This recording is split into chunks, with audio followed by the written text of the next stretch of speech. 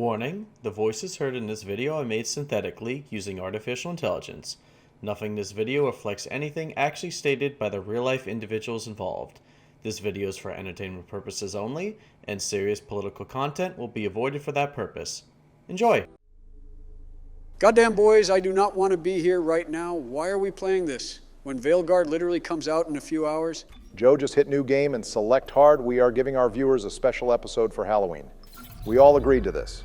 Personally, I feel them playing Veilguard will be scary enough for the OG fans, but I'm down to watch some space zombies get beaten to a pulp. I don't see why we had to play this when Doki Doki Literature Club was the much more obvious choice. Joe, you mentioned that weeb shit again, and I will gently open my fist to the back of your head. Besides, Joe, do you really want the Attorney General to know you were hanging around a high school and flirting with high school girls? At least shooting necromorphs won't lead to a scandal.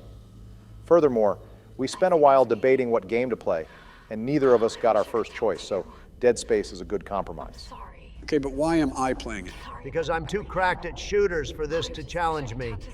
And Barack's acoustic ass would be too engrossed in the lore to even react to a necromorph pegging him from behind.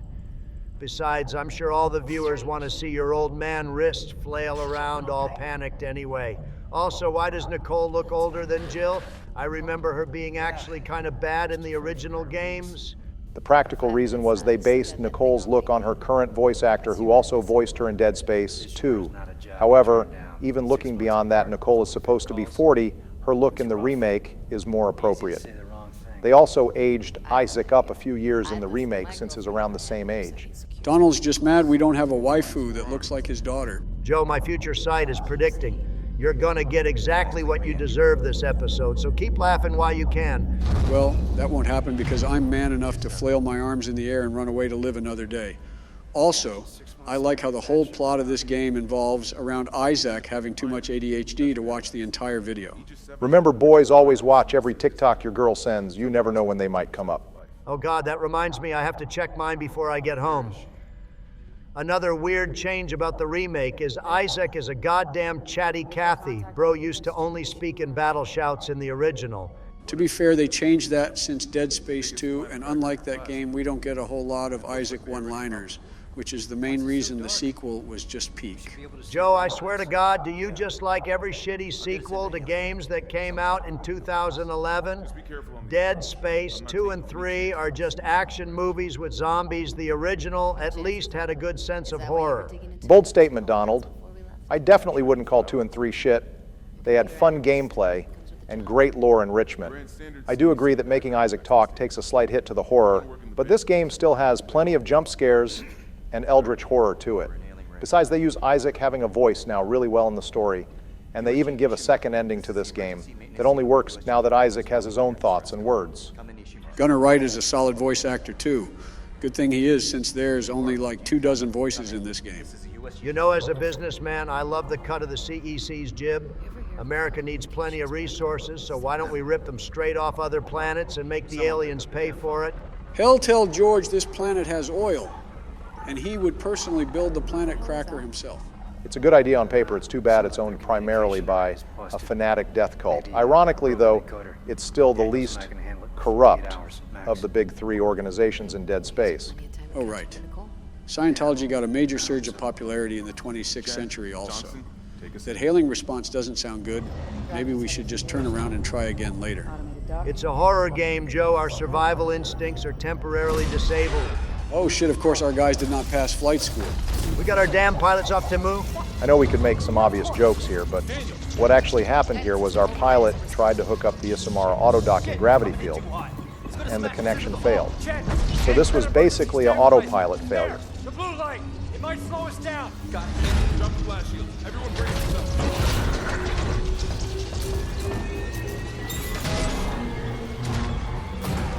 This is why I don't ever let my pilots in Air Force One put autopilot on. You guys want self-driving cars to be standard? This is the shit you're going to get.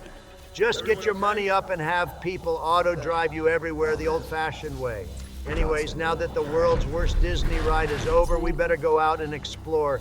Oh boy, I sure can't wait to visit my girlfriend and go on dates in this new interactive dating game, Date Space. I'm amazed no one has made a graphic novel for the Dead Space waifus yet, being honest. That guidance system's a death trap. Better add it to your repair list. Jen, what's our damage? Calmed her down. We lost support. What the hell was the little shoulder rub Daniels gave us there? Are we going to deal with a love triangle after all? Another writing change is they seem to make Daniels be a little more friendly with Isaac, even forming a friendship over the course of the game, making what happens later that much more gut-punching and morally gray. That's nice for a happy ending, but I'm just going to headcanon that Isaac Clarke's aura is unmatched. Anyways, to quote the ever-famous words, it's time to suit up. Oh boy, now he really does have the iconic look of my favorite video game character, Isaac Clarke from PlayStation All-Stars. Good Lord, what an insane throwback. I would be amazed if more than 3 viewers even know that game. Joe, why bother picking up notes when we have a goddamn living and breathing codex right here? Speaking of do your thing, Nerd Bomber. Rude. But I was going to anyway. This note is probably one of the more important notes to grab, as it goes over the backstory of the game's 2 main characters, Daniels and Isaac. I wouldn't mind something to say. The background check shows that Isaac's dad was a career military engineer, the same as Isaac, and this put a major strain on Isaac's mother, who turned to the Church of Unitology for comfort. Things took a major turn after that. His mom's mental state deteriorated more and more as Isaac's mom gave almost her entire family's income to the church. Eventually, she was hospitalized in a mental hospital and was treated by Dr. Nicole, who we know became Isaac's girlfriend. Not long after that, though, both Isaac's mom and dad died mysteriously, and their bodies and estates were all given to the church despite Isaac's protests. As for Daniels, Hammond couldn't find anything on her as her file is strangely small. However, his boss insisted that he bring her anyway. Goddamn, whoever made this remake got really bricked up over expanding the lore. I would question why. Isaac's dad let his wife join a death cult and give all his hard-earned money and even Isaac's college fund to said death cult. But I guess bro was the definition of a happy wife, happy life. Bro definitely had something on the side. Isaac's mom was not it. Acting Chief Engineer Jacob Temple. Location? Error. Employee not found. Joe, you have to step up to the door to proceed. Are you sure maybe there's more lore on Isaac you skipped? Get your sleepy ass in there, Marine, and face the music. Fine, twist my nips, why don't you? This is the video game equivalent of when you're trying to check out at Best Buy, and you have to wait 20 minutes for an employee to get to the register. Shopping at Best Buy with social anxiety is probably more horrifying than Silent Hill, Outlast, and Dead Space combined. Hey buddy, I know those lockers must be fascinating, but we should probably try to focus on spatial awareness. More lore, I'm sure you're at full mast by this point, Barack. I do love Dead Space's enrichment of the setting. But that being said, I'm not going to go over everything. People have done 6 to 8 hour videos going over all the lore. Thank God I really don't need to hear about how this world's Henry Ford invented planet crackers. It's a big ship that rips off pieces of planets. That's all I need to know. Damn, someone spilled their chili cup in the security room on their lunch break. I would have cleaned it up. But we have Drill Sergeant Jackass rushing me. You know, in the original, this room was absolutely spattered in blood, which to anyone would be a sign we should turn around and run away, but since Isaac is a silent husk in that game, it works, since he just keeps it to himself. Well, we now have literal red flags appearing on the ship screen, and these people still aren't clued into how much of a trap this is. EarthGov chose their horror movie victims well, it seems. They really goddamn did. At what point do we realize this might be a trap and we should turn back and grab a ship? I mean, there's no goddamn ship available, but maybe if we all stayed on the Kellyan, we could have fixed it instead of the zombie gangbang going on. Well, if the red flags weren't enough, maybe a giant blaring alarm will clue them in. Someone should really put a ward in the tri-bush because we are about to get ganked. This is true jungle diff. Oh no, they are about to kill background Marine number 2. Apparently body armor just doesn't work when it's a cutscene. I'll send Chen's family some flowers, but for now I need to get the hell out of here. I don't need to see the rest of the squad get penetrated. Heavy pause. My God, this door must be a representation of how Joe's brain works. What does this thing need a 3-step authentication? Niger Undayo, Joe Star family secret technique. Joe, did you just have a fucking orgasm? Look, I'm scared, okay? Well, hey, Joe, there's some good loot in the side room. Why don't you take your time and grab some? Donald, I don't care if Liliana is spreading her bare feet in that side room I'm running. Thank God the necromorphs can't use elevators. The box will protect you, Joe. Oh, God, they can use elevators. Squishy. Bro was not even elevator door level. Hey, guys, I think I forgot to water my cat and walk my plants. Can we circle back to this later? No, now enjoy your peaceful elevator ride covered in blood and grab your weapon. Sounds like someone could use a friendly hand, Joe. Yeah, well, the wait time for Isaac Clarke's help is about 1 gun reload with an additional 5 minutes to reset my heart rate. You know, it's not often a game starts you out with the objectively best gun in the game, but by God does Dead Space deliver, because there's never a situation where a plasma cutter isn't the solution. Thank God now we don't have to resort to plan B, which is to find a rope and a sturdy pipe. Anyways, I have to tinker with the sensitivity for a few seconds on this setup and be right back, viewers. Welcome back. Joe tried to turn the brightness all the way up to cheat, but no worries, we stopped him. Quick save him, Joe. I am the one who knocks. Joe, you know you have a gun, right? Like a ranged weapon? That's my purse. I don't know you. Joe is beating that necromorph like it burnt dinner last night. Well, either Isaac went to Slickback's pimp school or that necromorph has a bone disease. Oh, shit, is it dead? I kind of blacked out there for a moment. It is indeed dead, Joe, but let's try to remember that we have a ranged gun, all right? Saving ammo is good, but it shouldn't be the golden rule. Yeah, sorry, the adrenaline just gave me a blood rage, I think. Blood rage, bro. Everyone here knows you got so scared you fainted. I lovingly call it battery saver mode, Donald. Joe, your entire life is battery saver mode.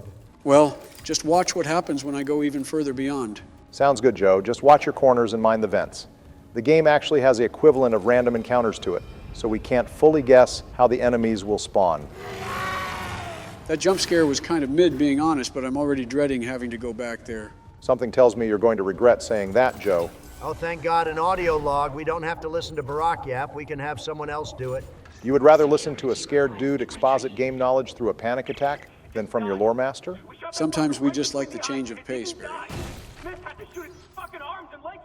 Thanks, game. I wasn't sure if I could trust the giant note written in blood to cut off their limbs, but now that we are listening to it in audio form, it seems more reliable. Whoever wrote the message in their own blood is a real one. That's the ultimate form of NPC energy to go, shit, I know I'm bleeding out, but the main character probably needs this information, so I better just write it down. What kind of messages would you guys leave in a zombie apocalypse? I'd probably leave a few stashes with clear symbols like in Dead Money. Joe would probably just begin giving directions and then start talking about the weather halfway through the conversation. Donald, your hungry, hungry hippo ass, would probably just write down your favorite McDonald's order. Also, hey, it looks like you two were considered important enough to the plot. To live good jobs, your mom must be proud. I mean, it wouldn't be a good horror movie if everyone died at once. They got to give us an ounce of hope first. Barry, you're enjoying this a little too much. You know, every time someone calls us, you already know they are about to ask us to do every goddamn useful objective while they sit around like the side characters they are. Yeah, we will go get the data board. You guys want some coffee while I'm at it, or what? Let me save the game and finish writing my will first. Maybe it's because of all the Dragon Age Origins we've played, but I'm enjoying the lack of loading screens in Dead Space. Even saving and using your inventory is during active game. Yeah, I love not having a safe loading screen to fall back on. Joe. Oh, shit! My God, Joe, you're so blind. You literally stepped on him. Shut up, man. I didn't see him. It's really dark in here. That's probably the most honest thing you've ever said, Sleepy. Joe, I'm going to say this once. Everything on the ground is an assumed threat. These things play dead more than the family dog. Which means you have to prove who is the top dog. Battery saver mode. Jesus, it took nearly a whole clip to kill one of these things. Also, I think I scared one of them off. You're about as intimidating as a chihuahua. I think he just wanted to play with his food a little. Just watch your corners, Joe. Going into that side room is imperative since there's a power node in there. Nothing is more vital in this game long-term than nodes. Gotta love them nodes. That's great, Barry, but why are we talking about this? Like, this isn't a one-shot. I don't have enough pants available to do this for 12 more episodes. Well, who knows, maybe the viewers love this so much that they donate to your pants-changing fund, and then we can make this a side series along with Dragon Age. It's always money with you also. Some damn necromorph is gooning out of his mind right now. We get it, you're in the vents. Either kill me or don't, but the edging is too much. Phrasing, please. Looks like he just was in a silly, goofy mood. After all, guess he's going to stay up there and let you loot uninterrupted. Now that's what I like to see. Now, when I say fuck all necromorphs, I don't mean this one. We can vibe. Let's move on to the balcony of death now. You're not going to save at the next station, Joe? I just saved in the last room. I don't need to stop every single time Barry, even on hard. I can handle a few segments. I love the confidence, Joe. Let's see it, big dog. It's sort of like a deer charging into the headlights. Either way, it's more time with Joe getting jumped, so I'm all for it. Also, Hammond, this is the third damn reminder to chop their limbs off. I know this is the tutorial mission, but my God, I assure you we can read. Also, I don't think it matters if it kills them or not, as long as they stop moving. We are fine. We can debate what is alive later. Goddammit, die already, you zombie asshole. Joe, you are missing damn near half your shots. What are you, my ranked teammates in Siege? Oh, screw this time for old reliable. Joe, at this point, we might as well do a melee-only run the way you have a fetish for boxing the sword arm, zombies. Somehow the Isaac pimp slapping is working too. Maybe we should just speed run the upgrade that gives us extra melee damage with the plasma cutter. It might genuinely be all we need. Look, all I'm saying is shooting them barely stuns them, but smacking them across the face at least stun locks them. Plus, shooting costs money while bitch slapping is free. So I guess this is how poor people handle the apocalypse? I can't relate. Money doesn't matter in an apocalypse, dumbass. It's a great equalizer. It only matters how much you stock up and use your resources. Yeah, sure thing, nerd. That's why I have a gold-mounted machine gun on Trump Tower, and you're making the most of your canned beans and pea shooter. Bright red explosive canisters, every gamer's wet dream. To paraphrase the great Morden Solus, a well-placed shot can burn right through necromorph armor. You know, Nerdbama, you might be just the right person to ask when the hell did games decide to just start using red barrels as a symbol for shoot this thing, it's an explosive? Well, explosive barrels have been around since Donkey Kong and the original Doom, but they weren't red in either of those games. Once games began being a little more popularized and nuanced, they started using basic psychology to communicate effects through colors. The color red often communicates excitement, but it also communicates danger, which is why anyone who has played even a handful of games in their life can look at a red container and think of, hey, this explodes.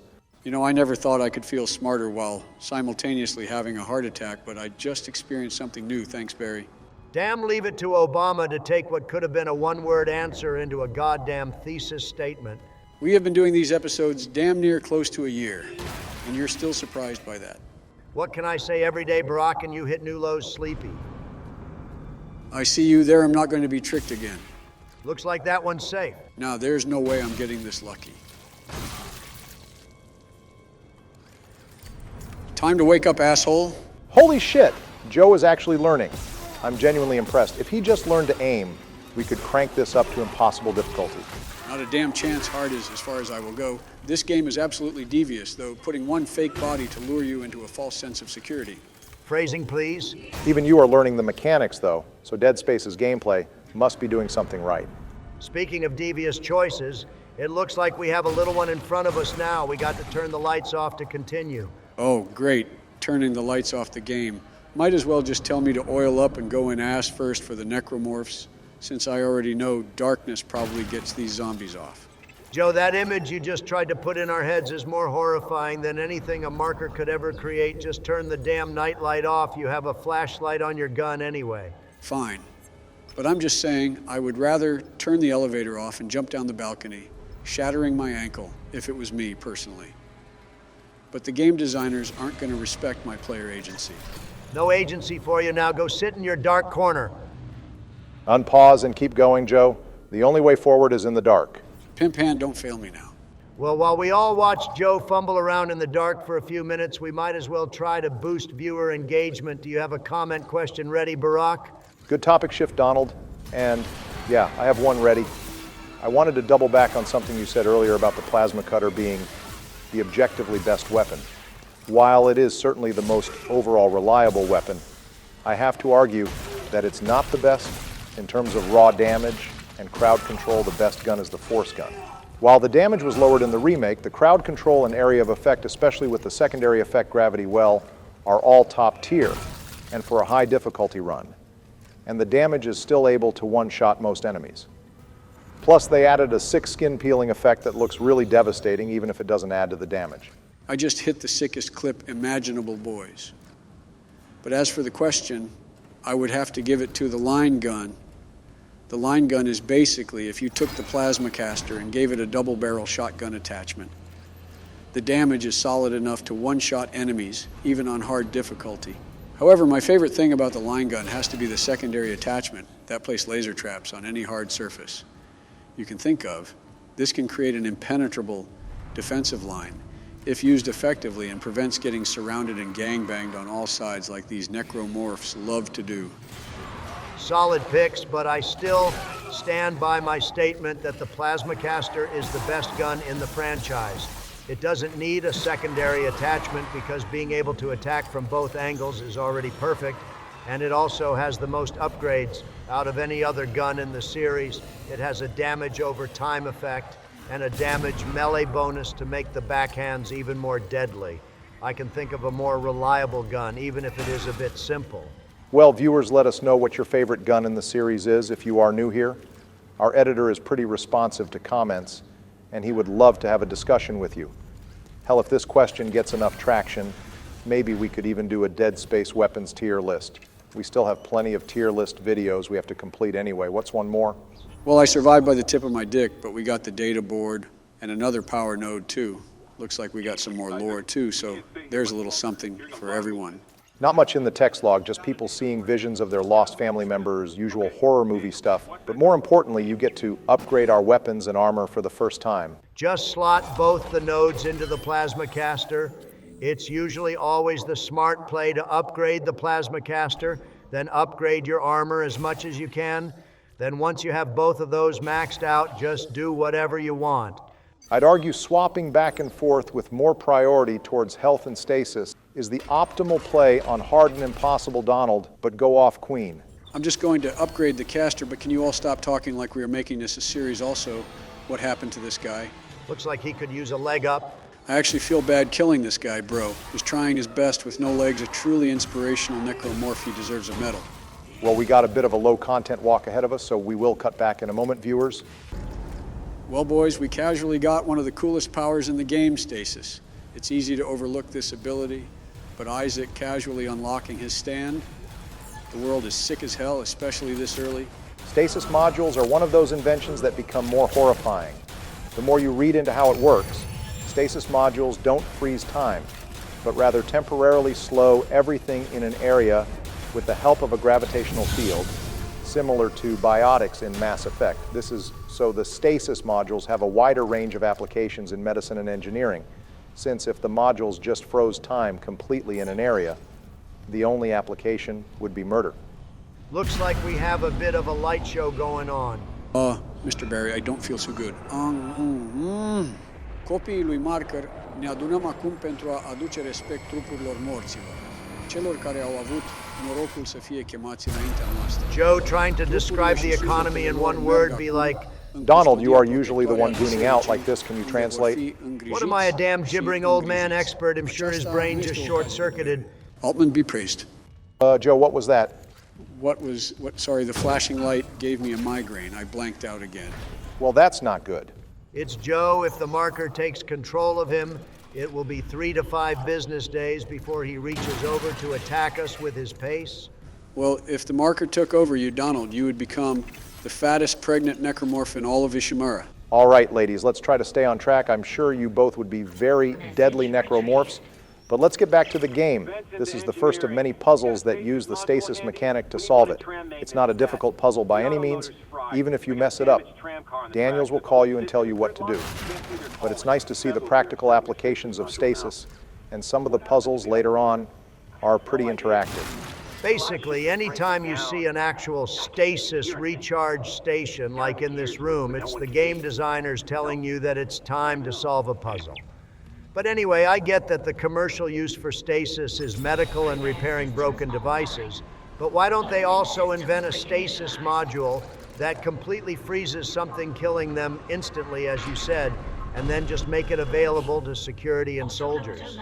I feel like if soldiers had a stronger stasis module, they would be way more prepared to take out space zombies. I don't disagree with you, Donald, and I would imagine some specific military operations do have access to a more lethal form of stasis. But remember that the Dead Space games take place on a mining ship, a civilian station, and an ancient world, respectively. So there wouldn't be any reason for them to have that kind of module. The stasis that is marketable is primarily the non-lethal kind, so that's what we get in Dead Space. If this stasis did fully freeze time, I imagine this game would be completely free. And maybe then I wouldn't be getting double-teamed right now. Yeah, maybe you could finally aim your gun at the limbs if you had a full stand level time stop Sleepy. Please don't die in the first act, that would just be sad. Bro, I'm genuinely trying, but each necromorph takes a damn clip to kill. Apparently hitting them in stasis does extra damage because 2 pimp slaps killed him. You're figuring it out, Joe. You're going to be outnumbered all the time in this game, so whatever you can do to slow them down or impede their movement is the ideal strategy. Also, it wasn't so much you did more damage to them in stasis, then it was easier to hit his arms with your pimp slap. Just call me Italy, the way I'm giving him the boot. Damn, Joe, normally that necromorph would have to pay $10.99 a month to get that treatment, but you're here giving it to him for free. Thank God we have heavy-duty mag boots that can apparently rip through bones and skin. Honestly, Isaac's boots might be the only thing that can survive the sheer pain of stepping on Legos. Well, damn boys, just call me tech support and hand me my engineering degree because I fixed the damn train on my own. Congrats, Joe. That might be the first damn thing you have fixed in your entire time in office. Well, if I had time stop abilities in real life, I guarantee I would be far more productive. Also, looks like we got a few stragglers to deal with. Looks like those guys didn't get the memo that they were supposed to attack with the rest of the squad, must have been distracted or spaced out. They would be far more efficient if they did attack at once. Please don't give the space zombies tactical advice. I am already struggling enough here. I mean, now that Barack said something, it's bound to happen. That's usually how these things go. Donald, I promise you I'm not the one controlling things, and even if I was, it would just be more good content for the viewers. Some call it controlling the AI, but I just call it good script writing. Wait, what? Don't worry about it, Joe. Just focus on celebrating finishing your first puzzle. Well, with Baby's first puzzle completed, we have to make the long track back to the console. Don't trip on any stairs on your way over Sleepy. Also, we are about to meet a new kind of necromorph, the space dog. These guys aren't as bad as the blade hand ones. They just kind of jump around. Only thing annoying with these guys is I can never find them if they jump around the map, like Geth Stalkers in Mass Effect. I'm glad the Geth Stalkers didn't make it to the later entries. They are a huge waste of time for everyone. See, now that's a skill issue on both your parts. You have to improve your observation, Hockey. Well, with the NPCs taking a little train ride, it looks like you are in the last leg of things for this episode, Joe. Barry, I swear to God, as soon as Chapter 2 hits, I'm out. I don't care what goddamn holiday it is. Well, looks like we have to backtrack to the top floor again. This should be fun for you, Sleepy. You get to meet a few old friends. Oh boy, I get to hang out at the Necromorph after party. I absolutely would love nothing more than to go back to a place where the space zombies are entrenched. Well, on the plus side, we get to go back to that side room and get some of the loot we missed. Money always cushions the blow. That's what I love to hear, Barack. The true grind never stops just because there's a damn apocalypse. So march back up to the entrance of hell and get our bag, Joe. You know, I totally forgot. We actually have a fourth survivor still here with us. Nobody brought her up or thought to check on her till now. Why would we just assume she is alive? Eternal optimism, I guess, but in this case, he's right. The necromorphs, for the most part, ignored the Kellian, I guess, because they were too focused on the 4 new living, breathing targets running around. This is another scene that's widely different from the original. In the original, everyone gets off the ship at the same time, and the 2 nameless Marines get killed in the exact same way at the start. In the remakes, they tried to build a little more attachment to the squad, giving them proper names, and even letting Haley live a little bit longer this time around. That is a nice little addition and respect for the series, but it's still the equivalent of expanding the lore of Daveth and Jory. Those 2 still are fated to be dead before you finish learning all the controls to this game, so I still don't care. That's a fair point, but they mostly added this change to expand on Hammond more, rather than to try to make us care about Chen and Haley. Hammond goes from just being a career military sergeant to someone who cares about the people in his squad, and having lost people under his command actually affects his mental state. This, in turn, makes him more vulnerable to the marker, too. Oh God, I can already smell how much of a trap this is. You could just take his legs out instead of letting him jerk you around. I don't want to waste the ammo, though. I think I'll take your advice and just loot the side room before I deal with whatever this is. Gotta love them nodes, right? Not a bad idea, except for the fact we still have a damn necromorph gooning in our right ear at the moment while the violins go crazy. I know he's going to wait for me to come out, so I'm going to dome him as soon as I open the door. Joe, my God, you missed every shot. Why mention you don't want to waste ammo when you're going to just waste it on the wall anyway? Well, it's fine. Does he not realize where he went? Oh, no, Daddy, please. Joe has cooked the zombies, unlocked goddamn instant transmission, and his reaction time is still shot to hell. Well, hey, on the plus side, this is the most action Joe has gotten in our series so far, given how the romance wars went in Origins. Now, screw this and screw you both. If the zombies are going to cheat, then I'm just going to demonstrate the power of the world. Only I can move in stop time, bitch. A real gamer would have taken him out 5 minutes ago, but if you want to use your space magic, you can queen. Good moves, Joe, you're learning. Just another reason why armor upgrades are the strongest upgrades to focus on first. First off, Barry, don't think I didn't hear that origin comment you made earlier. Those are dueling words. Secondly, you have a point. I'm beginning to think on higher difficulties. It's better to just sell everything that's not ammo and just buy more nodes from the store. Joe, I'm amazed that you were able to come to that conclusion, but equally amazed that despite you expanding your game knowledge, you still can't hit a damn target that isn't frozen in space and time. Eat a dick, double D. I would definitely restock your health and stasis. For the next section, Joe, we got some good old-fashioned wave combat coming up. Also, boys, notice that something is missing in this room? Isn't there supposed to be a dead side character lying around here? Damn, I guess one of the necromorphs got hungry. We should have left some steaks lying around or something. Maybe we could at least distract them while we fix this damn ship. Actually, resources being as bad as they are on Earth, do we even still have enough farms and cattle, or is everything synthetic or space food by this point? Earth is barely agriculturally viable with ecological disasters and dwindling resources. But there are a few pockets of farms still around on Earth, and other planets like Mars. Well, if nothing else, at least we still have freeze-dried ice cream. That shit slaps. Well, thank God the aliens got so distracted by Isaac that they ignored our ship. This scene is a bit more janky in the original because no one talks. We don't get a clear idea as to how the necromorphs attack the ship. It just awkwardly catches on fire and explodes. But here they make it a point to show the necromorphs attacking the singularity core, which implies they are smarter than a regular animal. They have some strategy and goal to them. Well, shit, there goes our steak plan, Donald. Actually, these things waited until Isaac got on the ship to attack and destroy the ship. Does that mean these things are more focused on us, and the only reason the other Marine died is because we double back to her? Not a bad theory at all, Donald. I always thought that the marker had a special interest in Isaac over the first two games, either because they saw him as a useful tool or because they saw him as a threat. Not too different from how the Reapers take an interest in Shepard and try to capture him during the events of Mass Effect 2. Gunner White's rent was due with that delivery, goddamn. Commander Shepard and Isaac might both be him, but that's where the similarities end. Facts. Well, on the topic of Commander Shepard, I'm kind of destroying these space dogs as hard as Shepard destroys the Geth.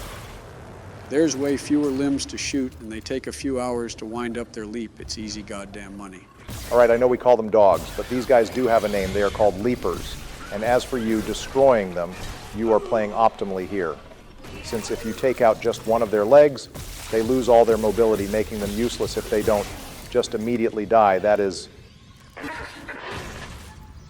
Isaac, what's happening down there? Oh, hey, assholes, you missed all the fun of the ship blowing up. I hope that train ride was peaceful, I swear to God.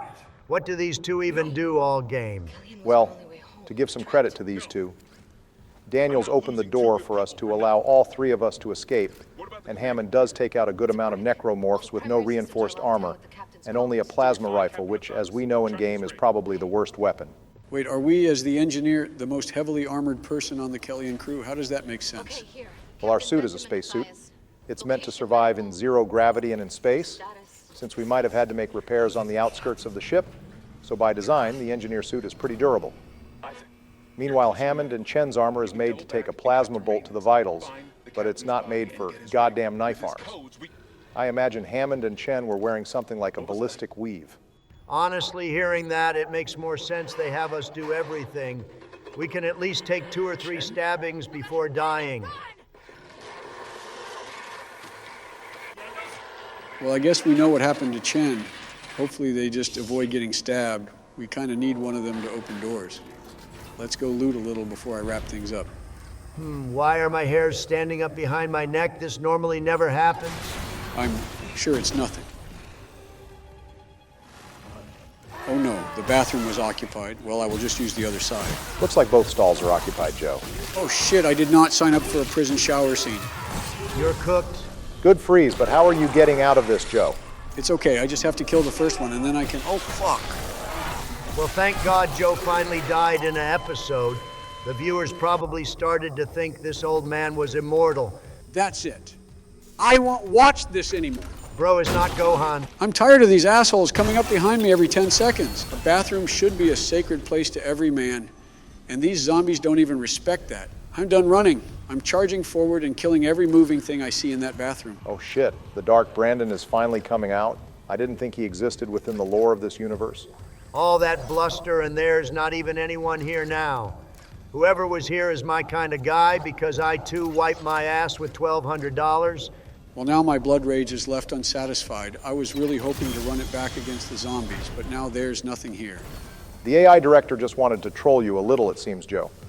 Honestly, given the fact we are going to end when we reach Chapter 2, we might not be able to run the fade this episode. Guess I will just have to take my revenge on the demons in Veilguard if we get more of those lanky fear creatures from Inquisition. They look close enough that they will do. Goddamn, even when we are playing another game, we just can't resist talking about Dragon Age, can we? I mean, do you disagree with venting your frustrations on some big-ass ugly demons? No, that part was based, I just felt like I had to give you a little shit regardless. Well, regardless of how the game might turn out, we can all agree killing some big-ass demons will be fun. Also looks like someone spilled some strawberry jam all over the train stop. Looks like some necromorph forgot to finish their food. Well, I'm sure it's already been spoiled by now. Wasteful ass Marker not making sure its children eat a full meal. You're not going to stop by the store, Joe. We have a lot of stuff to sell, and we can buy more nodes. Barry, I know you go full mast at the thought of more nodes, but we are reaching a stopping point, so I'm just going to loot and wrap things up in just a moment. I will give you a little bit of release and upgrade my plasma caster more. I would say phrasing, please, but I appreciate the upgrades. So I'm going to let you cook here. All right, calm down with the liberal stroke fest. Well, since we are ending things up, I can go over one grip I have with this game. What's with all the damn elevators? I appreciate them being a replacement for loading screens, but it feels like we have spent a quarter of the episode just riding up and down elevators like we are on the damn Space Needle. It's just a creative way to avoid loading screens, but still giving the game time to load the next area in the background. But I do see what you mean. We just went through 3 elevators in less than 10 minutes of gameplay. It's a main reason why this game is annoying to speedrun, because there are troves of mandatory cutscenes and slow-ass elevators, which is why many speedrunners have found a way to maneuver past as many of the elevators as possible to beat this game in 2 hours. 2 hours seems slow for speedruns, doesn't it? It definitely is. A lot of speed. Runs are normally under an hour hell. Someone beat Skyrim in 20 minutes also looks like we casually unlocked the Force. Boys, we are already full build. It should be praised that we get all 3 of the game's main abilities in under an hour of gameplay, and its excellent game design. Just like the Stasis module, the Kinesis module is often used to solve puzzles as well as being an effective weapon, since throwing steel beams and necromorph sword arms can be even more deadly than guns. Makes sense, biotics in every game are just overpowered its lore, accurate space magic. Nothing beats the casual grind of the human physique, though warrior and soldier mains on top. Okay, calm down. Double D Paladin. Actual biotics would clap up even the strongest man in the world. That being said, Kinesis is really fun, especially because you can pick up almost anything and use it as a weapon, or just pick up unreachable items. Goddamn, the necromorphs just love leaving a mess behind. Girl's not Captain Kirahi, but thanks for the second gun anyway. Too bad it's the most mid of the weapons in terms of efficiency, which is ironic because it's one of the only 2 weapons we use that is for combat use and not engineering. Well, with Chapter 2 started and a new save point unlocked, we are going to call it for Dead Space. I hope you all enjoyed this special episode. of me getting rammed by space zombies. If you are new here and like this video, welcome to the channel.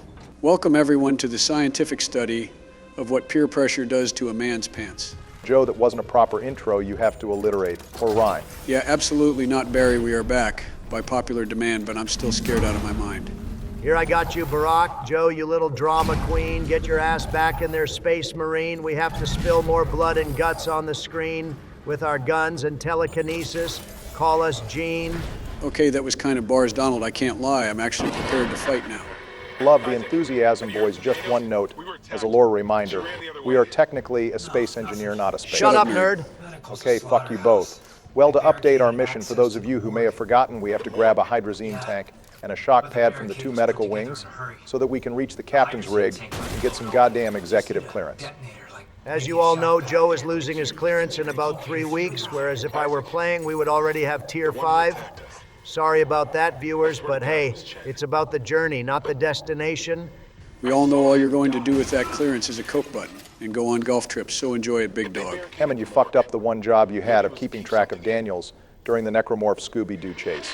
Damn, now we are down the only woman in the group. We better find her and our girlfriend before a gaming magazine calls us a toxic, non-diverse, male-dominated series.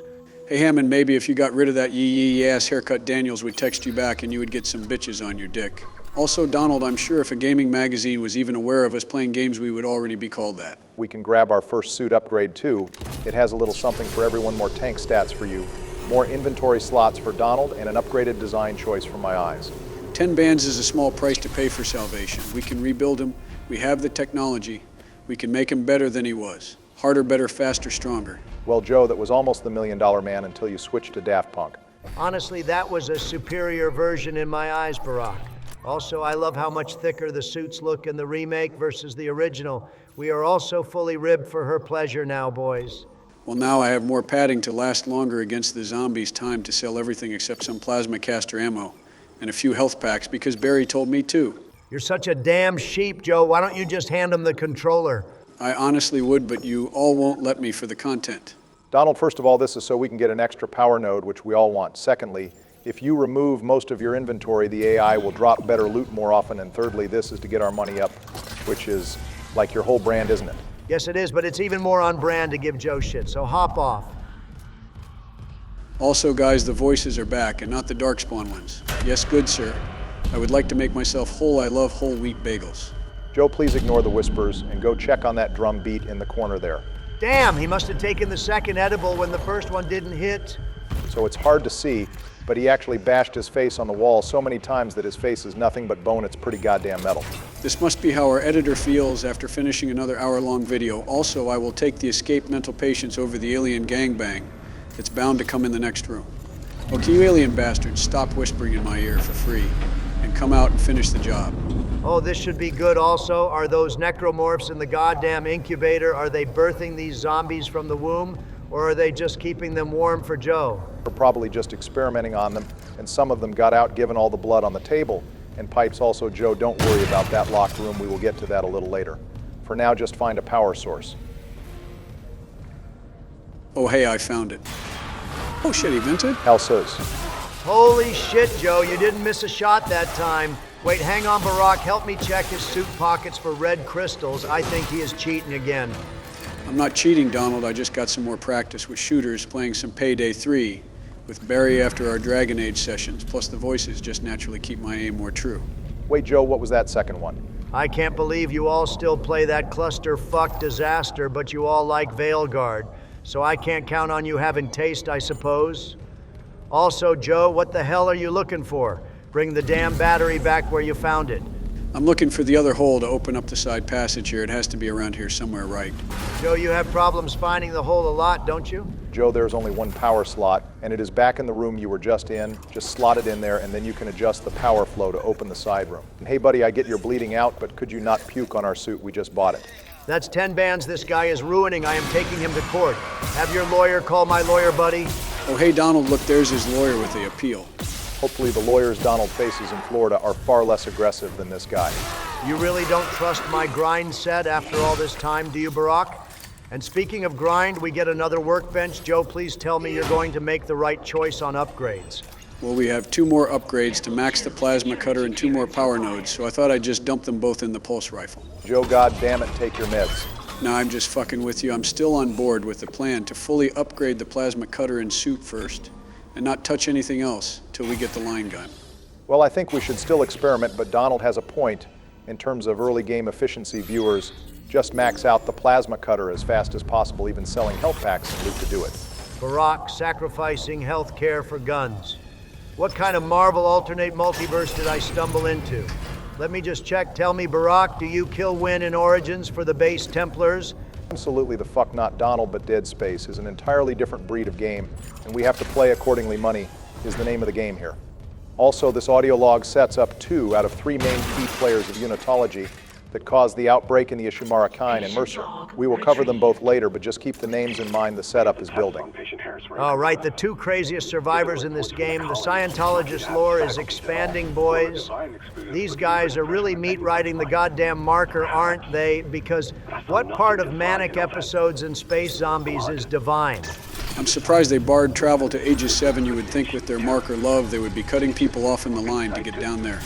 We will cover that more in a minute. Looks like you have a jumpy necromorph, Joe. Focus up. Thank God the jumpy asshole just woke up from a nap or something, because that is the slowest I have seen him move so far. The Leapers are already starting to fall off, although this was another tactical fumble on the necromorphs. There's not enough room to effectively jump around. They really need a nice wide open area. Donald, for the love of God, stop giving the aliens tactical advice. Also, I smell another dude creeping around here. For good future sight, Joe. Looks like he's not going to come around till you make a path for him, though. I can at least try to bait him with a barrel. Looks like he's not biting Joe. Does anyone have any stakes? To just slide the damn thing over, Joe. You got to face the music. All right, fine, but I'm not coming unprepared. Get ready, asshole, because this is going to be a no-holds-bar match. Damn the steel ladder out of nowhere. Bro probably has a concussion, now sleepy. How hard do those things launch with kinesis anyway? About the same force as if you dropped it from a 3-story building. Its gravity was nullified until you release it, so once you launch, it's basically like it was falling in that direction, reaching terminal velocity, which is why sharp objects used by the module are instant kills, more or less. Thanks, Nerd Bama. I'm glad physics classes can still help us kill zombies better. Dad, please, no. Donald, why are you holding my hand?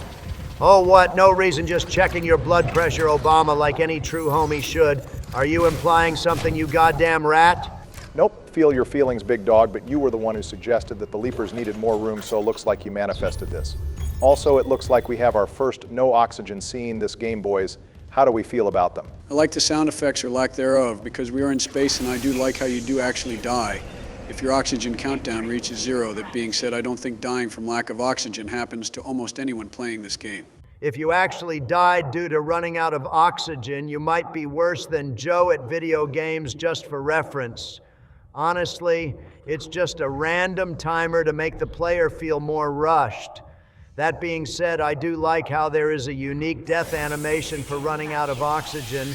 That is a dope detail. I don't think we have talked about it yet, but there is about 50 or so death animations in this game, and in almost every Dead Space, it's one of the biggest appeals of the game overall. Back to the no-oxygen scenes, I think they are mostly here just to highlight that we are in fact in space, but the lack of sound and echoes is a really nice touch. And speaking of nice touches, here's another upgrade that the remake nailed perfectly with new zero-gravity controls. Oh shit, we got rid of the Mass Effect-style mag boot jumps in favor of actually flying around and controlling how we move. This feels so much better than the weird camera angles with the mag boots, although I guess almost anything would be better than that. So where are the Leapers? I know we saw them earlier. Did Joe's pale ass scare them off? Well, patience Donald, they are setting up for that. But fun fact about this mission in the original, the placement of the shock pad and the hydrazine containers were reversed, so we would be coming here for a shock pad. The hydrazine was also switched for thermite instead, but the former makes much more sense being here since we are on a spaceship. What the hell is hydrazine? Is that some made-up element like Element 0 in Mass Effect? No hydrazine is actually real. It was isolated in 1887 and is commonly used in rockets as propellants and fuel, which is why it makes sense to find it on the Ishimura. Rocket fuel, huh?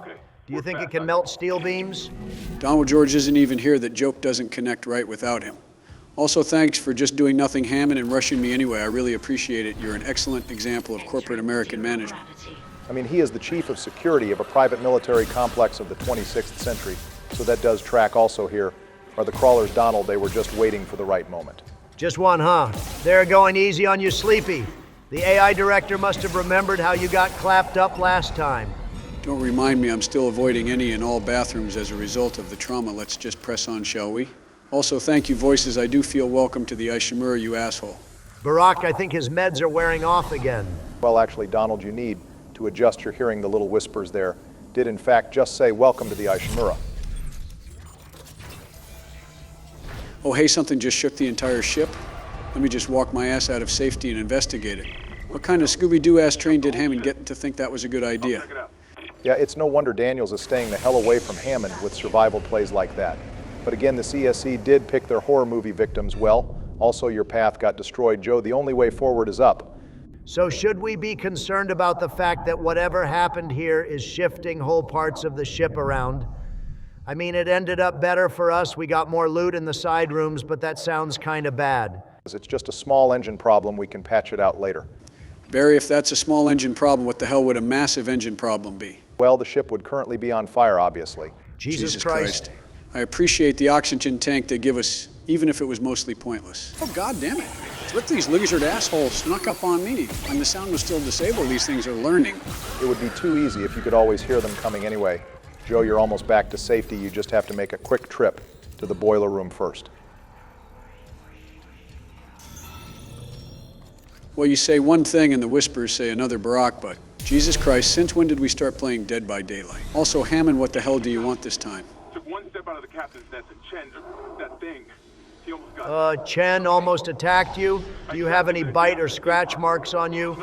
Because if you do, we have a rusty knife we can use to take care of the problem. It's not spread like that, Donald. Once you die, you become infected over time. There are carriers that speed up the process, but the only way to avoid it is to get as far away from the marker as possible. Freezing and sealing up the corpses also makes them somewhat safer too, but the only way to avoid the marker game is to simply not play. Well, if that isn't the perfect allegory for life, I don't know what is.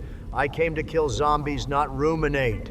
Let's just burn everything here and be done with it. Also, don't forget to loot this health pack up here on the pipe. Secret items are the name of the game, boys. Joe, you're about to get double teamed and not the kind that raises evasion. Just prepare your cheeks accordingly. Goddamn it, I'm too thick, and the clap of my metal suit keeps alerting the necromorphs. Also, I can hear the second one behind me gooning out of control. May my pimp hand guide me and save my soul from these bitches. I was wondering when you were going to pull out the classics again. Joe, surprised it took you this long. Well, while we make our way over to some good old-fashioned wave combat, do you have a comment question prepped for us, Joe? Yeah, I got you, Barry, in honor of our first suit upgrade, and the massive suit buffs the remake gave viewers what is your favorite armor in the Dead Space series. Even if it's just the classic engineer outfit, which version do you like the most? My choice would easily go to the thick white advanced soldier's rig from Dead Space 1 and the remake, though leaning more so with the original armor for that extra chunky Isaac that we all love. The armor fills the tank vibe, perfectly making you feel much more secure while fighting space zombies, while also being thematic, since you can see this armor on the elite soldiers later on in the game. Not a bad pick, Joe, as far as Dead Space 1 armors go, but as for me, I would give an easy W to the patrol suit from the Dead Space 2 Severed DLC, which is also used by the EarthGov soldiers in Dead Space 2. The armor looks sleek and functional while also having the coolest visor in the series, having the singular optic lens like you are Deadshot from DC Comics. The armor also has a dramatic increase in pulse rifle damage, which gives the otherwise mid-ass gun a pretty nice bonus, since one of the few buffs to the later games was armor that increases specific damage types, so you can make somewhat unique builds. Not a bad pick, Donald. I have a similar favorite in Dead Space 2 with the triage security suit, which you get from the Hazard DLC pack. The suit reminds me of the medic from Payday 2, but with extra padding, and the color combination is far brighter than a lot of the other suits in Dead Space 2, which tend to feature more black and brown colors. Just like Donald, I also like the special ability this suit has with the increased stasis duration, which, as we have seen, is one of the strongest abilities in the game and can really save you from tight situations.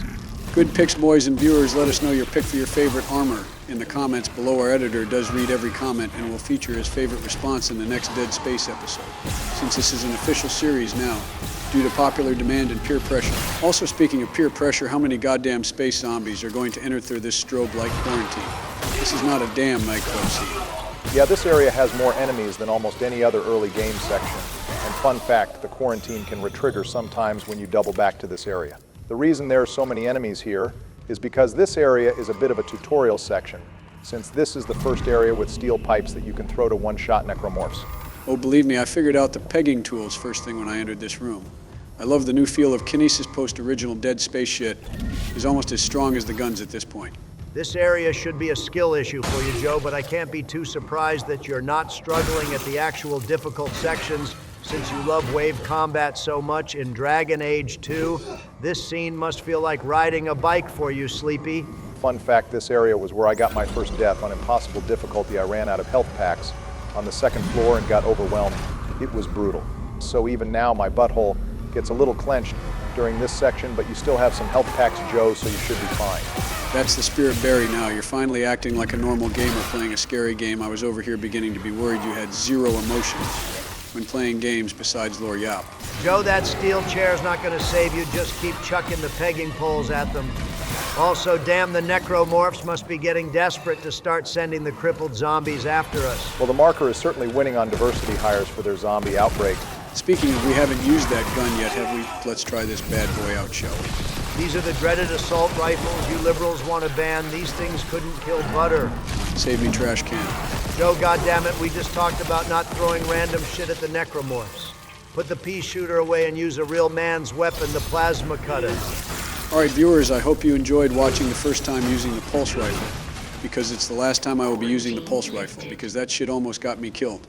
I'm going to just stick to the plasma cutter until I get the line gun, so I don't get clapped up. Hang on, Joe, we should at least use every gun at least once or twice to showcase the full set, not only because there's some guns every viewer loves, but also to showcase the different effects each gun does on enemies damage-wise. There's a really cool peeling system on the skin of necromorphs that is different. Depending on the gun you use, if you noticed with the pulse rifle, the skin peeled back a lot more than with the plasma cutter, which is a more precise cut. Boy, should we really be praising how well people animated killing things and peeling off skin that seems a little psychotic, don't you think? Joe, it's a horror game. That's what people came here for. You ever heard of a horror game that didn't have blood and gore? Luigi's Mansion. God damn you, Joe. Just keep looting and putting the plasma bolts in the bag. So we have two significant lore points we can get through, boys. The first right here is between Dr. Kine, who we heard earlier, and the captain whose rig we are trying to recover, Matthias, who is the last of the 3 unitologists responsible for this entire event. Here comes the yapping. So Matthias was placed as captain of the Ishimura by the Church of Unitology so that they could recover the marker at Aegis 7. His entire purpose was simply to recover the marker, so once it had been unearthed and brought up to the Ishimura, he no longer cared about the crew or the colony. Once the colony started acting crazy and killing each other, he blocked all access and shot down any shuttle leaving the planet for fear it would prevent him from bringing the marker to the Church. He also cut all wide-range communication, so no one could leak what the unitologists were doing. Also, Joe, good shit finding the hidden room. This is one of the areas to find a marker fragment on New Game Plus. But as it is, it just has random loot. So Matthias is obviously deep in the Kool-Aid, but what about this Dr. Kine guy? He seems way more reasonable. Shouldn't he have been gooning over the marker as hard as the captain? Well, Kine wasn't an executive in the church like the captain was. He joined the church out of grief for losing his wife rather than devotion. He did, however, become one of the head researchers in marker studies since he was able to transcribe a few pages of script, which is why he was appointed to head of medical on the Ishimura, so that the marker could be studied as quickly as possible. It's also why he has notes on marker translation in his secret room. After seeing the effects of the marker firsthand, though, he began to see the church's intentions as far more psychotic than benevolent. Looks like the church needs stronger Kool-Aid. Also, hey, it's our girlfriend's room. Waifu time, boys. Nah, it would have been too easy to just find her hiding under a desk here, boys. We got to clear the whole ship to finally build some character and make Isaac a badass necromorph killer. Any more lore yaps on Nicole while we are here? Barack, now's the time. I always have yaps, Donald. Nicole was in charge of treating some of the only survivors from Aegis 7 before the lockdown. One of them was Harris, who was eventually transferred to Dr. Mercer, so we will see what happened to him later on. Nicole referencing not losing another patient again is of course referring to losing Isaac's mom when she killed herself and his dad after Nicole released her from the psych hold thinking she would be better if she was brought home to her family. One change I do like is how there's actual side quests that we can do that reward exploring more and giving far more context behind what's going on. I don't even think the side quests do much in terms of loot, but it's at least something to do. The side quests add extra content, and that's just a massive W any day of the week.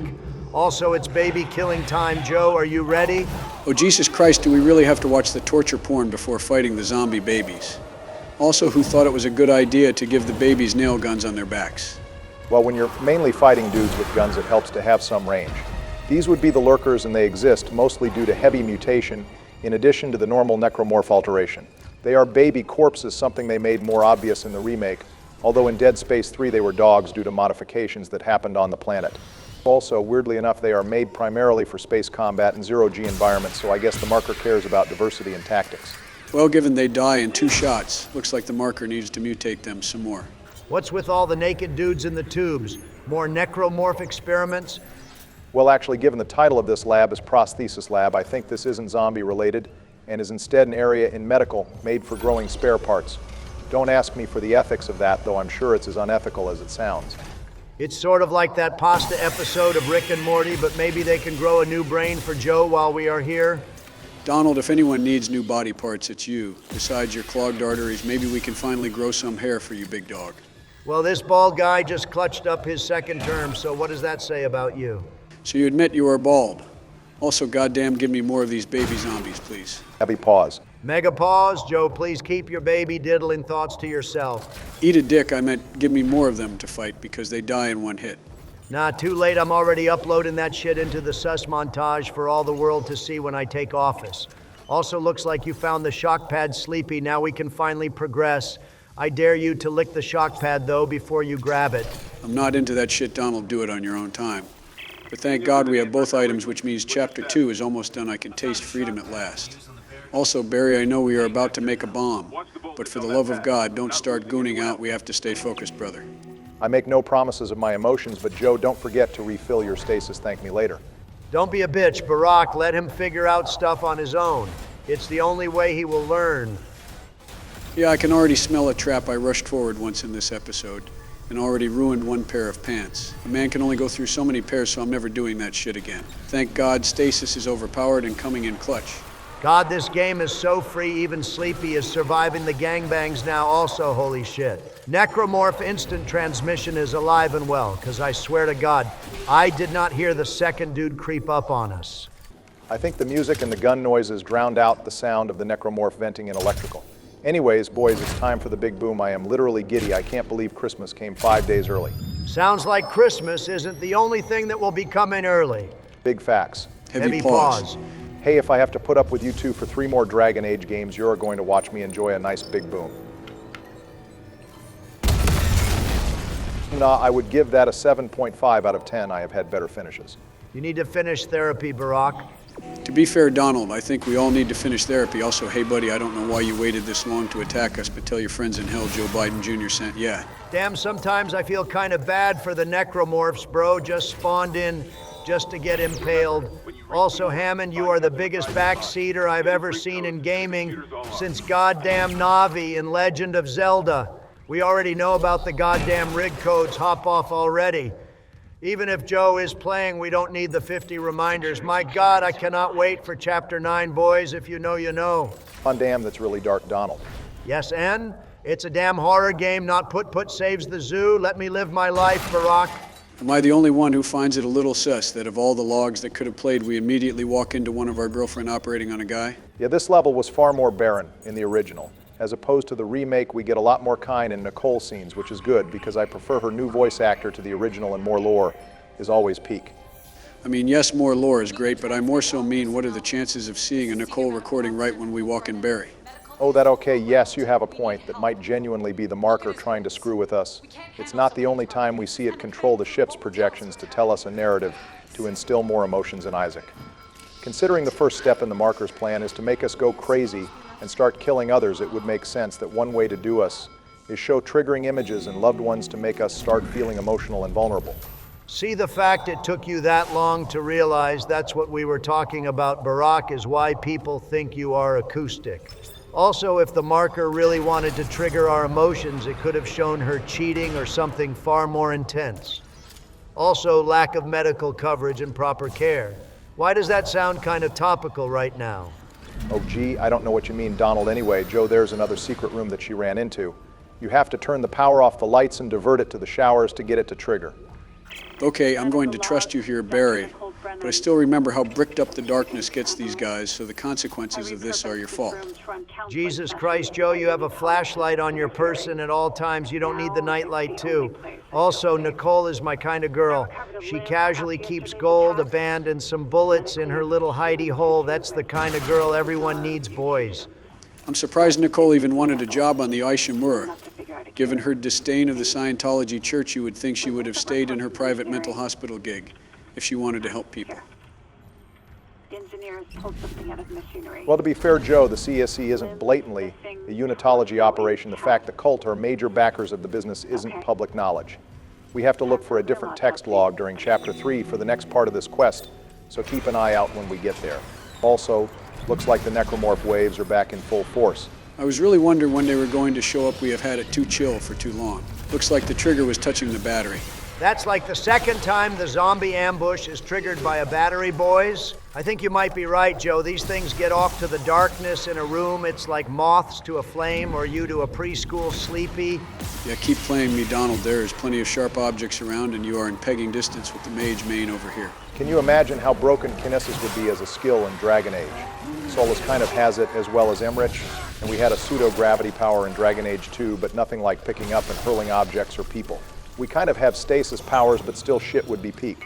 My God, the mages are already broken enough. We do not need them to start doing Starkiller Force destruction powers. Calm your tits. Speaking of peak, I think Joe might have hit another peak in terms of power, because that shit was an entire horde attack, and it didn't even damage him.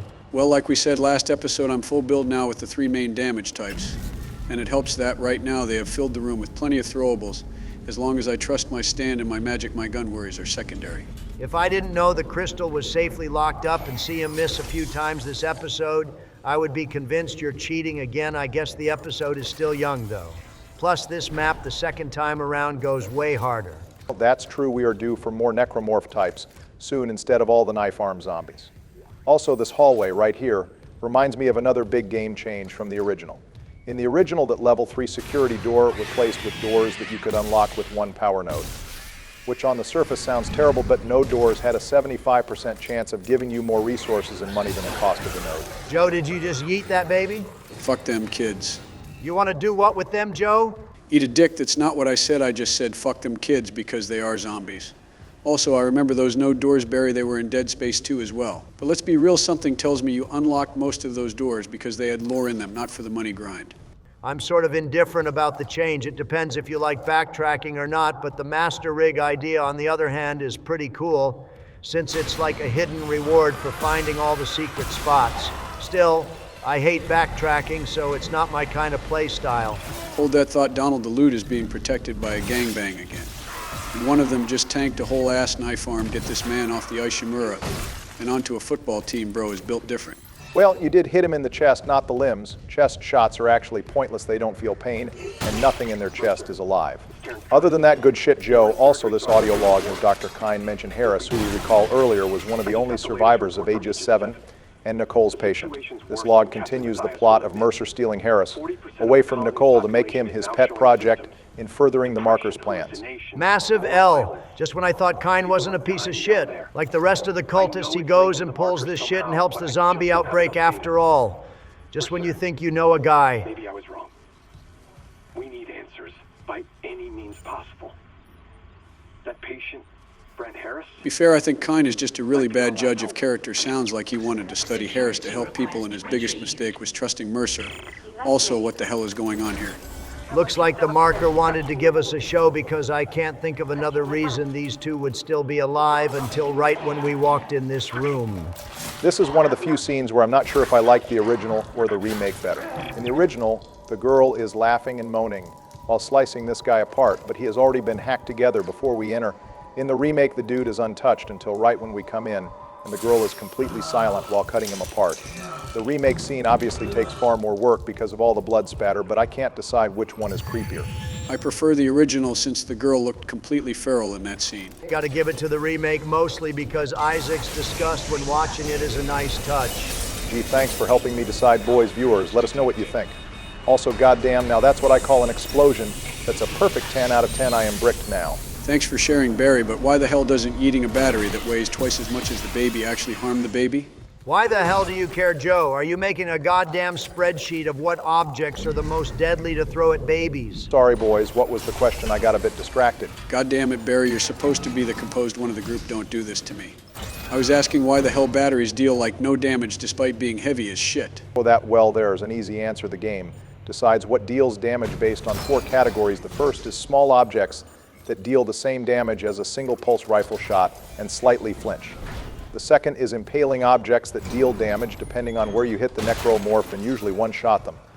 The third is large objects that can fully stagger an enemy but again deal the same damage as a single pulse rifle shot. That's the group the battery is about. And the fourth is explosives, which deals the same damage as if you shoot an explosive. So basically, unless you're trying out for a WWE challenge run, just stick with the sharp objects. Also, we have reached the morgue, which is the statistically worst place to ever go in a zombie apocalypse. Let's just grab the codes located on the captain's spine and get the hell out of here. Also, Donald, since you're friends with Elon, please make sure he doesn't start putting the neurochips in the spines. That's like the most painful place to keep stuff. Damn, boys, the violins are going crazy right now. Oh God, it's Batman. We finally found the Diddler necromorph.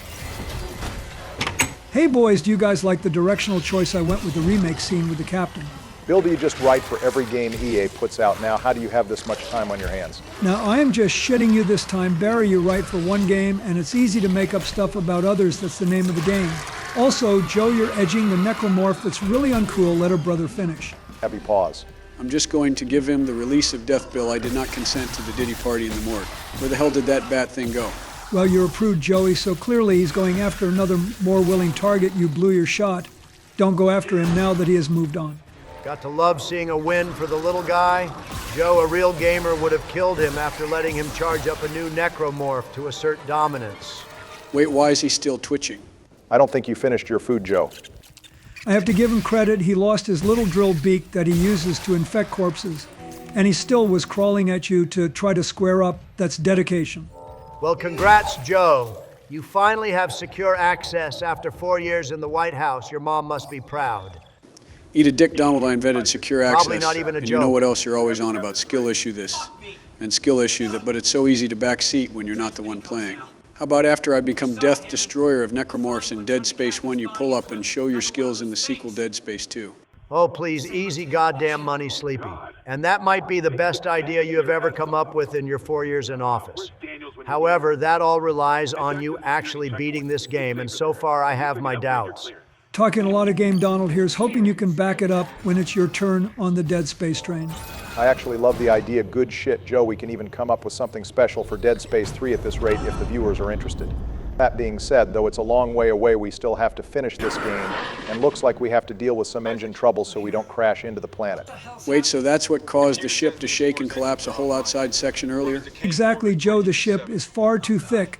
With all the zombies, and without the engines being online, we are going to get sucked off further and further into the planet until we crash. I'm not even going to say it. Well put, Bill, but unfortunately we have Sleepy Joe who needs help opening an email, so how the hell are we going to fix the engines? This is easy money, Donald, since Isaac is an engineer and the problem is with the engines. All I have to do is near the engines into a ring, or whatever it is engineers get degrees for, and the day will be saved. Joe, are you goddamn serious? Joe, I actually wish you won this year so the country could have front row seats to the full decline of your brain. You know, hearing that almost makes me want to stop clowning George on his age. Whatever, so I don't really know what an engineer does. I'm the president, not a goddamn mechanic.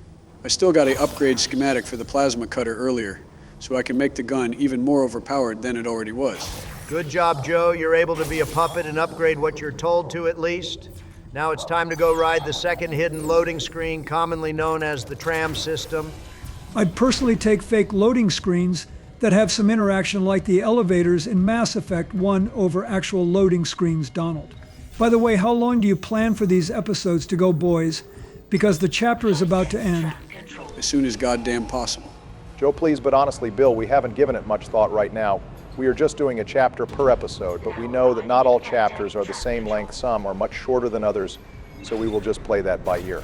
Yeah, I think next time we might start clumping 2 chapters together per episode, since the stronger we get, the more likely these chapters will be shorter. We know our viewers are used to more long-form content, but we honestly take dead space as sort of a palate cleanser, which is why we make these episodes shorter. On the other hand, we don't want to extend this series for an entire year, so we will likely start making them longer the further we go. It's not a palate cleanser for goddamn me, though. Joe, don't be dramatic now, and try to see the bright side, which is good content for our viewers. Also, here's example 2 of the marker using the hologram projections to troll us.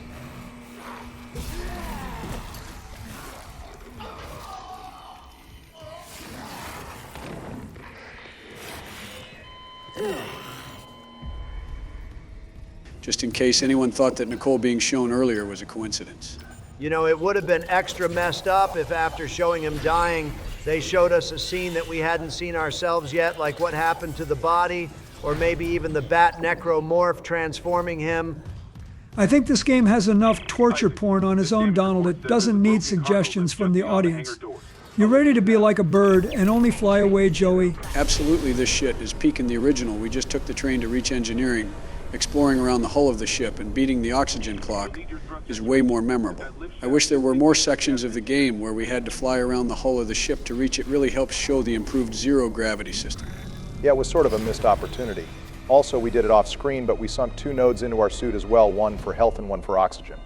Oxygen upgrades are usually a meme, but this section here makes the first upgrade worth it since we have to make a brief detour on the opposite corner to grab the first hidden rig link for the master override. There are 7 rigs located all around the ship, and we need to unlock them to open the master doors to get a few upgrades, and of course a lot of money, so we will point all 7 of them out when we run into them. Even when we're not playing Dead Space, you know the money grind never stops viewers. Yeah, it doesn't matter what game the boys play, you know, we always have to be optimal as hell. Also, here are some more zombie babies for you to deal with, Joe. I guess the marker uses them for zero-G combat after all. Don't ever doubt the yaps, Donald. You know, boys killing babies like this really makes me think about the sheer potential that zero gravity and rocket boost could have in the bedroom. Just imagine the leverage. It's like more fun pool adult time. I can't be the only one, right, boys? Oh, God damn it, Bill. No, none of us were thinking that. Yeah, you are completely on your own about that one, Bill, but I'm curious about your theories for homework purposes, so why don't you tell me after the cameras stop filming? Yeah, count me in too anyways. The babies are killed time to get my ass back to an oxygen-rich environment. Joe, you should have refilled your oxygen.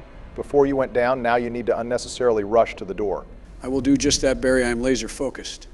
Ooh, you wait, there's a hidden oxygen tank behind this pipe here. Let me grab that first. Joe, for the love of God, stop edging your old ass lungs and get back in the ship. You might actually die here. Joe. Isaac is over here wheezing like an asthmatic kid during his first time.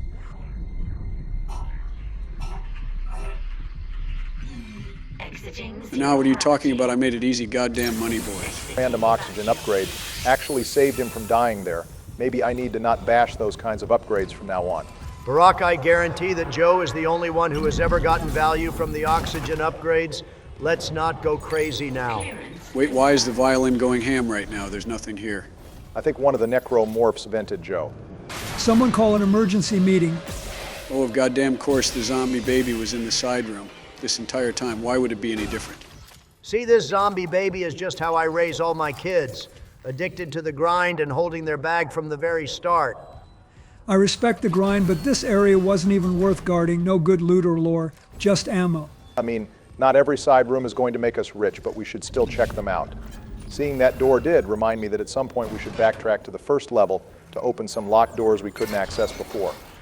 That's a problem for the next episode, though, Joe, I think this is a good stopping point.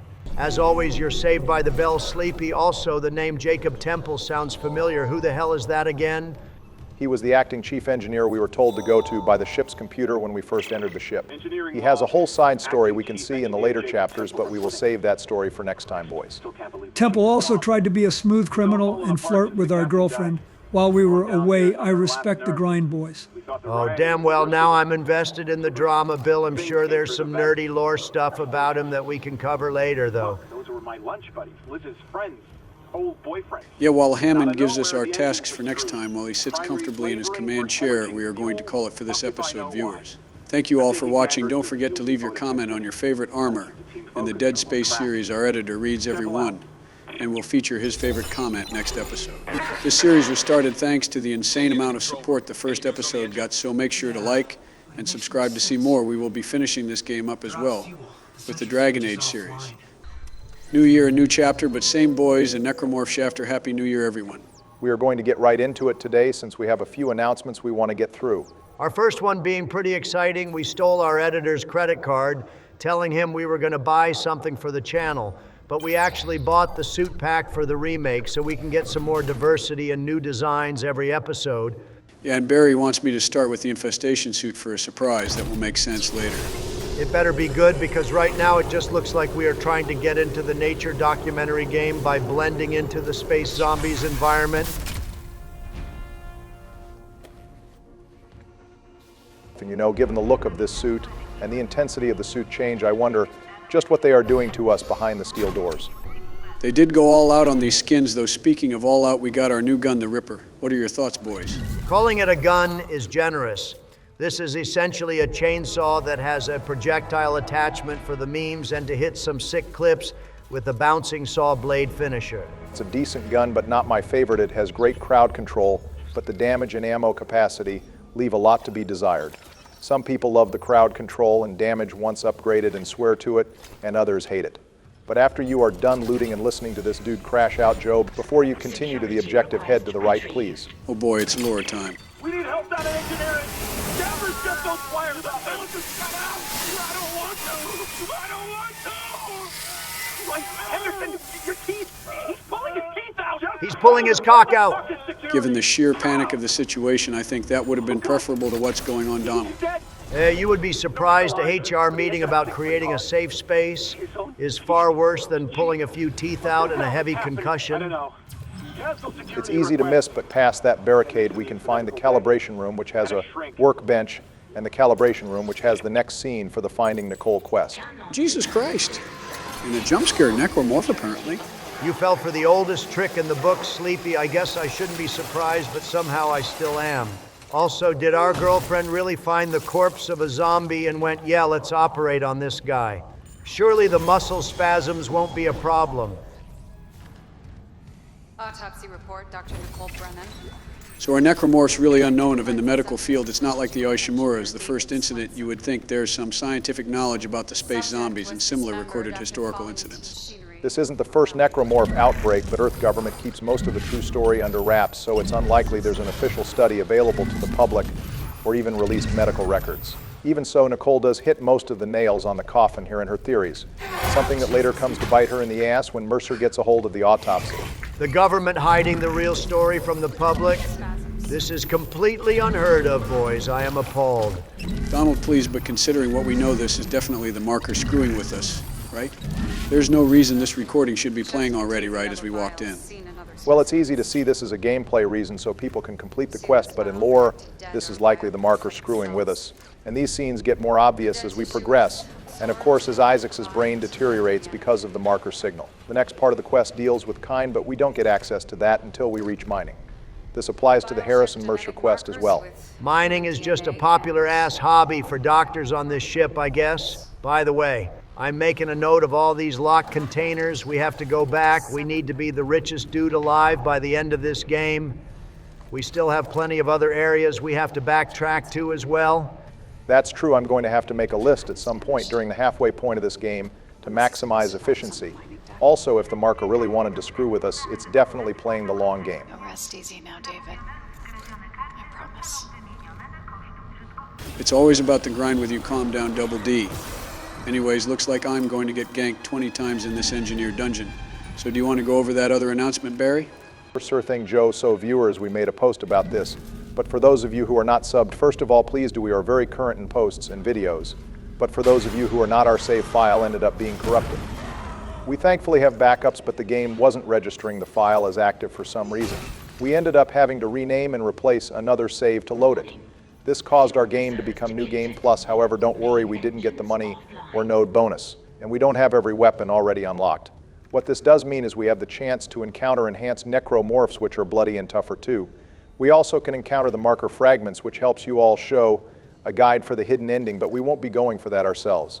And this overall gives us more of a challenge. so this should be interesting for Joe and for all of you.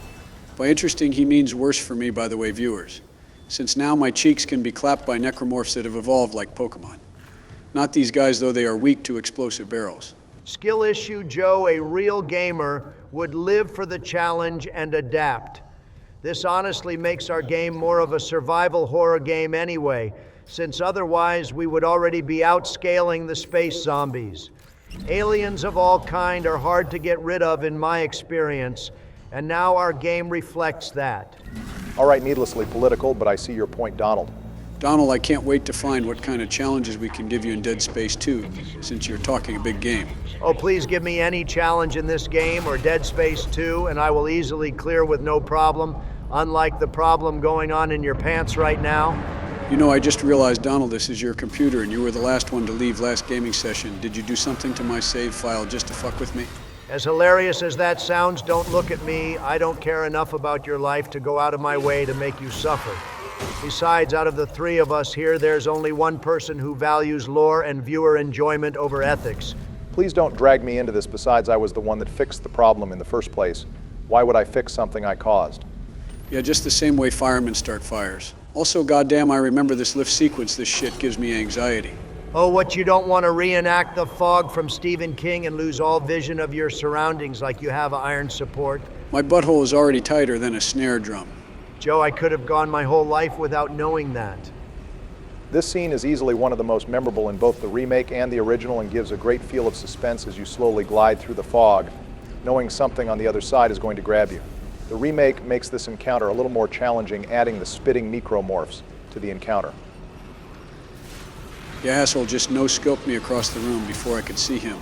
Bro has the fog of war scanner like he unlocked a kill streak in Call of Duty. Can't be too surprised everything gets wall hacks nowadays. I assume that's topical to the FPS gamers among our viewers. I'm just glad they have plenty of red barrels to explode and throw around, otherwise this fight would have eaten up my whole stack of ammo. Thank God for biotics. Joe, you didn't have to throw that one. You could have just shot it where it was. I think you did more damage to yourself with that one. Yeah, skill issue on that play, Joe. It's lore appropriate to have this many barrels here. Since this is the engineering deck, it would make sense to store tons of gas canisters here.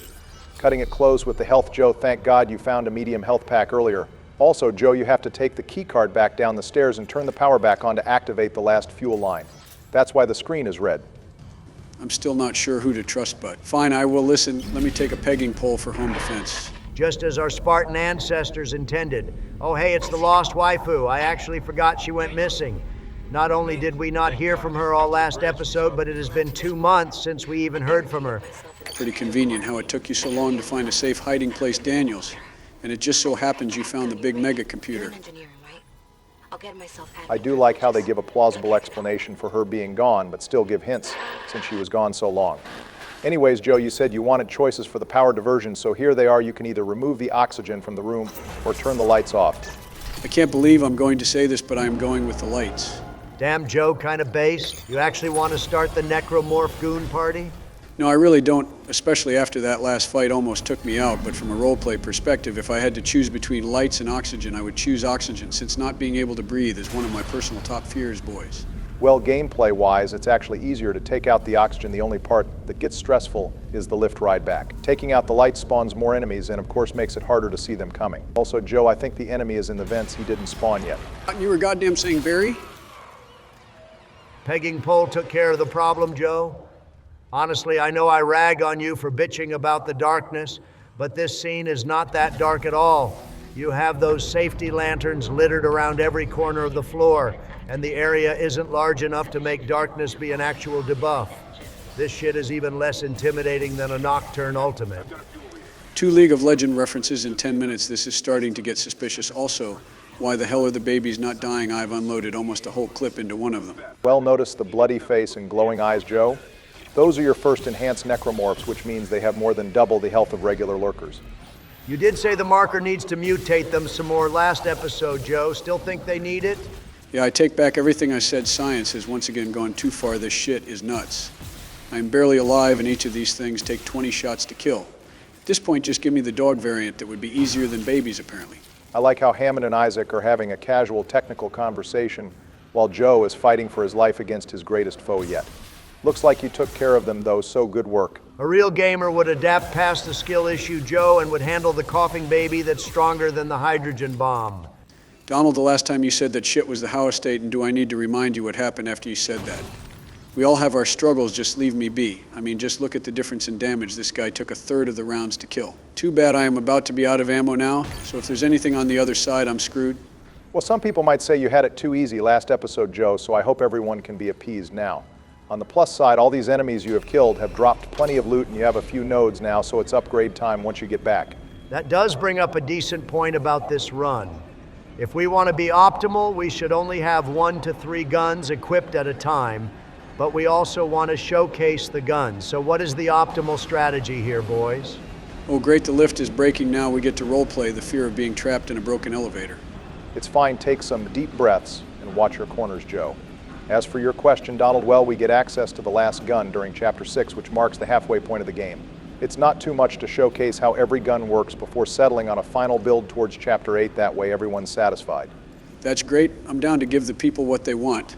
But I am telling you right now, I already know the 3 guns I plan on upgrading in this game, boys. Well, whatever you pick, just know that myself and most of the viewers will think it's the wrong choice. Gee, thanks, Donald. Good to know. Hold up, there's some gooning going on.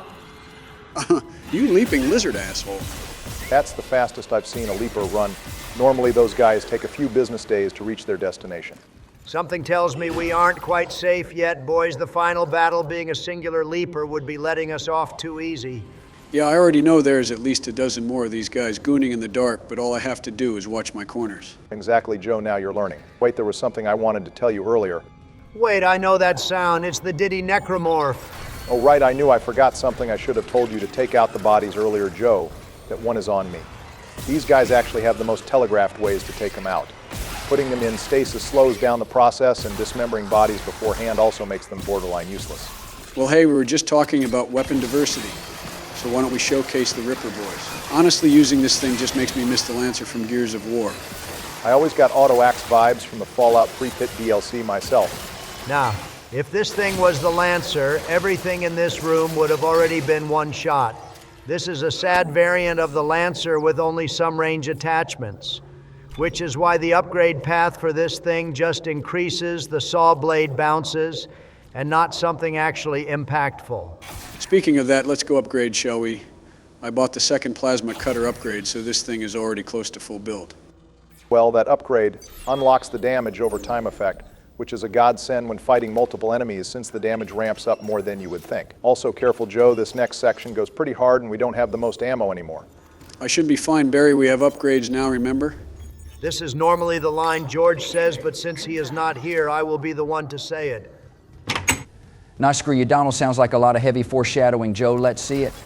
Oh, hey, George, we're not playing a fantasy game by the way we are doing Dead Space at the moment. That's fine. I'm a Texan if there's anything I love as much as D&D. Oil and guns at space guns, so let's get it. It's time to take your future bath, Joe. Future bath is a interesting way to put decontamination. I know they are going to come out of the vents, but I don't know when and where this is some unsettling shit. The theme of this chapter seems to be less about jump scares and more about unsettling moments and the unease of waiting, it seems. Yeah, thanks for the literary evaluation. What's next? You're going to talk about why the lighthouse in Gatsby has a green light. Get fucked, Obama. Well, the first enemy was a normal baby, so for now, you're good on ammo consumption, Sleepy. Yeah, it's too bad I can't see shit in this area, though. All the noises on the roof is not filling me with much confidence. Either, boys, this shit is the definition of overstimulation. Well, considering audio is one of your most important resources to survival in this game, it adds to the survival challenge when most of our senses are disoriented. It's hard to tell for the viewers, but if you play this game wearing headphones, the way sound carries is altered depending on the surrounding surfaces. Where you make the noise, it's very organic. Why the hell isn't this thing dying? It has glowing eyes. Figure it out, genius. They both have glowing eyes, Joe. I hate to say it, but if you don't, Stasis here. Oh, God damn it. So Joe's current streak is going 1 episode without dying. Real impressive. That's it. I'm the light in the darkness. I'm truth. Ali de good. Nightmare to you. Joe, do you just quote Dragon Ball Z every time you get triggered? Hold that thought, Obama. I have to go hunting real quick and I don't have time to mess around. Yeah, seems like hunting is the appropriate word. Those red zombies take more bullets to kill than goddamn wild hogs. And unlike wild hogs, we don't have armor-piercing rounds to take care of them. Good work so far, Joe. You figured out the spawn points and you're ready to go love the alertness. I am about to annihilate these zombies so hard that their ancestors will feel pain and embarrassment. Yeah, that's great, Sleepy. And how do your ancestors feel about missing all your shots? Just go hit up your Twitter boyfriend, Donald. You don't want anything of what I am right now. Oh, I'm so scared. Tell me, Joe, are you going to insult my weight or call me Double D again? I'm quivering at the thought of C-tier burns from someone who can't handle a single necromorph without ruining his pants. You know what, Donald? Yeah, go ahead. I am afraid of this game.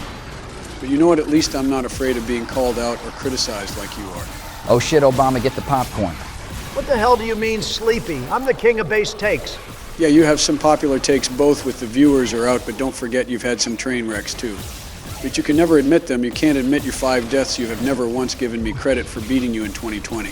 You only are ever on my side when I put out a take you agree with, then suddenly we are best friends or something, and the second you feel challenged, you're right back on this bullshit. I can admit I'm afraid of this game and a necromorph grabbing me and crushing me until I die a bloody death. But you're afraid of failure, which is even more common than space zombies. Joe, you goddamn would, well, you see? Oh. Damn, the tension here is more frozen than Joe using your ice powers. Fuck it, it's a brand new year. Hey, Joe, you know what's the least scary thing to be crushed by? All right, now that the zombies are dead, I can bite, what is it, Donald? Liliana's thighs. All right, that's funny. All is forgiven, big dog, and I hope you know, even if I think you have some bottom tier takes, I still am excited to see what you do this year, both on and off the court. And I, for one, look forward to whatever the hell you do now that you're off the court where you belong. My God, did you two finally achieve character growth? More like a brief ceasefire, right, Double D? You would be right, Sleepy. Also, good shit. Remembering to grab the node in the corner, that's how you get your money up. Yeah, I'm really trying to focus up on the upgrades between the evolved necromorphs, wave combat, and jump scares. I'm going to need every single upgrade in the mid-game that I can possibly find. I still don't know which one of you hacked this file, but consider it dropped for now. I mean, it could have been Horny Bill for all you know, Joe. Looks like those zombie babies want to stop your grind, though, Joe, I am honestly amazed that they know how to be territorial at such a young age. Yeah, no, these lurkers are absolutely based. They guard the most random pieces of loot for the grind.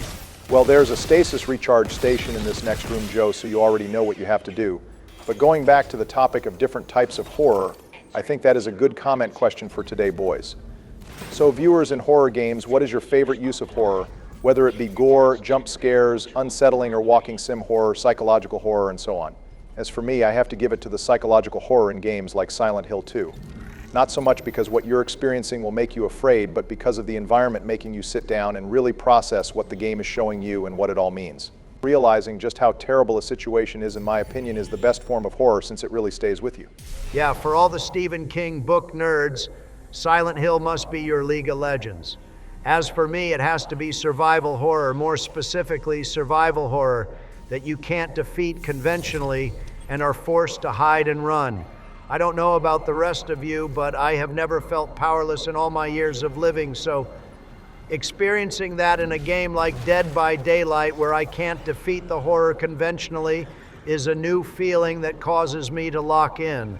Although I guess for those of you who don't have true aura like me and have felt powerless before overcoming the other side, despite said powerlessness, might be its own reward, just trying to think outside the box.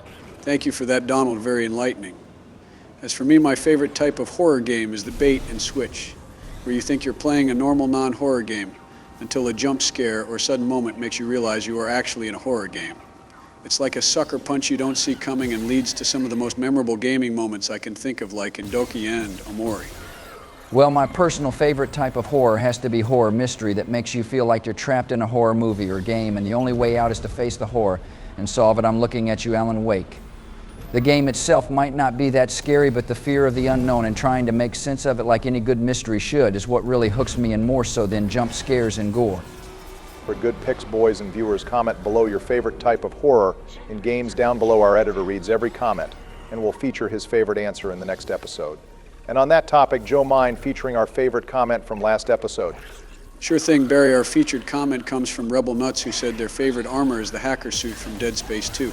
Even though the ability on that suit is kind of mid, I can't deny the leather jacket is really tough and a great reward for trying out the extended Dead Space content. Also, fun fact, the leather jacket for the hacker suit is the starting armor Isaac uses in Dead Space 3, so it's one of the most canon choices for armor. Thank you for your comment, as always, and can't wait to hear about your favorite type of horror. I like how the enemies wait until you finish objective before attacking you. This AI director is at least courteous enough to let you figure out the puzzle first. I really wouldn't call this shit a puzzle. It's just freezing shit so you can repair it properly. Honestly, this shit is way more difficult to push in than the remake. It's like they added more weight to these things now. It is, Joe, you just have to angle yourself right. It's a constraint on the gameplay, not on how the physics of biotics work. That does bring up a question I know a lot of our viewers ask, though. Is it how great zero-G adult time would be, especially with a few Mass Effect waifus? No, Donald, goddammit, it's why we chose the remake instead of the original game. I know there's a fair divide over which game is better, which goes to show how great both games are overall. But the main reason we chose the remake over the original is that the remake has a lot more content and lore that we can cover and yap about. And by we, he actually means himself. Yes, thank you, Joe. Someone has to keep the content train going instead of just reacting to shit. But we hope you all can appreciate the remake and the content all the same, and just know we have plenty of love for the original as well for what it brought to the horror franchise. Damn boys, Obama's over here sucking off the original Dead Space more than this air vacuum sucks off all the oxygen. Facts, but all jokes aside, if you do like the original more, then the remake it is a valid take. Anyways, I need to get the hell out of here. This work environment is a lawsuit waiting to happen. I'm so thankful I have friends who respect my feelings. It really means the world to me. Also looks like you have to pay the necromorph toll to get across. Fuck this, I'm about to work smarter, not harder. Bro ran into that like a mosquito to a light bulb, or a deaf kid into oncoming traffic. Oh, for fuck's sake, really, George? Actually, never mind, I don't even know why I'm surprised anymore by anything you all do. Also, while sure this seems like a dangerous work environment, I'm sure the CSE doesn't even care, since we are in space anyway, and we are in a resource shortage on Earth. You take what you can get. See, that's why me and George are the businessmen here, and you're not Obama. Not only is everything this company does legal because we are in space, but employees also sign 92-page documents that can be signed with a click that makes every workplace accident not their problem, and all arbitration has to be settled out of court. Donald, are you a goddamn financial backer of the CSC or something? What the hell, of course not. If I was a backer of the CEC, I would be over here doing daily marker prayers and losing half of my financial wealth to the church. The only religion I follow is the Church of Enchantment, where I am a proud deacon. I still don't know what the deal with that dude is, but good work making it through the amusement park whirly ride, Joe. Oh shit, I forgot about this part. What do you mean? Nothing, I just apologize in advance, George. Oh no, Daddy. Not like this. Oh damn, that looks uncomfortable, boys. Wait, that's it? That's all you have to say? No storming out of the room or telling us all to find God and calling us gooners? I mean, tentacles are horrifying, but I've been working with my therapist to try and center myself more since I've already accepted this type of shit isn't going away whenever any of you load up a game. Besides, I wanted to actually beat Veilguard without having a crash out every 10 minutes. To be fair, we might be ending an era soon since we have switched from Veilguard to Dragon Age 2, which has no tentacles, and the tentacle scenes are really only in Dead Space 1, if I remember. Seems like EA did a harsh ban on all tentacle scenes moving forward. Either that or whoever had the fetish in the creative direction got kicked out. Dying to the tentacle cutscene is probably the worst way to die on impossible difficulty. Would have been the quickest uninstall of my life. If you die to the Leviathan tentacle, you were not built for impossible difficulty, and it's time to actually get good. Honestly, I do like the QuickTime events Dead Space has, if for no other reason than they are a surprise, and they mix up the gameplay. Also, it was easy to miss, but that tentacle had straight up human heads inside of it. I'm going to assume that was his snack pocket for later. Also, isn't the death animation for this thing getting shredded like paper, isn't that counterintuitive to the marker's whole plan to create space zombies, since if we are bits and pieces, we can't be turned into a zombie? We are past the stage where the marker needs every single person to be a zombie, but I always thought that scene was the marker escalating. It knows Isaac is a threat now, and it will do whatever it can to stop us.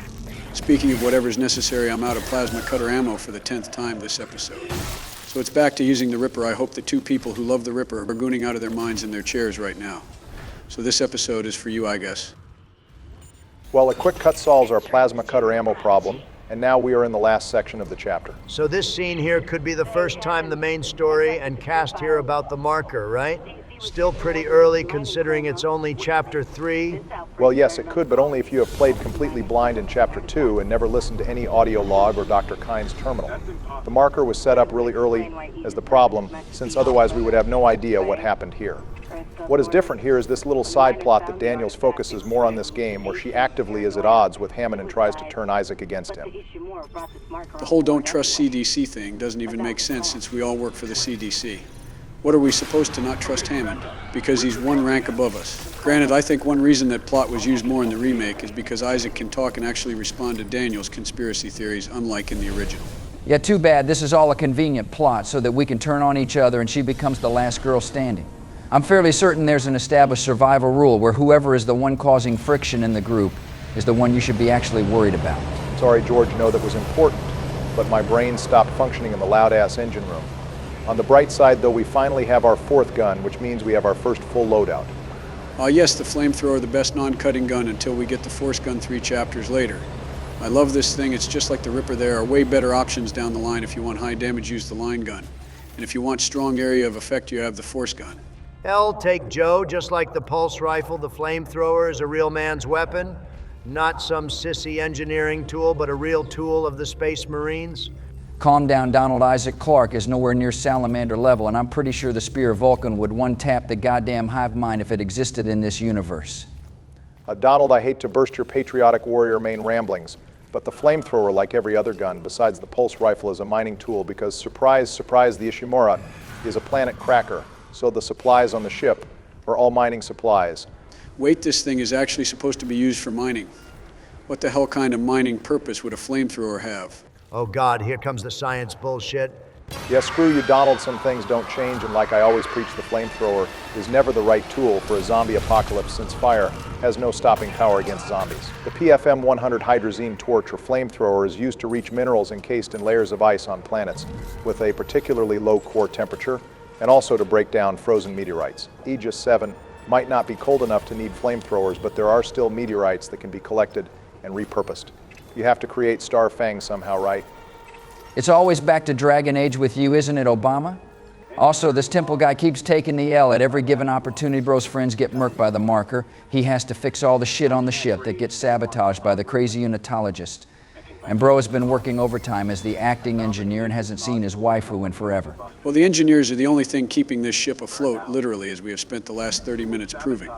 Besides, if most of the improvised weapons are mining tools, you might as well have the people that can use them go into the dangerous areas. And then I'm finding Elizabeth and getting us the hell off this ship. Goddamn, even after we stop playing Veilguard, we can't escape the blight-covered floors that slow us and the bright gears of war glowing spots that we have to destroy to progress to the next section. Yeah, I assume blight-infested landscapes are EA mandated at this point because this entire section screams blight in Veilguard. Something's never changed, at least these enemies look far less goofy. Well, I don't know about that. What the hell are those little guys? They are what happens when a necromorph takes too long to get the towel to wipe his girl off. Necromorphs have perfected the art of gooning so accurately that the shit covered the walls and comes alive to attack you. Those kinds of numbers are truly impressive. Also, Bro is wearing the same armor as us to the function. I'm glad he didn't survive. That would have been awkward if one of us had to change. Yeah, it's a new year and I'm already tuning this shit out good to know like war some things don't change. Well up ahead we have 2 new types of necromorphs conveniently right after we get a new gun perfect for dealing with them. That's great game design. Speaking of great game design, despite the enhanced necromorphs, I think we are managing our resources well in this survival horror game. Oh, God damn it. Joe, how many necromorphs are you gonna just step on for free and not test first? Jesus, I know time is drilling away at the corn husk where your brain once was, but this is getting triggering. Donald, that's not being supportive. What about the ceasefire we agreed on? It's a work in progress, and it will be developed entirely on how well you play this game. It's episode 3, for God's sake. At least start testing dead bodies. Well, let's see how you handle that aforementioned new enemy type, Joe. Oh, Jesus Christ, what the hell is that inflated thing? This is the type of shit that online artists threaten to turn you into if you piss them off. That would be a pregnant Georgia slasher that has been mutated to now carry the swarmers that we just fought earlier, and the enhanced version carries lurkers inside of it. The best way to kill it is to aim very carefully or cripple its legs first and make it crawl so you don't rupture the sac carrying more necromorphs. Although you can also use stasis to freeze it before the sac ruptures. Or, just have better aim and don't hit the bad spot. Also, wait, hold on. I thought that flamethrowers actually trigger the sack to erupt. What kind of hacks are you using? They changed it for the remake, which makes more sense because, like Barry said, you get the flamethrower right before you first fight this thing, so it makes sense it's a good weapon to use on it. Honestly, I know I bashed the flamethrower, but I'm already getting more use out of this thing than the Ripper and Pulse Rifle. The secondary effect is good area control too. This shit is a solid gun and I can remove the blight sacks more efficiently. All right, between inflation and tentacles, I'm going to have to double book on therapy appointments. This is far too much fetishes in space for my taste. Also, damn, this room is stacked with loot. Now this is a true gamer moment. Solid gold on the right and ammo for every single gun on the left. If you lose, now it's all on you, Joe. Double tap the wall zombies to make sure they are dead. Stasis chamber across the room too, so it's not only generous rewards but also a sign of the puzzle solution. If only I could make puzzles in D&D that players would interact with so easily and obviously. God damn it, of course the slow door was a trap that's just my luck. If any of these assholes were enhanced, I would probably be pegged right now. Granted, I could have just ran back in the door if I wasn't caught off guard. Yeah, that just sounds like a skill issue, Joe. Don't pretend like you have some sort of future sight. We really need a new training arc. Our anime powers are weakening. The violins are going crazy right now. Those necromorph sperm cells really all want to reach the egg that is Isaac Clarke. Well, thankfully, there's plenty of convenient doom gas tanks that we can use to easily clear the zombies. The game is giving you more environmental resources than a Call of Duty game, and one of the spitters still clipped you. The asshole got one shot in before I took him out. Anyways, we are going to cut ahead real quick in the interest of time. But just know that the computer ship is yapping, and there were a few enemies in here that we cleared out already. Yeah, we mostly cut it out to explore the room and loot without taking up the extra time. We forgot that there were necromorphs fortifying the engines. Also, the ship replayed the same warning message every 15 seconds while we looked around, so that got annoying fast. Moving on though, one of the benefits of New Game Plus, we can physically show the marker fragment locations. We won't collect them because we don't want to unlock the secret ending, but we can show you all of them. This one is particularly hidden and easy to miss, so if you're following along on New Game Plus, keep note.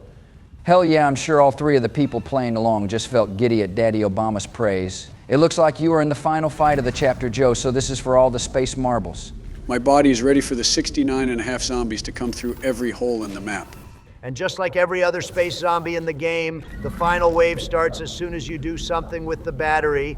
Seriously touching the battery to necromorphs is the universal language, for they want the smoke. Let's see if this wave combat goes better than last time, Sleepy. Well, unlike last time, I'm going to use all my environmental resources as soon as possible, as early as possible, so I don't get overwhelmed. There's plenty of red barrels and necromorph parts, so I'm ready. For good shit so far, Joe, you're learning your ranges. Don't forget, there are going to be enhanced necromorphs at some point that aren't going to be weak enough to be one shot by kinesis. And another spitter clipped him, editor. Go ahead and add that shit to the montage and death compilation. Honestly, that's something we should have done for the new year, but starting this year, we can definitely create a death montage. Yeah, you can put it right in front of Donald's Mage Hideout Adventures. Just sit back and watch me cook double. Yamati could have leap or something, huh? Joe, this mounting is entirely on you. Obama literally just warned you about this, and here you are ass up for the space zombies anyway. Only an anime-ass pull could get you out of this. Oh, look, the ability to stop time, you were saying, George? Literally, how the hell does anyone die in this game when you get this free-ass pull? Real gamers wouldn't use the power of the world, Joe. It's literally a resource in the game, Donald. Just because you set up some arbitrary rules in video games to prove you're a real gamer doesn't mean I have to follow them. So you can feel free to play impossible mode with no upgrades, shop, or stasis if you really want to. But as for me, well, I'm already playing on hard and on a New Game Plus with no upgrades. Whatever I can use to win, I will. I mean, Jesus Christ, look at my health. If a raindrop lands on me too hard right now, I die. Honestly, I can respect that, Joe. We are trying to make an entertaining play through Donald, and while sure it's funny as hell to watch Joe struggle and become the bottom bitch to a necromorph, I'm sure it's equally as satisfying to watch him kill a shit ton of zombies in brutal and bloody victory. Well, the engines are fixed now, boys, which means we won't slowly crash into the planet anytime soon. And that also means Chapter 3 finished strong for you, Joe. Oh, and of course here comes middle management Hammond with more issues that only Isaac Clarke can solve. We are going to go from fixing the engines to fixing the cannons in the bridge. And then to top it off, we will probably have to go to the crew deck to fix his cappuccino machine during the zombie apocalypse. Hammond, the Ishimura is in rough shape. A couple of bad strikes could finish her off. shit. Look, I know we shit on Hammond a lot, but the one thing I can give him credit for is he listens to objections with a leveled head. I'll try to adjust course. It's weird because why are we trying to fly into the meteorites anyway? Are we trying to drive this zombie-infested ship all the way to Earth to hand deliver the infection?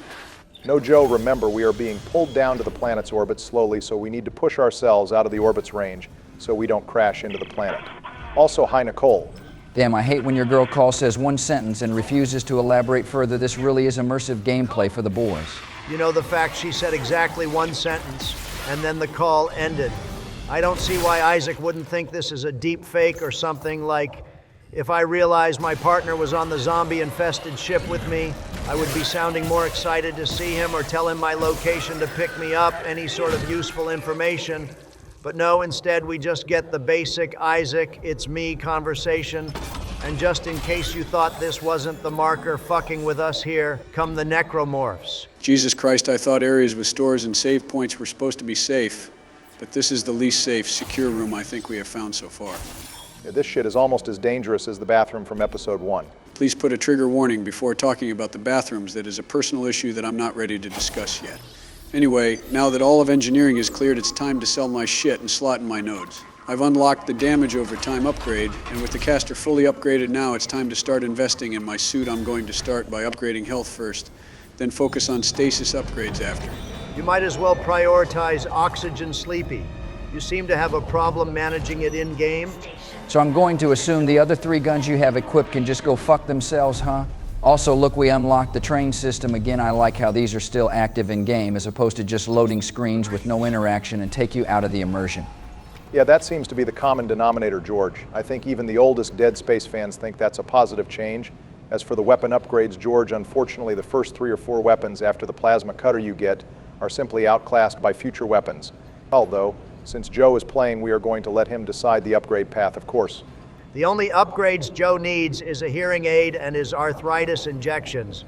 But once again, the only 2 guns you need at your side is a plasma cutter for big threats and the pulse rifle for finishing shit off.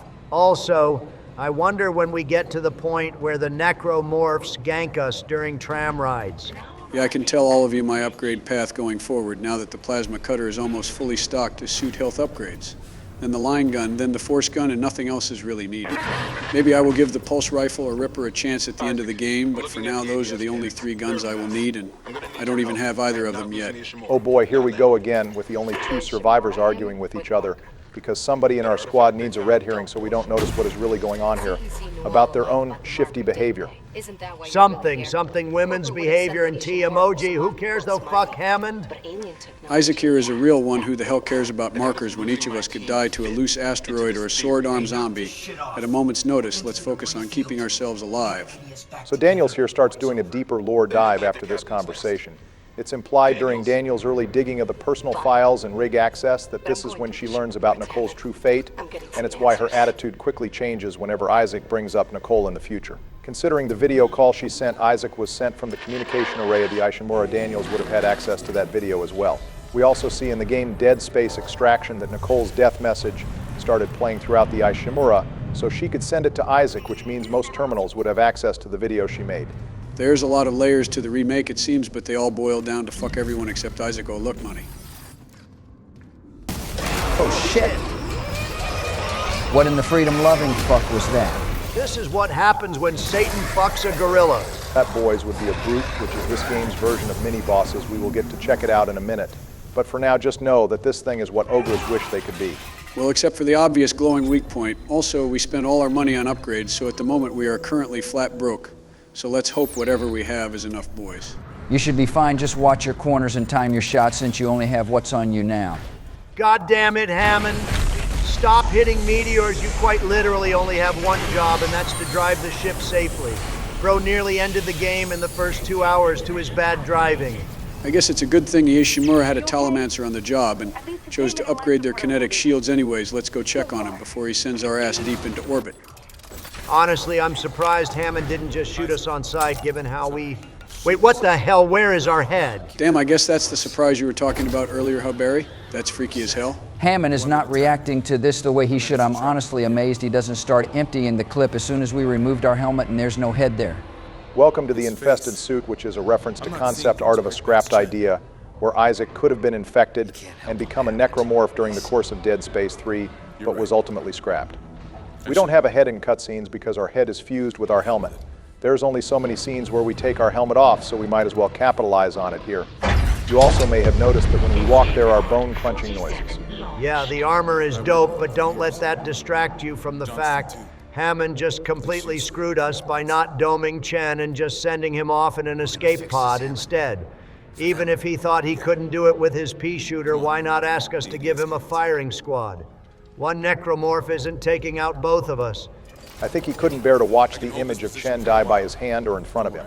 Also, the escape pod ends up saving Isaac in a big way, since the Valor was sent by Earthguv not to rescue survivors, but to help Daniel secure the marker and take out any survivors that could talk about this incident, hence why they had nukes aboard the ship. Since the necromorph wiped out all the soldiers, we ended up only having to deal with necromorphs, not nukes, and trained soldiers.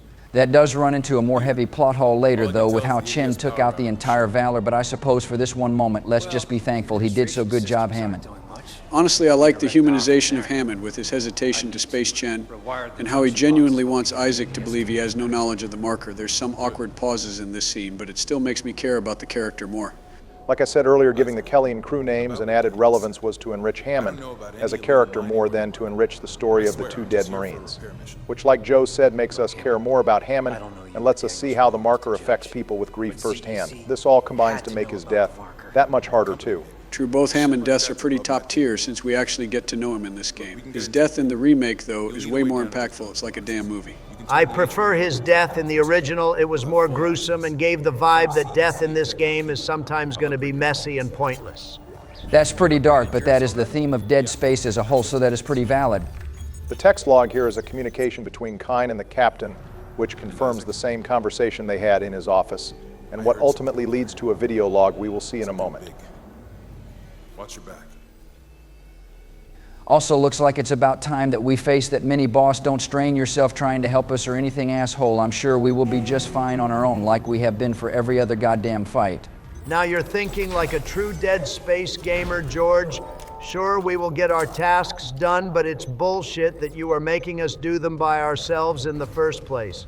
I'm curious to see if Joe pulls another Tower Ogre fight, or if he gets smacked around harder than Jeff the Shark when he tries to solo Hulk in Marvel Rivals.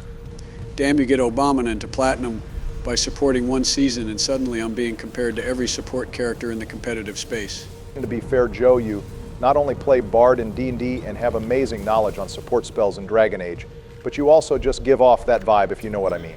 Okay, I'm going to circle back to that, but I will be fine. I'm going to show this fat boy that I am the one who knocks. Calm down, Walter White. But that being said, good Stasis, Joe. That's the ultimate strat for dealing with every brute, whether it's enhanced or not. The only difference is the enhanced ones take twice the shots to kill, as opposed to normal brutes. Well, goddamn, that big guy didn't even stand a chance. He died before the stasis even wore off. That was the definition of a skilled death. Fine, good work, Joe. You're stronger than a bronze Jeff, but a real gamer would have done this fight without using stasis. I will still outdo you in Dead Space 2 when you have to fight two brutes at once. Yeah, you know a lot about handling two big guys at once. I will defer to your expertise in that regard, big dog. Heavy pause. Yeah, get your laughs in, Sleepy. You still have 8 more chapters to go in this game. It will be hilarious to see how many deaths you can rack up from not being able to handle a few extra zombies. So this is our longest episode of Dead Space so far. How long do you boys intend on going for? Honestly, I just wanted to prove to the viewers I could handle the brute fight, but that did take much less time than even I expected. I think it's time we get our last few upgrades and loot around the bridge and call it here. Well, you're done for the combat portion of this episode, but there is one more lore point I want to show in the room with the workbench that shows the final moments between Dr. Kyne and the captain of this ship. Now this is goated content. The cultists are already turning on each other. If only they did this more often, the marker nonsense wouldn't even be a problem. They could all just bring convergence on themselves and let the normal people focus on getting their bag up instead of getting their zombie up. This shows Kyne had a crisis of faith moment where he realized the marker was too dangerous to be given to the church. Unfortunately, because of what happens here, this also leads to his downfall and eventually succumbing to the marker's control, which causes him to sabotage the engines to try to return the marker to Aegis 7 in hopes of stopping the necromorph outbreak. The reference to the captain dying by being stabbed in the eye with a needle is one of the many references to Dead Space 2, where we extract marker information from the part of the brain that stores info by sticking a needle through the eye to scan the brain. Although let's be real, that scene is just there to give everyone who is afraid of needles a heart attack. Wow, imagine being afraid of tiny-ass needles in a world where sword-armed zombies and harpoon guns are commonplace. I mean, to be fair, Donald Rex is scared of needles too, and that dude is an absolute unit. You trying to say something sleepy? No. All right, I don't claim to be a space lawyer or anything, so don't use me for space legal advice, but how the hell was that outcome Kyne's fault in anyway? Those two officers agreed to hold the captain down and then failed to do so. Then the captain bum-rushed Kyne, tackling him, which caused the needle to accidentally go in the captain's eye. And all of this was recorded and witnessed by you two, but you tried to put Kyne under arrest? What part of that was Kyne's fault? If anything, I would lock you two up for failing to hold him down. Actually, that's a good point. Was Kyne just supposed to sit there and let the captain kill him? Either those first officers were in on the unitology plot, or they are just by the book assholes. Also, what am I doing here, Barry? All right, so there's a marker fragment in red circle in the break room.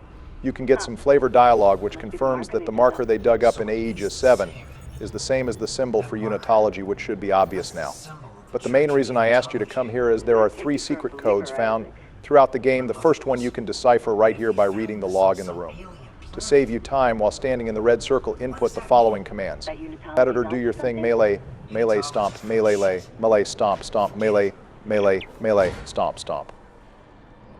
No offense, Obama, but this is beginning to sound like when we were on the playground in the 90s and some kid said we could get a Mew behind the truck in Pokemon Red. George, you were pushing 50 in the 90s. Were you hanging around a lot of playgrounds back then? Eat a dick, you know what I mean. Whoa, what the hell? The marker got pissed off when we did that. Yeah, the whole room started hulking out. But it also gave us 2 power nodes. Praise be Altman, may we all become whole again one day. Yeah, it's a cool Easter egg. Wait a minute, Joe. What the hell was that? What was what I already forgot after you gave me the code inputs? Jesus Christ, well, just unlock this other secret room by blasting the lock, and let's call it here before his brain becomes Swiss cheese. Bring viewers, no worries. We will cover the other 2 codes as they appear in the later chapters. Yeah, I'll figure this out. I want those sweet upgrades. Thank you all for watching. Don't forget to like the video, to thumb my ass, and to answer the comment question about your favorite type of horror genre to earn a feature for the next Dead Space episode. Dead Space with a fast pace and Joe Biden as your ace. Welcome back, viewers. Oh, okay, fuck my intro, I guess. I rate that explosion 6.5 out of 10. That was worse than the medical charge explosion. Since it ended far quicker, it had potential, though, before being edged out. Phrasing, please, you bomb-loving simp. Instead of rating explosions, why don't you rate Joe deaths between Dragon Age 2 and Dead Space? Bro is about to break past my 5 deaths in record time. First off, Donald, we are not grouping in deaths from Dead Space and Dragon Age. Those are separate damn competitions. Secondly, if I could do an intro, for God's sake, boys, that would be great. Welcome back, viewers. We are hopping right into it, as Donald Yapping said, since we ended halfway through Chapter 4, but we are back. And to make up for the big delay, we are going to clear 2 chapters in this episode. Also, just ignore Donald's yappings. Just because I'm on Fraud Watch in Dragon Age 2 doesn't mean I'm on Fraud Watch here. I'm locked in. Well, short chapters or no, we are back on the content train. And I'm loving the new personality here, Joe. Let's see you lock in. Also, speaking of new things here, we have another new gun to try out. So, Barack, tell me how the space laser is actually an engineering tool and not a military tool of mass destruction. You can tell this thing is an engineering tool because the contact beam's damage is in the negatives. It practically heals the limbs of the space zombies. I don't think that's entirely fair, although this might be the most underwhelming or forgotten of the Dead Space weapons, but it's still strong and has one-shot potential. Its biggest issue is just slow build-up and expensive ammo consumption. But as for your question, Donald, yes, this is a weapon for commercial mining. The C-99 Super Collider Contact Beam is a heavy engineering tool designed to pound and soften hard, raw minerals into smaller pieces. They made small beams for ORAs that are particularly compact, and placing them in larger machines might risk the ORAs inside. It's interesting how this gun is the next stage of mining, as the flamethrower we just got last episode melts ice off the ore collected from space, and then the contact beam breaks it apart after. Nice little touch in terms of pacing, although I wonder if it was intentional. It's a good use of stop time, Joe. Way to not panic and stay locked in. This next area has these Sith lightning pillars, which we have a few ways to utilize if you are clever enough, Joe. Also, those necromorphs were different colors. You know what that means, boys. Does it mean we found a shiny necromorph and I fucked up not using the Master Ball? No, Joe, not that. Does it mean those necromorphs have a lower credit score and can't use certain Ishimura bathrooms?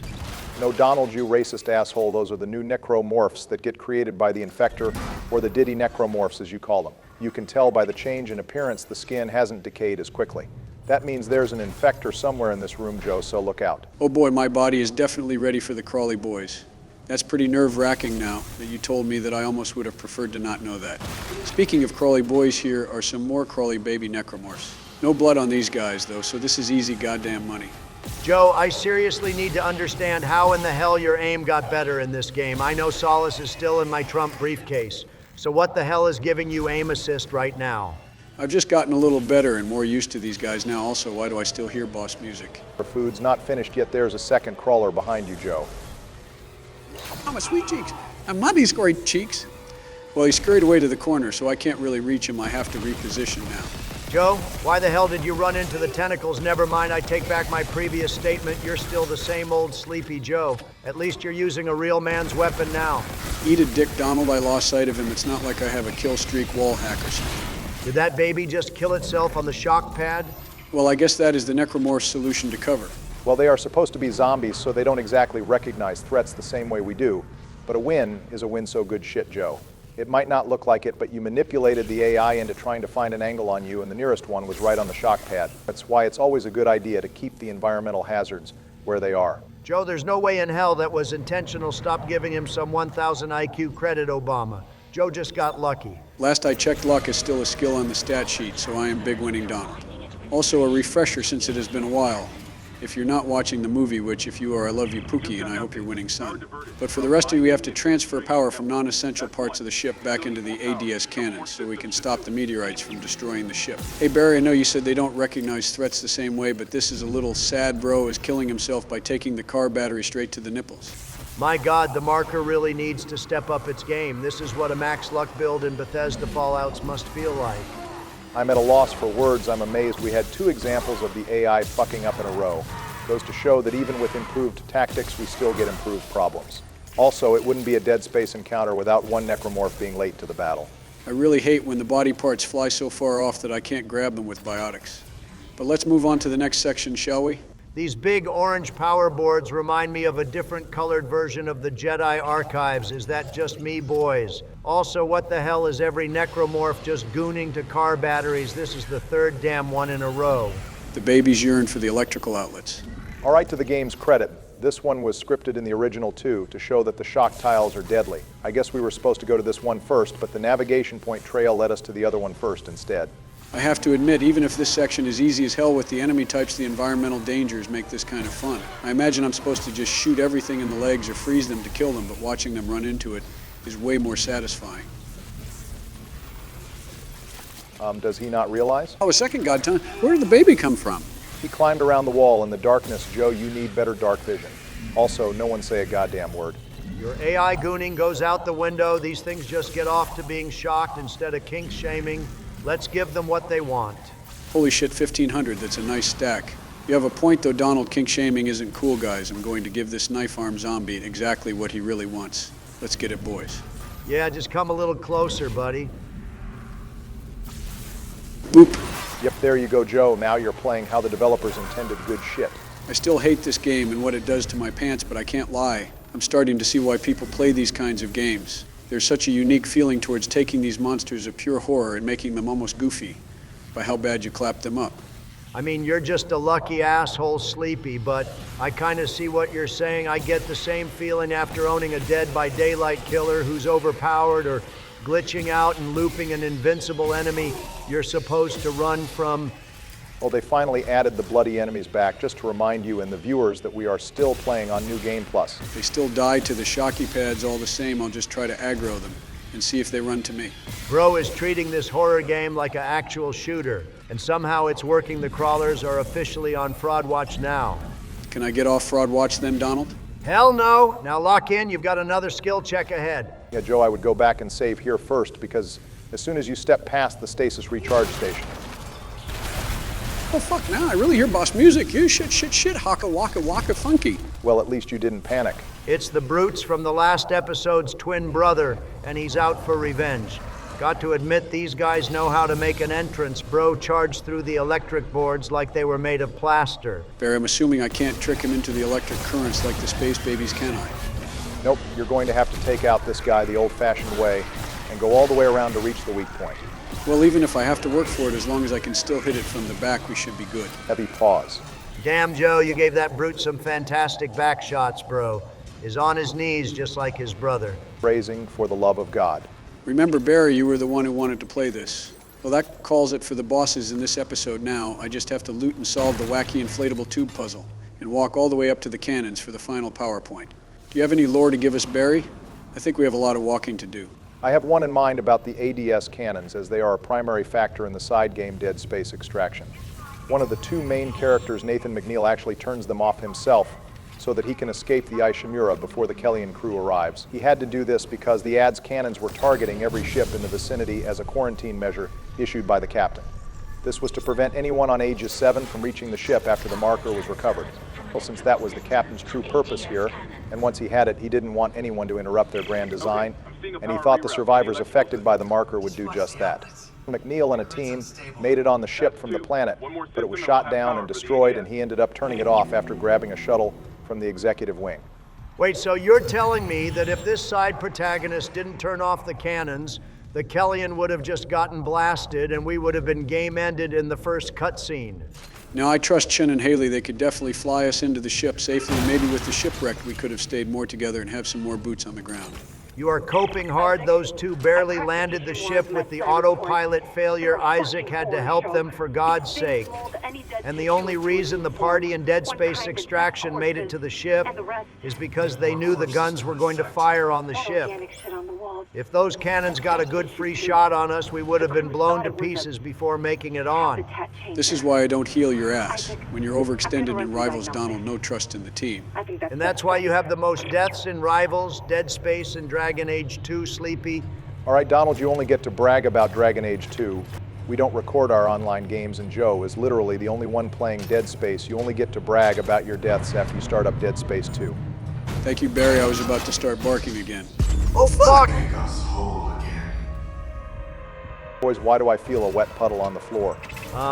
It was simply our gamer fluids expelling since they overflowed from the amount of locked in we are about to be for this series, right, Joe? Yeah, sure thing. Let me just get the Secret Service to clean my office of our pure skill, Donald. It's not your office, you dementia-ridden asshole. I will be the one to usher the staff to clean. My God, this is going to be a long 4 years. Also good work having the flamethrower ready. Joe, glad to see you remember some of the scripted encounters still. Sure, let's go with that. Shall we also shit in my cereal? There was 2 of them. Bro is about to creep up on you. What's the play here? My God, that really wasn't a one-off, both of you. Goddamn weebs really do speak Japanese. Also, good work using the pulse rifle. I feel like you've used it more here than you have in the last 3 hours of gameplay. Well, I'm going to slot it out this episode once I get the line gun anyway, so consider this its last hurrah. I think my final loadout is going to be a line gun, plasma cutter, and flamethrower just to finish targets off and deal with the inflation porn boys. Massive L, I knew you didn't have what it takes to be a soldier main. You're not going to use the force gun at all. I definitely will use it to show off the gun, but a flamethrower just feels safer to use in terms of ammo efficiency and range. Well, you're the one with the controller, Big Dog. The switch and consequences are yours. You make a good point about loadouts, though we can talk more about that in a minute. For now, we should probably cover the differences between this section now versus in the original. Oh, Lord Barry, you know just mentioning the topic might be a trigger. Remember Vilgard? I'm sorry, Barack, but were you referencing the fact that there was a dumbass, stupid-ass, lame-ass gameplay and movement-restricting-ass turret section in the original game, and that it's replaced by controlling your normal movement and gunplay now? Because if you are, then I hope you only wanted to talk about the fact that it was terrible, annoying, and one of the worst turret sections in gaming. Which, by the way, is the equivalent of saying that the Black Death is one of the worst plagues. It had no story relevance. The camera changes to you just sitting down in a gun seat and slowly, awkwardly, moving a crosshair around to shoot hard to see asteroids that could blow up the ship. Whoever coded that turret section, I hope you step on a Lego. No, wait, that's not enough. I hope you step on a Lego while finding out your McDonald's fries are cold, while your job texts you that you have to work a double on Christmas, all while your wife is upstairs with her hot yoga instructor who is 15 years younger than you. That was insanely specific, Donald. Tell us how you really feel. Yes, well, viewers, if you skipped out on our Veil Guard series, consider this your lore fact of the day. Donald hates turret sections almost as much as he hates mages and healthy foods. But if you couldn't read between the lines of the ramblings, the point I was trying to make is in the original Isaac had to calibrate the turrets by manually shooting the turret, and the controls were incredibly unwieldy on controllers. The asteroids also varied in size, which determined how many shots they took to be destroyed, but were also far harder to see because of the brightness and graphics at the time. Although maybe our viewers who weren't in their 60s at the time of Dead Space original release had a different experience from Donald here. In the original, there was also an achievement for keeping the hull integrity above 50% during this section called Don't Get Cocky Kid, which is a reference to the turret fighting scene in Star Wars 4: A New Hope, where Luke controls the turret in the Millennium Falcon. I definitely prefer this turret section to the original, like Donald just yapped about in this scene. You keep control of Isaac and you get some zero-G open travel to play around with. And every asteroid is destroyed in one hit now. The only problem I have is they spawned some zombie babies on this map. When I'm supposed to be focusing on destroying the asteroids, it's annoying as hell. Yeah, that sounds like a skill issue to me, Sleepy. Your poor eyesight in not finding the enemies is not my problem. Yep, and here's middle management Hammond here to remind us just that also I hear a sound in the back. Is that the Diddy Morp? No, I'm pretty sure that's one of the meteorites hitting the ship Donald, or another sound that shouldn't exist in space. Also, don't diss my cooking. It's not like they made me fail the objective. Long as the food gets out of the kitchen, I can still say I cooked. Fair enough, Joe, good work. Don't forget to grab the next rig upgrade on the side here too. That way we have 2 out of the 7 now, since we are still committed to giving our viewers a guide for the upgrades. Isaac. Oh boy, here comes Daniels to cause more division among the squad than a Congress member doing a filibuster. Here comes one of the biggest for the plot moments in this series. I know this might sound ironic coming from us, but how the hell can't Isaac tell this is a poorly made deepfake? There's massive cuts in between the lines and she moves in different areas when saying all of them. Even YouTube poops from 2008 had better editing than this also. Didn't we cover that Daniels already knows Nicole's real fate? So isn't she actively sending us into a trap here? That doesn't seem smart. Dr. Dre was right, these chicks ain't shit. I don't think Daniels knows yet. She was the one who told us about this deep fake, and it doesn't further anyone's goals but Isaac's, which she doesn't care about. She could have easily just kept this information, and we would still be progressing with the ship-wide cure. Also, we have a new necromorph finally up ahead, Joe the Divider. Oh yeah, this goddamn thing. I only remember this thing because it has the creepiest unique death animation in the game. This goddamn thing rips Isaac's head off and starts shambling around with it if the head part gets the final hit on Isaac. I wonder if that's what happened to the dude who told us to make us whole. Now that was definitely the marker just pulling a prank on us. But Joe, the bigger question is, how do you know what the unique kill animations are? How much have you goddamn died in this game before? Blow me, Donald, I don't know every unique kill animation. One of these guys caught me off guard in Dead Space 2 was all. I've seen them all on a YouTube compilation before, though. That's the Quitter Talk Joe. I have intentionally died to every necromorph on the original and remake, just to watch it on my own quality screen instead of a YouTube highlight. Barack, first of all, you are a goddamn nerd. You don't have to optimize everything. And secondly, don't diss YouTube. It's kind of our bread and butter now. Also, Joe, what kind of whack-ass trade deal are you making here? You've spent the last 5 minutes selling our ammo. Well, we unlocked our 3rd armor upgrade, so we might as well capitalize on it. Since our plasma cutter is fully upgraded, we can slot in a few more upgrades for our armor now anyway. I will be real, though, I can barely notice a difference between the look of the Tier 2 armor and the Tier 3. The chest piece has a little bit more spikes, and the arm does too, but while we upgrade our armor and head back into the totally not obvious trap, do you have a comment question prepped for today, Joe? You know I do, Barry. I'm going to go right back to the loadout discussion we talked about earlier. Viewers, if you had to pick a selection of 4 guns or weapons to use to survive this game, what would they be? You don't have to limit yourself to the 7 guns only available in this game. By the way, if there's a gun from the later titles or a gun you could headcanon, let us know. For me, I would give it to the line gun, plasma cutter, javelin gun, and flamethrower for emergencies. If I was going off the ammunition logic of this game, I would remove the javelin gun, though. I love the heavy-hitting type of guns that can be accurate and reliable while having a wide-range gun for more specialized threats like the pregnant. What about your picks, boys? Well, you know I'm a sniper main, so I have to give myself a seeker rifle from the later games. I don't care how unoptimal it is. I can still snipe with the best of them. I think after that, give me the Aegis 7 Survivalist from Dead Space 3, which is a combination of the Plasma Cutter and the Ripper, and then finally the Force Gun to deal with the large-scale threats. I'm going to stick with the gameplay limitations, and I think those 3 guns alone cover all ranges in most situations. L take for both of you liberals. Let me show you how a real warrior main gets things done with his Dead Space loadout. Give me the Plasma Cutter, the Pulse Rifle, and then a chainsword from the Warhammer series to make those space zombies taste what heresy gets them like a real space marine should. That is all I need to solo everything, even the brutes and bosses. All right, another expected pick from Donald here, but a chainsword might just rival the Biden pimp slap. Anyways, viewers, let us know your loadout choices for this game in the comments below. Our editor reads everyone, and his favorite will be featured next episode. But with that being said, Donald, mind featuring our favorite comment from the last episode. Sure thing, Sleepy. Our featured comment comes from Floating Skull, who says their favorite type of horror is psychological and cosmic horror, which is a base choice, since finding something indescribable can certainly be scarier than a dude with a mask or an 8-foot-tall muscle mommy. Also, your comment about all your years consuming horror media definitely hits home for our editor, and I'm sure a lot of the fans too. Thank you for your comment, and can't wait to hear your ideal weapon loadout for this game. Well, while the featured comment was being made, we ran into the face of unitology in this game. Dr. Mercer Bro was definitely about to diddle Isaac if we had a seat. Another wacky-ass cultist who needs to embrace the true religion of Sandel instead of a marker that wasn't even made by gods but whole-ass humans. What the fuck is going on here? Where did this dude even find this many alive survivors that haven't been converted yet? We were just here 2 episodes ago, too. How did he have time to do all this? It can't have been more than a few hours.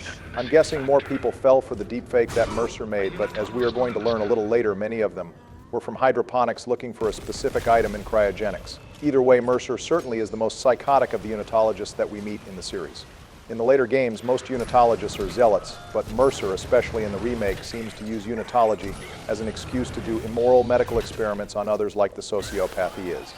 Your yapping is on point. I mean, look at this shit. He made a screaming wall zombie that gives birth to mini zombie tentacles. Jesus Christ, this shit is annoying. I have to kill him to stop the babies. But at the same time, the babies are spawning everywhere and doing damage to me. Plus, there's a goddamn jumpy boy trying to sniff my ass crack, too. This baby maker is the Guardian, and there is actually an easy strategy we can cover later on how to kill these guys. But Flamethrower isn't a terrible strategy since you need to hit all the tentacles to kill this thing. So a wide-range gun does do the trick nicely. Stasis can also stop the babies from spawning, but looks like you're about to finish the screaming boy off anyway. I remember in Dead Space 3, the Guardian starts summoning infectors too, so this is nothing sleepy. Also, I'm not sure if the enemies are just that weak or our armor and health hit a major peak. But despite these enemies clapping you up, you've barely taken damage so far, Sleepy. Well, we did just get a major upgrade. I'm not sure if we are even supposed to get the suit this early, considering it left us broke. But we are about as tanky as we can be right now. Though maybe the Guardian babies just don't hit hard. I'm going with them not hitting hard. If we had a bloodied necromorph, you would be singing a different tune, Joe. Also up ahead, we have a container that we can unlock now that we have security clearance too, which is the proper way to reward backtracking in video games. However, this only exists in the remake since it modeled its map design from the original in 2008. Most modern games just make maps so big that they hope your brain doesn't notice you're going back and forth all the time. You can just say Veilguard does that, Barak, and keep it pushing. One of these days we are going to run out of older games to fall back on. It's only a matter of time. Last note about Veilguard, though. What is EA's obsession with putting in bright orange glowy bits that you need to destroy to progress? Do you have a lore reason for that, like the Red Barrel's berry? Also, that Leaper was really courteous to let me change guns when I ran out of ammo. I was right to call these guys underwhelming in episode 1. I don't think you should call them underwhelming. You just got clapped up by a bloodied one in the decontamination room last episode, Joe. As for the orange objective, I don't know why they decided to make it like that, but I imagine it's because in both games the orange stands out against a blighted black and brown background while not having the same color of red as explosive barrels. In terms of psychology, orange and red elicit many of the same vibrant feelings, so it speaks to people who haven't even played games that you should shoot this. It's extra gross that we just learned all that black and brown blight is literal dead flesh that is growing and expanding on the damn walls. Makes me feel not as angry being slowed by this stuff when you find out it's people. Joe, did this stuff grow in excess in the White House when you were in office? Eat a dick, Donald. Also, my future sight is going crazy right now. With my butt clenches, I am going to pre-smash this door lock. Well, we have one of the more memorable scene improvements coming up compared to the original. We are about to meet our secondary antagonist of the first Dead Space. Well, before we have our unitologist enforced yapping, let me loot around this room. A little bit something tells me I'm not going to get another chance. Not true, Sleepy. We are going to do a whole loop again in like 15 minutes. But knowing your forgetful ass, I will allow the pre-loot fest.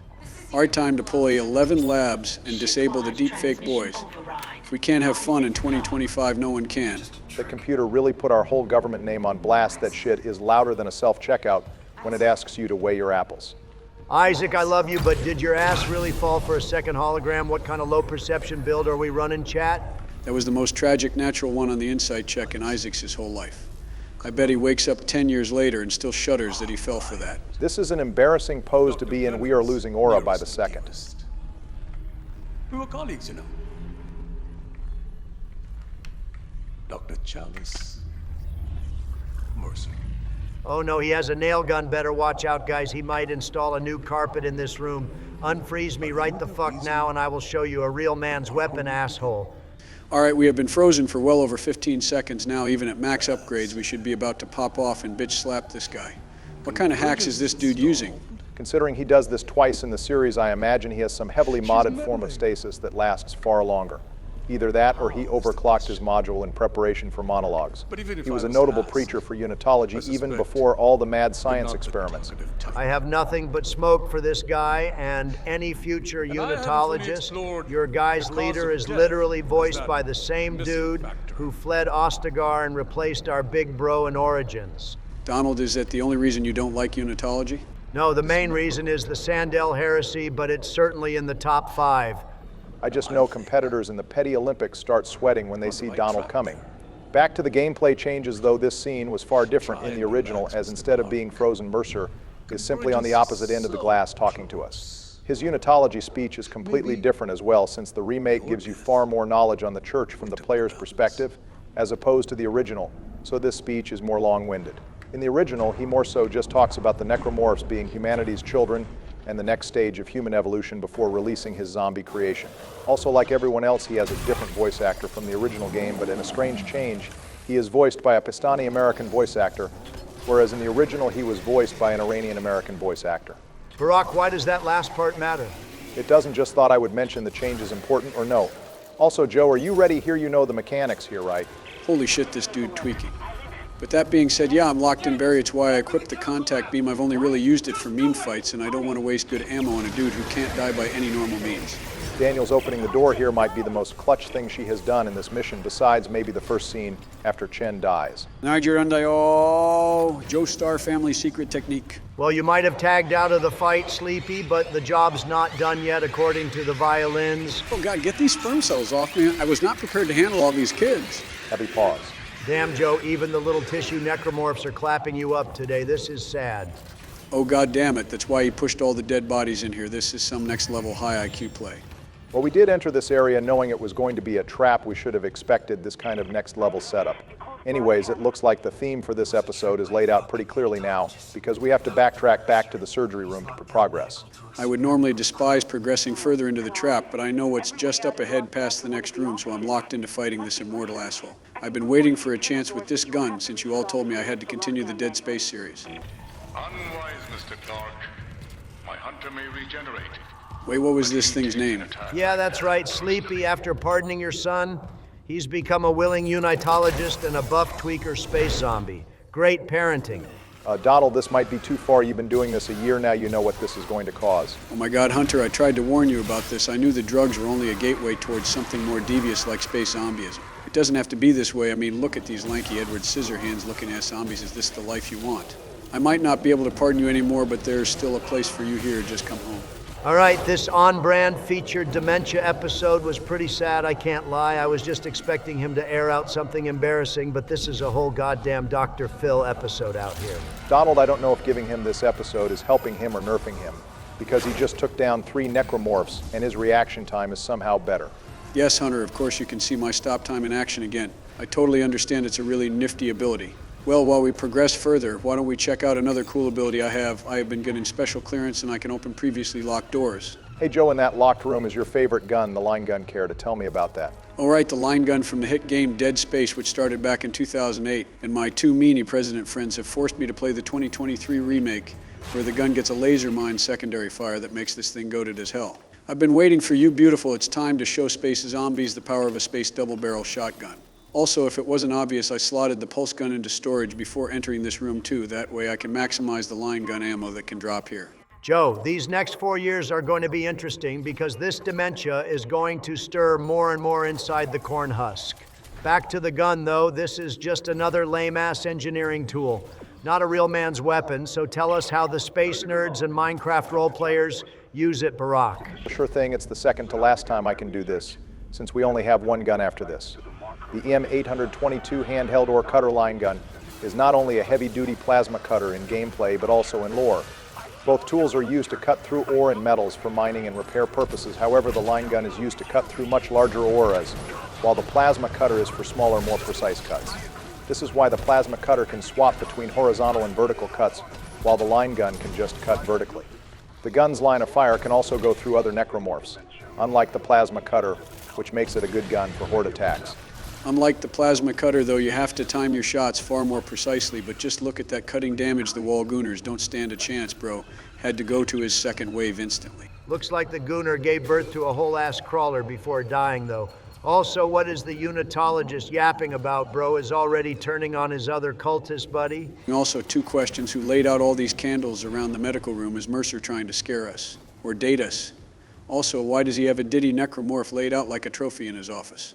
Honestly, I was getting a few sus vibes when bro had us under stasis. I wouldn't be surprised if bro had further plans. Jesus Christ, you two candles are a normal sign for a religious ceremony. I'm pretty sure the only thing this guy wants to date is a hunter and himself in a mirror. As for why he has an infector, well, Mercer is obsessed with convergence, and the infector is the most direct way convergence happens. He is so obsessed with these things that in the original After His Big Villain speech in Chapter 10, he releases an infector to turn him into a necromorph after shooting himself in the head to let the infector convert him faster. Also, goddamn a survivor who can say more than a gurgle, or just a mutter saying, hold the line. How are you holding up, buddy? Looks like you spilled a lot of strawberry jelly there. Can I get you a towel? Bro is the truest NPC to exist.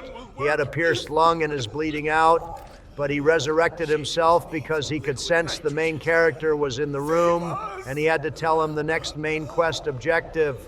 Bro is as real as those survivors who were bleeding out, but still left messages in their blood to shoot them in the limbs, so the main character would know what to do.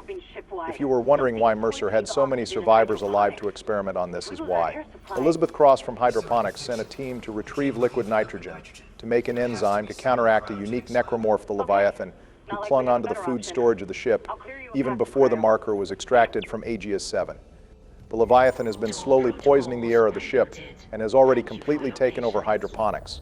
Cross sent half her team to get the last ingredient for the cure, which, as we see, they all got killed by Mercer, while the other half of the team stayed to try to contain the outbreak. We will learn their fate shortly. For now, we need to run before you die from the Leviathan poison. Jesus.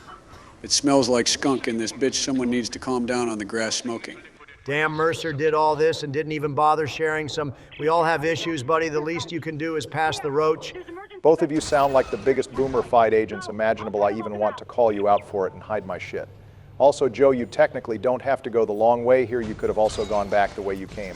Although that way spawns additional necromorphs. This way is clear for the most part. Damn, I wish I knew that, but I already took the elevator, so I guess we are committed to the long way around. At least it's safer. As long as I got my Jordan Mag boots and my oxygen upgrades, we should be good. Joe, the last time you had to manage oxygen, it did not go well for you. You had like 10 seconds before death. Also, I just want to point out that in a panicked situation, you immediately fled to the morgue with your fellow corpses. Eat a dick, Donald. Oh, look, boys, we found the cause of all the green smoke in the ship. Looks like Hunter has been spending too much time in the vents. Oh, hey, Hunter, we can catch up later. I have to clean out the air at the moment. Also, Barry, I thought you said this area was safe. I said it was mostly safe. You should have read the fine print, Joe. Also, the timer is ticking away here. Do we really have time to stop and shoot at a baby? It's fine, Barry, and armor upgrades, we trust, and see we got a free $100 out of it. Joe, I know you're poor, but $100 doesn't even cover the ammo you spent killing the baby. I don't control the AI drops Donald anyway. I made it to safety. There we go. Isaac fixes engines. Isaac fixes the vents. Isaac fixes everything. That sounds like a damn home repair slogan. You trying to stay busy in Delaware, Sleepy? Also, damn all that green was from hydroponics. It sounds like they are growing more than tomatoes on this ship. Well, we have one final fight to grab the liquid nitrogen for the episode, Joe. What's the plan here? Well, we got a nice 10,000 from the Ruby semiconductor in Mercer's room, so I'm going to buy the first upgrade schematic for the line gun and some extra ammo. Then it's time to do a last round of upgrades before we take care of this problem for good. I'm thinking we get some extra stasis duration for the fights ahead and then put the rest into the line gun, so we have a solid one-shot machine for future fights. So we are already giving up on the pulse rifle being useful? The pulse rifle was never going to be an option in this game, Donald. If you want it to be your main go-to in Dead Space 2, that's fine, but it has already seen plenty of screen time. Besides, with the amount of nodes we get in a normal first playthrough, typically we have enough to fully upgrade the suit and 2 weapons, and I imagine Joe is going to put all his remaining stocks in the line gun. Massive L, you don't even deserve this loot fest up ahead if it's just gonna all go into this mid-ass gun, which is an in-lore copy-paste of the plasma cutter. Well, you all forced me to play this game, so I at least get to build the way I want. Also, while there's the liquid nitrogen right here, it was so simple to grab and take it with no resistance from the other side. Looks like we finally got lucky, boys. It's not like we have been running into trap after trap this entire episode. See, now this is more on brand for a villain speech tucked behind a safety glass where he can monologue without worrying about the stasis wearing off. Unlike the first speech, this one is more or less the same as the original. The only difference is Mercer mentioning Nicole, as well as giving a little more respect to Isaac at how well he kills necromorphs. You know how safe is this dude really behind the glass? I mean, Daniels is an expert hacker, and she already has shown that she listens in on all our conversations. How easy would it be for her to unlock these doors while this dude was monologuing and blast him one good time with the line gun? God, that reminds me of how many people in D&D tried to kill the big bad while they were giving their speech, because you could do the same damn thing in Baldur's Gate 3. Also, what the hell is Bro's plan? Was he really hoping to make it to Earth? Wouldn't they just blast the ship out of the sky? Mercer definitely isn't aware that EarthGov already knows this ship is Fubar, and the most the Ishimura would do is crash and burn in the vicinity of Earth. I imagine, though, even if he knew Earth government knew about all this, he would still try to do it, since he is that convinced of the marker's power and convergence to win the day. Sort of reminds me of the copium the collectors had in Mass Effect 2, thinking they could take Earth before the Alliance clapped them up. But that being said, it's time for round 2 with your son, Hunter Joe. No problem, it's been real, Hunter, but it's time for this game to end Taste the Power of the Line Gun and get 3 shot along with any bloody babies you brought for backup. I thought pardoning was enough, but I think it's time for you to chill out. For EG lame. All right, let me try again. Hunter, I know you want mercy, but your condition has left me kind of cold to your pleas of mercy. Ray Joe, for the love of God, you are not Schwarzenegger playing Mr. Freeze. Just stop with the ice puns and loot your prize already. These cringe puns did more damage than the line gun did to the crawlers. Damn, everyone really is a critic. Viewers, you all better back me up in the comments below. All that being said, how did we already lose Hammond? Wasn't he just walking to the crew deck? Middle management Hammond probably folded as soon as he had to do any legwork that wasn't sitting in a chair waiting for Isaac to do something. Well, we will learn a little later that Hammond had to take the vents to get to the crew deck, since that was safer than just walking through the hallways. The crew deck has a high concentration of cultists, so I imagine there's some signal interference as well. Finally, the marker is starting to affect all of us since we have been on this ship, likely a few hours to almost a day at this point, so he could just be experiencing some bad marker visions. Time is really messed up in this game. It's hard to believe the entire game events take place in a day. And here I thought POTUS had a stressful year. Anyways, Barack, didn't you say something earlier about this tissue sample being the first step showing the fall of the 2 cult doctors? This is part of the lore about how Mercer made his Hunter, which we can delve into during the side quest Medical Malpractice after Chapter 5. We end up having to go back to this room again to start the quest anyway. As for what Mercer had to say about Dr. Kyne, this starts to show how the power dynamic shifted from Kyne being the top medical officer on board the Ishimura to Mercer taking control, not only because of his willingness to work with the marker, but Kyne slowly losing it to the marker's influence, as he is already starting to hear and talk to his dead wife again. Also, is there any way I can get into this center room, Barry? Joe, I appreciate the dedication to the grind, but for the love of God, focus on killing the space zombies first. Also, aren't there some side objectives we need to finish too? No, Joe, this is one of the few rooms we can't enter, despite seeing into And as for side objectives, we need to go to Nicole's office in medical to scan the dead tissue we picked up, and we can also backtrack to the zero-G therapy room to get the line rack schematics and some extra loot, but first we. Patrol should head up and unlock the tram. The hydroponics, by doing some backtracking, it will make things quicker in the long run. Oh, right, I remember this room. This is where I felt that tingle in the back of the skull that caused me too. Noi, copii lui Marker, ne-am săturat de atacurile opresive și valatele Earthgov asupra drepturilor noastre de a ne închina după bunul plac. Programul e dus de funcționare pentru biserică. Oh, and also this is where I fixed my first objective in episode 1 with the broken tram. Crazy how far we have already come. Joe, for the love of God, stop breaking into more old man ramblings. Are you hearing your Grey Warden calling or something? No, I don't hear anything, and I don't know what you mean. So Joe, if you keep this up, I'm going to have to take control of the playthrough. This shit is downright too immersive. Also, we unlocked the tram passage now, so we are free to backtrack to medical if we want to, but I see you looking for extra lore first. Well, it was sitting right there just asking to be picked up. My eyes aren't the best, but the glow helps. Not surprising, the first audio log we get in Hydroponics is about goddamn plants, all the zombies running around, and this girl's biggest concern is some vegetables. I know vegetables are really scary for you, Donald, and probably a foreign concept as well. Also, boys, I think hours later I'm ready to face my bathroom fear again. Oh boy, Joe, I don't know about this one. I can't handle another Biden dog crash out. Don't worry, I will be fine. What's the worst that could happen? Oh shit, poop zombies! Fumpa, Arv. Well, hey, at least you remained calm, Sleepy. My fellow Americans, I would like to apologize for screaming poop zombies when I got scared. That was unprofessional. Well, hey, Joe, unprofessional or no, you went into a bathroom without dying and got some more money for it. I would call that a successful mission. With the looting done, let's cut ahead to medical. We have 3 main stops we have to go to, the first being right here in the medical offices to scan the tissue. This starts the quest, premeditated malpractice tracking the story of Harris, who we learned about it briefly in Nicole's office in Chapter 2, before being transferred to Dr. Mercer by Kine.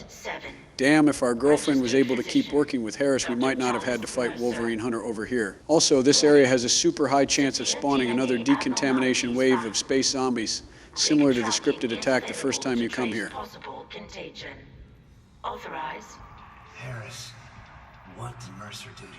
Goddamn, of all these new additions to the remake, this one has got to be the most annoying. It's a glorified backtracking simulator. Yeah, but it's a backtracking simulator that gets our bag up Donald, so it will be worth it. After this, let's go grab the schematics for the line gun ammo. It's right in the area before you do the first spacewalk. There's also another power node here, too, so this is an easy loot fest for your trouble. Dambro is tweaking out. Good to see the remake still has some issues. We technically could have gotten this before first meeting Dr. Mercer to save some extra time and extra ammo expense too, but the amount of lockers in this room make it worth it. The last stop is the intensive care unit where we watch the girl slice a dude's neck open on a surgery table. We also missed this audio log earlier. Apparently Mercer likes to just record himself torturing his patients. In case sending immortal necromorphs and freezing us wasn't enough of a reason to want to give him a plasma bullet to the face. That requires puncturing the frontal bone just above the glabella. This dude keeps his medical logs as his own personal snuff films. Given how he acts about everything else, I wouldn't be surprised to find out he cleaned himself off after making these. Also, we are really over here learning about the Hunter who was a goddamn mini-boss villain origin story over here. There's no way this game wasn't co-written by you, Barack. They really started focusing on every C-tier NPC in the remake. I'm sure plenty of people appreciate the lore enrichment the remakes offer. But if you don't like the lore, most of these side quests end up giving you loot, or in this case, a upgraded stasis module, like the one Mercer used on us that end up giving a stronger stasis freeze, not just a slow.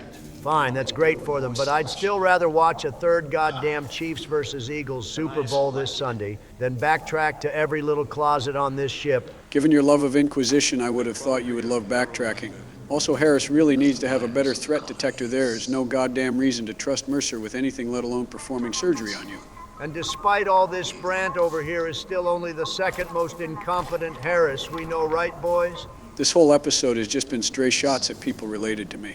I'm more surprised it took Donald this long to make a Harris joke. Our editor must have been asleep at the wheel with that one. Also, the reason Brent over here is so trusting of Mercer is because of his exposure to the marker on Aegis 7. Brandt hasn't been able to sleep without being medicated. Also, the process Mercer does here, both with the woman on the audio logs and with Brandt, is inserting necromorph material into the pupil of the eye in the hopes of being able to perceive and transcribe the marker's signal. Mercer hoped if the signal could be translated, then convergence could truly begin. Also, this process is the same one that EarthGov would use on Isaac to create more markers in Dead Space 2. Considering all of this was added to the remake, it is likely put here as a reference. The marker's codes. It's been trying to show me. They're hungry. They're coming. They'll make us whole. Doctor, I see it now. Well, we have to wait until Chapter 7 to do the next part of this quest in Nicole's quest. So for now, let's continue on to Hydroponics. We got an actual boss to kill. So this scene here shows that every part of the ship has security projectors pretty much. I guess the future involves 3D cameras, able to project every motion you do in any given area. Getting away with anything has got to be impossible with Big Brother Ishimura always watching.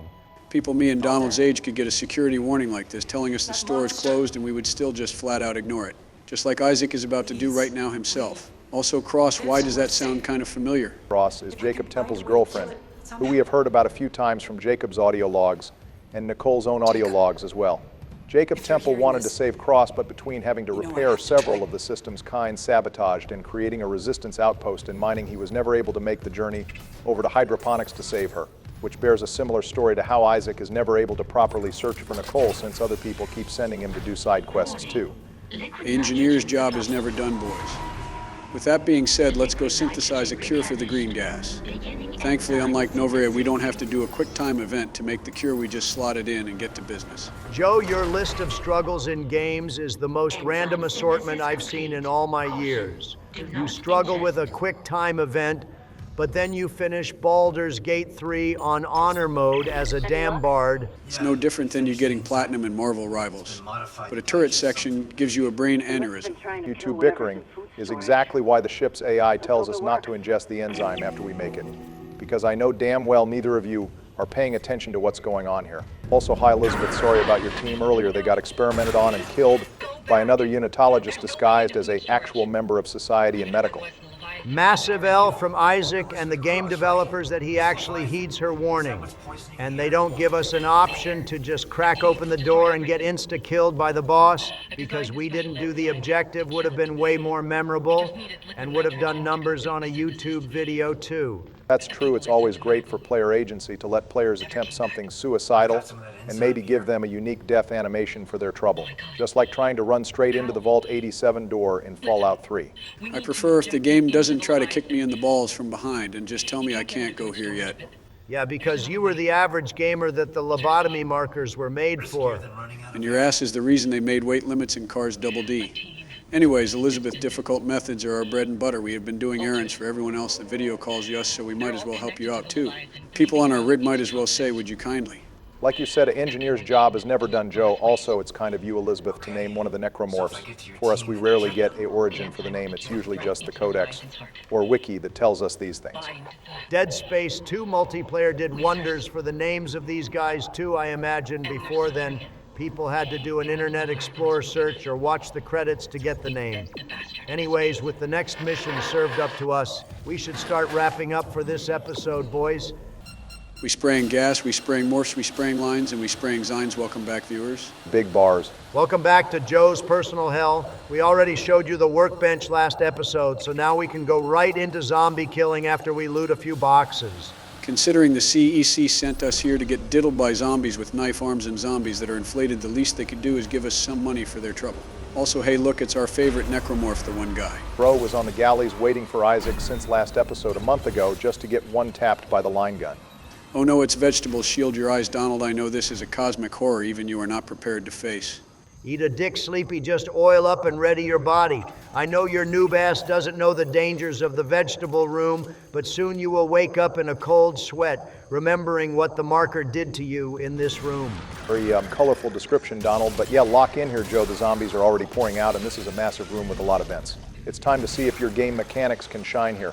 Well, right now, it's just one dude, so I should be fine. My true love, the line gun, will protect me. Oh, shit! You brought friends and a baby, too? Looks like the necromorphs want you to babysit for them, Joe.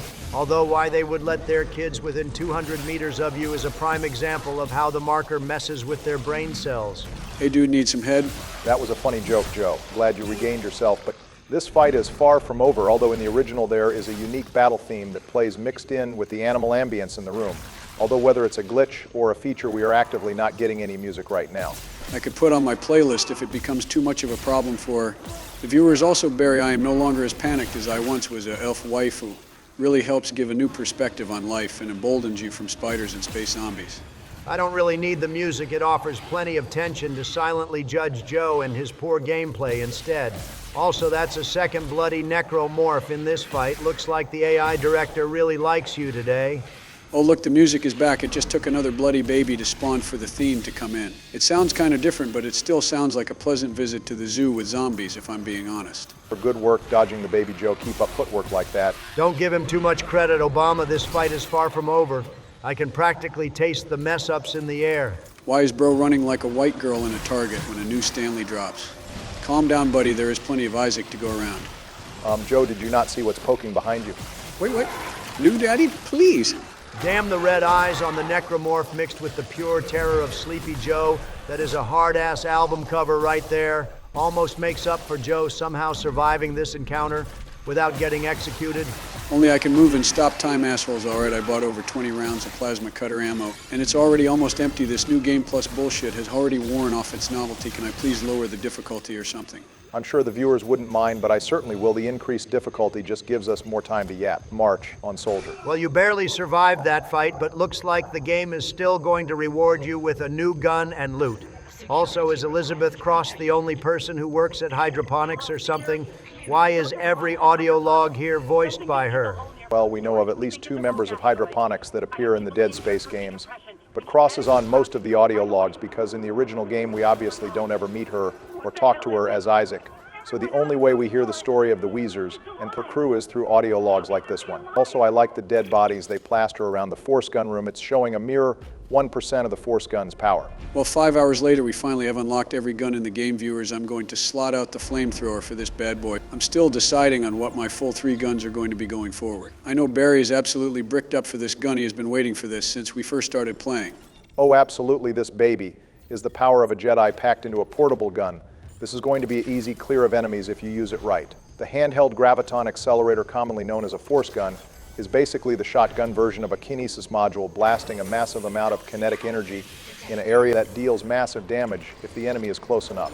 Girl, you are going to feel a little prick. But let me guess, the Jedi shotgun is still somehow a mining tool and not a weapon of mass destruction. That's correct. Its function in mining is to provide blasting power beyond conventional explosive charges. So it's usually used for excavation or terraforming on the surface or in space. In mining, it can be used to shatter rocks into smaller rocks, sending rocks between miners in zero-gravity situations, as well as deflecting incoming rocks away from miners when they are in space. But honestly, even just describing that, it sounds like an impractical tool for mining purposes and more expensive than its usefulness, but counterpoint, just look at that skin peel. This thing is definitely going to take some getting used to, but in honor of you, Barry, I'm going to get my next couple of kills with this thing. I already know we should have strapped this thing to your drones back in 2008 when the original Dead Space came out. The war crimes would have gone hard. Now check this out. I give her and her dead kids 3 booms, call me the Costco guy. If only I started playing this game when the original came out and not later on in my presidency when I had to lock in. Even if you have a bigger gun that isn't going to help your situational awareness from being scuffed as hell. That inflated morph snuck up right behind you, about to ask you about child support Sleepy. A scuffed fight, but you recovered pretty well, Joe. For good work switching guns. When you needed 2, there's a reason the reload upgrade is the first one for force gun. The reload speed of that thing is terrible at base. It's like 5 seconds. Everything's terrible when compared to my 2 loves plasma cutter and pulse rifle, which are a crisp 2.5 seconds at base. That's like the only thing the pulse rifle is going for it. It needs that quick reload since it takes 100 shots to kill something. Also, Elizabeth here really loves her boyfriend. This is like the 5th time she has talked about Jacob. I get that the engineers are the main characters in this ship, but calm down there. There's only so much waifu that we can take care of in dead space. I can feel for the writers here. They had to write for a character using only original text and audio logs, and that would only be relevant for 2 chapters. With all that being considered, they integrated Cross fairly well into this game. Also, her line about unitologists holds especially true for hydroponics. The cultists yearn for the plants. Also, hi, Nicole, you really do call it the worst possible times we are in poison gas right now. Can you ask us to take out the trash later? Girl is really on multiple monitors just in case anyone couldn't tell that this is a marker trap. How the hell would she even know where to appear unless this was in our head? In the 2008 version, this was even more obvious as the room we entered had a dozen screens with Nicole's face on them, with Nicole simply saying, "Make us whole." So the poison gas wasn't here either, which honestly, I don't know why they added this guy here. It doesn't really enrich the gameplay, and it takes away from the importance of seeing Nicole because we have a time on our back telling us to stop the poison. I mean, even if Sleepy Joe is playing, you have to have fell asleep at the wheel to die to the poison gas. The rooms these guys are in are so tiny, we honestly could have looted beforehand and still had time to file our taxes before checking the Weezer's fade. Oh shit, it's a Diddy Morph party. I was wondering where all these fresh necromorphs came from. Absolutely devious that they put 2 of them in a room with gas so I can't chop up the bodies first. Looks like this one got a quickie in and somehow survived the convergence and tried to levitate like that one meme dude. Well, a quick cut ahead, we put our flamethrower away and sold some items, and now it's time for our new episode armor change. Looks like we are going with the sanctified armor today. God, the aggressive suit change animation will never get old. It literally feels like this thing is taking us apart piece by piece. That being said, this armor is kind of mid. It's just our normal armor, but with marker script on it. Yeah, but it shares the same style as our current armor, so I figured I would wear it now. So it doesn't look like we are straight up downgrading armors. Also, I know this thing's lore goes pretty hard. It says Brethren on it, referencing the Brethren moons, as well as Whole Again, referencing that sweet, sweet convergence. Joe, you are absolutely correct, but since when can you read marker script? You taught it to me, I'm pretty sure right. No, I've been trying to teach you proper Elvish for a decade. There's no way I found time to do that. I guess Donald taught me then since he plays this series so much. Joe, the only thing I would teach you in marker script are slurs, and that's if I cared enough to teach you shit, which I don't. I have no idea how information passes between the corn kernels that occupy your mind, and I don't intend to try. Oh, well, we are once again going to have to circle back to that, but we were talking about the sanctified suit, so let's circle back to that. The sanctified suit continues a trend of unitology-inspired armors that appear in every game since the original. In the original Dead Space, we get the advanced unitology suit. In 2, we get the zealot suit, and in 3, we get the witness suit, each of them getting more intense in terms of design and unitology script. The sanctified suit is more tame since it's a reference to the original unitology suit. The suit also has ranks on the armor referencing the 5 ranks in the church. That being Initiate, Unvested, Vested, Overseer, and Enigma. Although these ranks are never shown in-game outside of the codexes. Really, what about that Danik guy from Dead Space 3? Don't we get his rank since he is like the leader of the whole cult or something? Nope, we don't get his rank either, and he actually isn't the leader of the church, despite both of you calling him that. He is the leader of a military subsect of the church called the Circle that learned about Tau Volantis. I imagine, though, he is probably an Overseer or Enigma, same as the other main antagonist we see in this game, like Mercer, the captain in kind. Also, it's my favorite type of necromorph, the one guy. It's always nice when the singular necromorph waits patiently for you to loot the room before jumping you. He knows his job, but he is willing to be patient. I definitely respect it. Oh shit! What the fuck, you rude asshole? You're supposed to wait for me after I enter the room, not jump at me before I even get there. You need to be more like your brother, the patient guy. Now enjoy being stuck on the door for all eternity, asshole. Obama, I'm pretty sure that scared the hell out of you too, unless my hearing is off. Did that door jump scare throw off the acoustic lore yaps? No, of course not. It just threw me off my script a little since he jumped out before I could talk about the new enemy type. These guys' viewers are known as exploders, and much like boomers, they only have one purpose, which is to get as close to enemies as possible to suicide bomb them.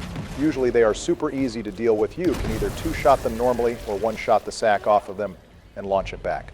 Also, since we just got the force gun, it offers another clever game design moment. We can push all of them back with the force gun before finishing them off at a safe distance. I may not remember most things from the original game, but I did remember this room from the design alone, so time to use the goated secondary effect to hold the line no Kirihi. Not surprising Obama likes the exploding necromorphs. I'm surprised you kept your composure during that last fight. Also, Joe, you have a 0 gravity chamber ahead, so I hope you took your anti-nausea pills today. 0 gravity chambers also mean you get to face a bunch of baby necromorphs and bleepers, since that's what the marker made those guys for in the first place, so watch out for little targets. Yeah, I've already been classically conditioned to just wait by the entrance for these guys to come to me before I do any puzzles or shit. If I focus on non-combat objectives, I tend to zone out and ignore the assholes ramming my health bar away. Still, I prefer this type of 0G combat to the weird mag boot jumps in the original. Well, at least you are self-aware. Your aim takes a 200% nerf when the gravity gets disabled, which is going to be hilarious for the upcoming boss down the line. Donald, just try holding and firing a gun. At 0 gravity, it's harder than you might think being held to the ground. It does a lot more for your balance than you realize. Also, why the hell are there spikes in this area that not only seems dangerous for no reason, but what purpose could you have for placing medieval spikes on a spaceship? I wonder if the spikes are meant to stop equipment from just floating around and causing more damage. I mean, I know why it's actually here. It's to cause damage to you or a necromorph if you force push one of them on the spikes. As for an in-lore reason, the only one I can think of is it's a preventative measure for flying zero-gravity objects. I'm just going to go with the interior designer, just really liked medieval times and wanted to have a few spike pits to pay homage to that. Also, you have another wall-gooner asshole up ahead, Joe. Don't let him set up his turret babies. I really wish you could shoot your gun through the little gravity force fields. I would rather not fight him in the weed cloud, but I guess it can't be helped. Time to flex more line gun supremacy. There's a stasis canister here too, which is a gameplay hint at how you are supposed to handle these guys. The Guardians can only be damaged by the tentacles that spawn out of them. However, if you time your stasis when the tentacles just spawn, you can get them lined up in a way to one-shot all of them for that extra ammo efficiency. Well, in fact, for some reason in the remake, the Guardians sometimes die in one shot when under stasis regardless of their tentacle placement, although that is most likely a glitch. Damn, I'm going to have to remember that for the future. Since I'm running low on bullets, although honestly this chapter is so far one of the easiest we've done so far. The Weezers are all in really convenient places and we are already halfway through the objective. Also, where the hell did my line gun trap go? I know I placed one here earlier, I'm not going crazy. Looks like it despawned, sounds like a skill issue. The pulse rifle would never do that to you. But these inferior engineer tools and mining tools betray you once again. Keep glazing the mid-gun Donald.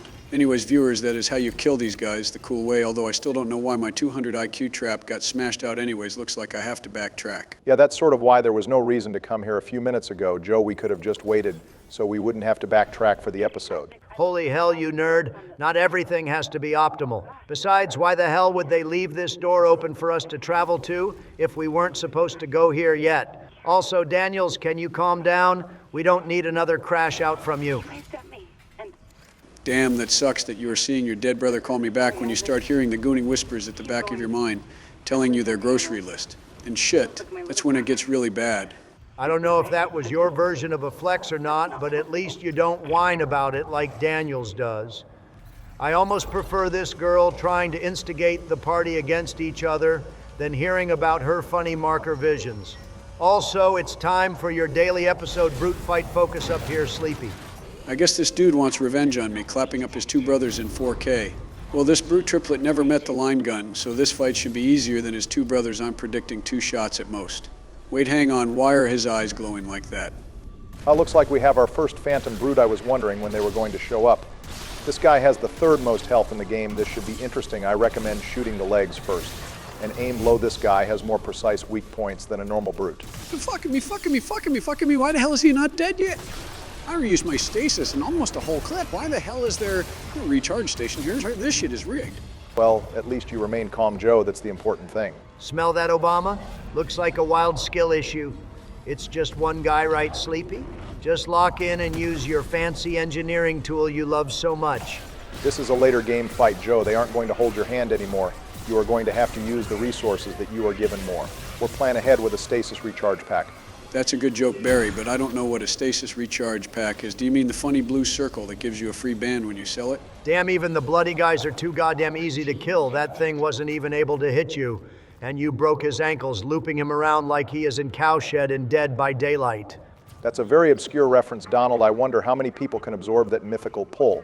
Well, now we can clear through the side rooms and eventually turn off the gravity to reach one of the Weezers on the 3rd floor, but for now make your way through the first 2 rooms. There's one hiding out in the corner. Looks like we need a battery at some point, although why there is a gravity switch on random floors of the ship I won't understand. Doesn't that seem incredibly dangerous? Not really, that seems fun as shit. I need to get the Area 51 guys to install a zero-gravity chamber in the White House. That way I can do some cool flying shit while also doing Dragon Ball training. It sounds like somewhat if Trump was betrayed and locked in the time chamber for 100 years, but go off Queen. Also, zero gravity doesn't really have many bad effects on people. It is more so just dangerous for the loose items scattered around the room when the gravity comes back. However, I wonder if people still get gravity sickness in the Dead Space universe, or if zero gravity is something people have naturally become adjusted to after 200 years of relying on space travel as a species. Wasn't there a codex saying people use zero gravity for therapy and medical purposes? People must be pretty adjusted to it if there's random rooms that can turn gravity off, and people use it to deal with mental problems. Although I guess some people have mag boots to try to avoid the zero gravity problem, so maybe some people do get sick or panic. And that's why it needs authorization to turn on and off. Well, Joe, you are halfway there. This room is a little more involved than the previous location, so just take your time and explore everything. Also, a small fact about the zero-G therapy, there's a room in Chapter 2 in the medical wing where we first learn zero gravity controls, and in that room there's a bunch of small pods. All those pods are actually little isolation pods, and the room is used for sensory deprivation therapy. However, when the ship started to malfunction, the pods ended up locking. So it's likely dozens of people ended up dying in those pods from starvation or dehydration, which is a really slow death. Goddamn, this game gets dark. That reminds me of those pods on the collector ship that had people in them who ended up dying when we attacked the ship. Also, Joe, the force gun is practically tickling the jumpy assholes you need to try a real man's weapon. And hey, don't diss the force gun. It's definitely doing damage. Just look at the skin peel. Maybe try the secondary effect on the leapers, though, to keep them farther away next time, Joe. Now I'm just going to switch to the plasma cutter. I am running low on ammo anyway, since all these necromorphs end up dropping as $5 at a time.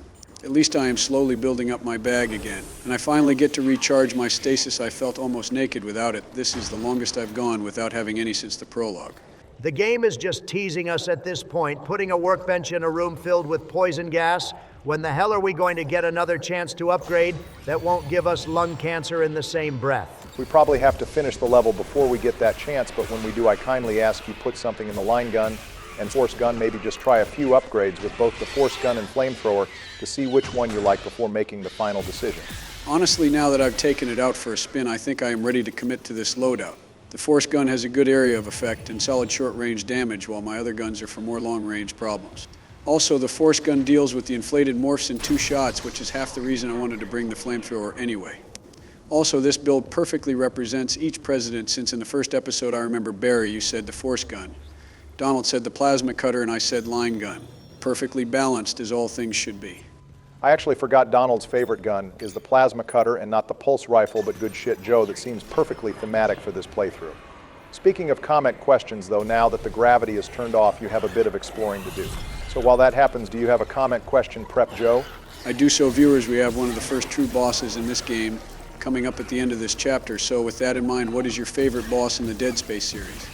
Whether because of the gameplay or the cinematic relevance of the boss battle. For me, I have to give it to the Tormentor fight in Dead Space 2, which is the necromorph that casually takes out the gunship while trying to spin the block with you. Even if that fight is mostly cutscene based, the cinematic moments make it so goddamn memorable, followed by the fact it follows up a crazy plot twist moment too.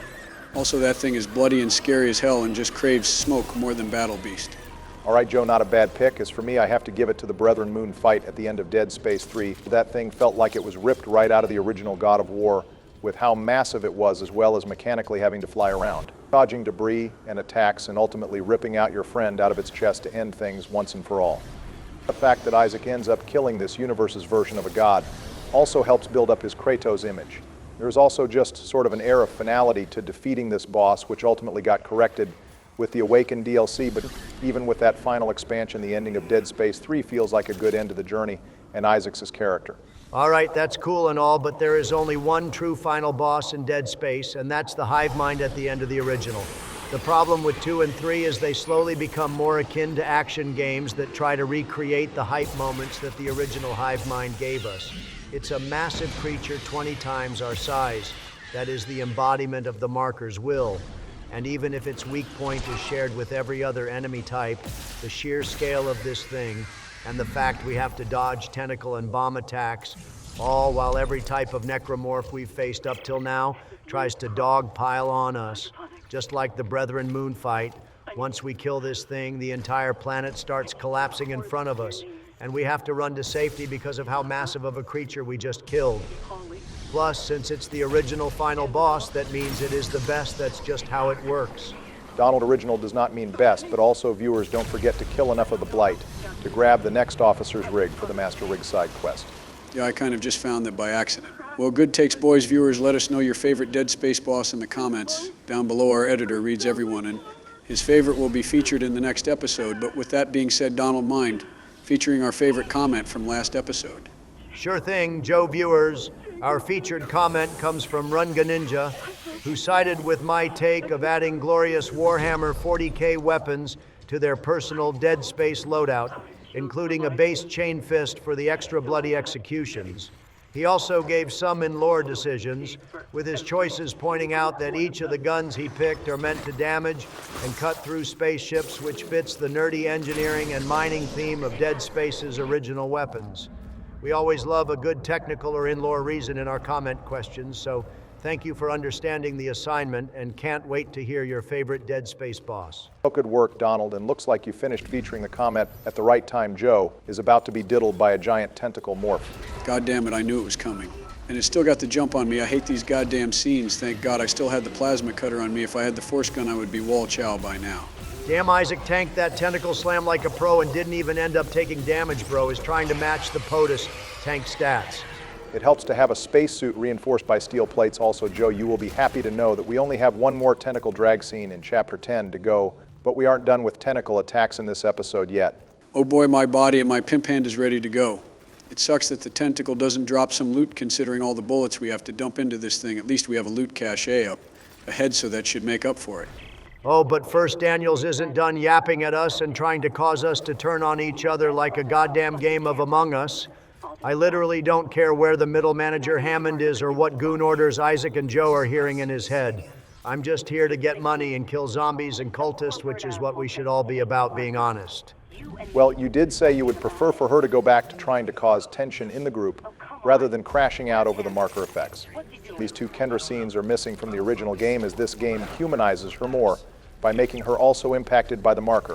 A few other changes during this chapter that we mentioned before is the fact that Elizabeth Cross was not present in this mission, besides journal entries detailing what happens to her crew and her notes on how the Leviathan formed. Elizabeth actually survives and reunites with Temple in the original before Isaac makes it to Hydroponics. However, they end up both being captured by Mercer. Their fate, however, we can talk about when we reach Chapter 10. Since Elizabeth is never here, the person who gives us this quest to kill the Weezers and Leviathan is actually Hammond.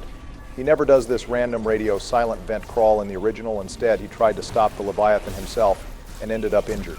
Wait, hold on, Hammond actually does something and ends up injured because of it. That's a massive W compared to middle management Hammond in the remake that makes me like the original story more, at least for this chapter. Honestly, OG Hammond has a better grind, better goals, and a better voice actor. All this new one has is management skills and trauma.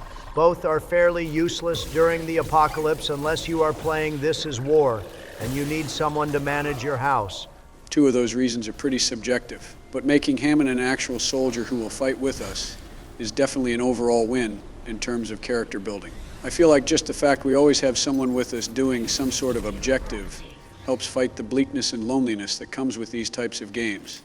Also, viewers, if you noticed a cut, it's because I had to crank up my brightness in this area to navigate through the electric pillars. I literally could not float my way through that maze without it.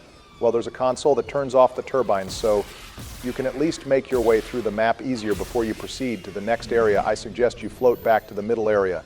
There's a really important schematic for force gun ammo that we need if we are going to run the gun. I would make fun of you for trying to grab the ammo through the goddamn force field wall back there, but honestly, I would have done the same thing. I have no idea why biotics stop working between the gravity field, but bullets do work past the wall. That definitely sounds like a design bug. Yeah, I'm going to stop asking how things work in this game going forward, unless an audio log or a Barry tells me how it works. Everything in this wacky Pee-wee's Playhouse spaceship seems designed to warp my brain. Thank God you told me to double back too, Barry, because I definitely would have missed this on my own. Yeah, it seems like only the force gun and line rack had a placement where it's easy to miss them. The rest of the early schematics were placed in main quest rooms, where you would have to practically ignore them to miss them, like the flamethrower schematic being right next to the engine. Speaking of engines, though, it's time to play a little bit of chicken with Napalm Joe. What kind of Saw movie scene is this? We have to run through the hot engines, dodging the blasts that definitely kill us in one hit. Wait, why do I care? This is Sleepy Joe's jigsaw puzzle, not mine. Let me get some popcorn to cook on these engines.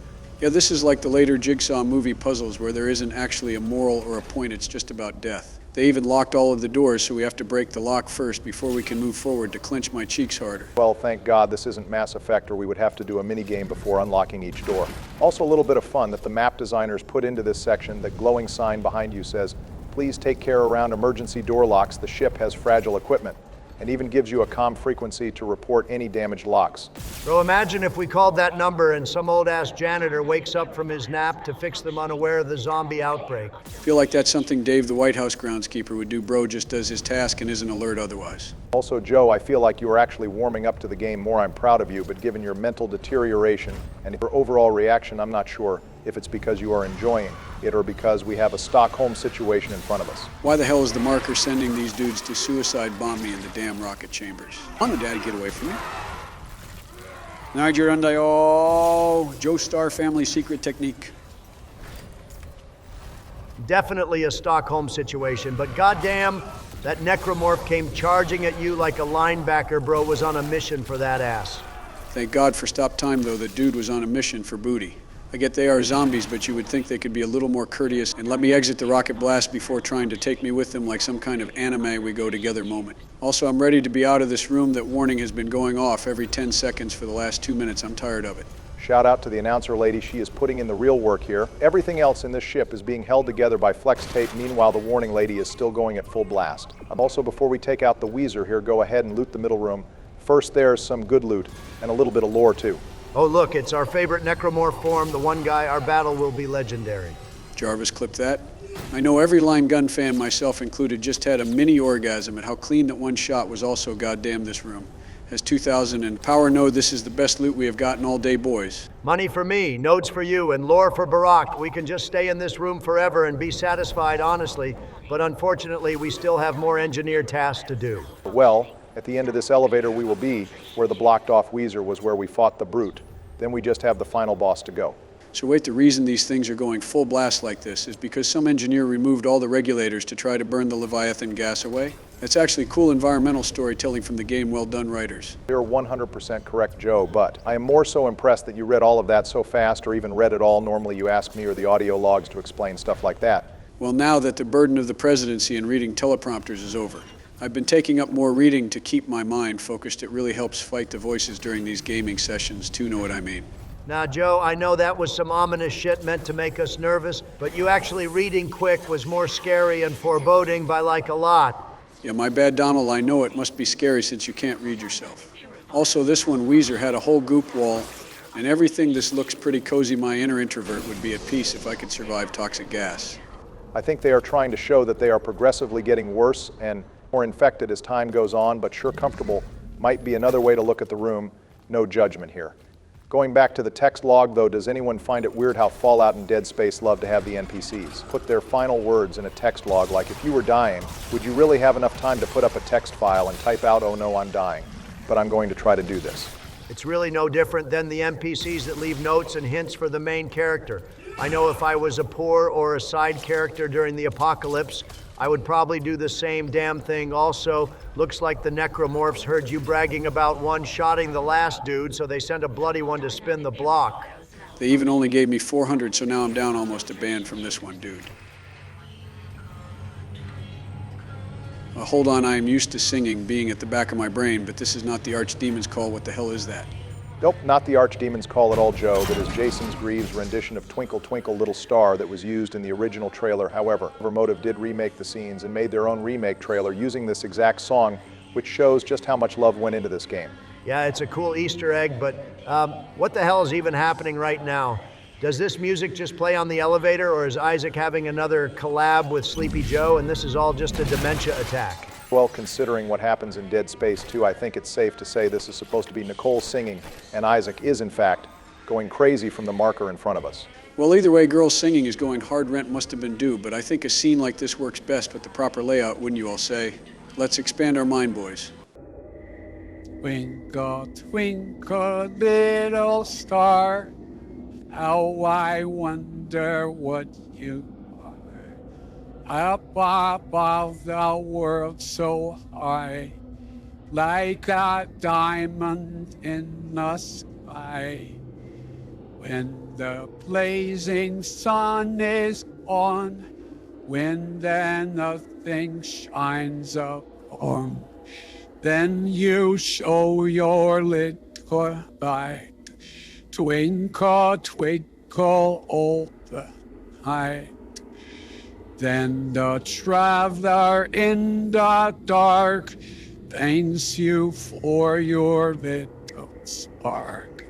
He could not see which way to go if you did not twinkle so.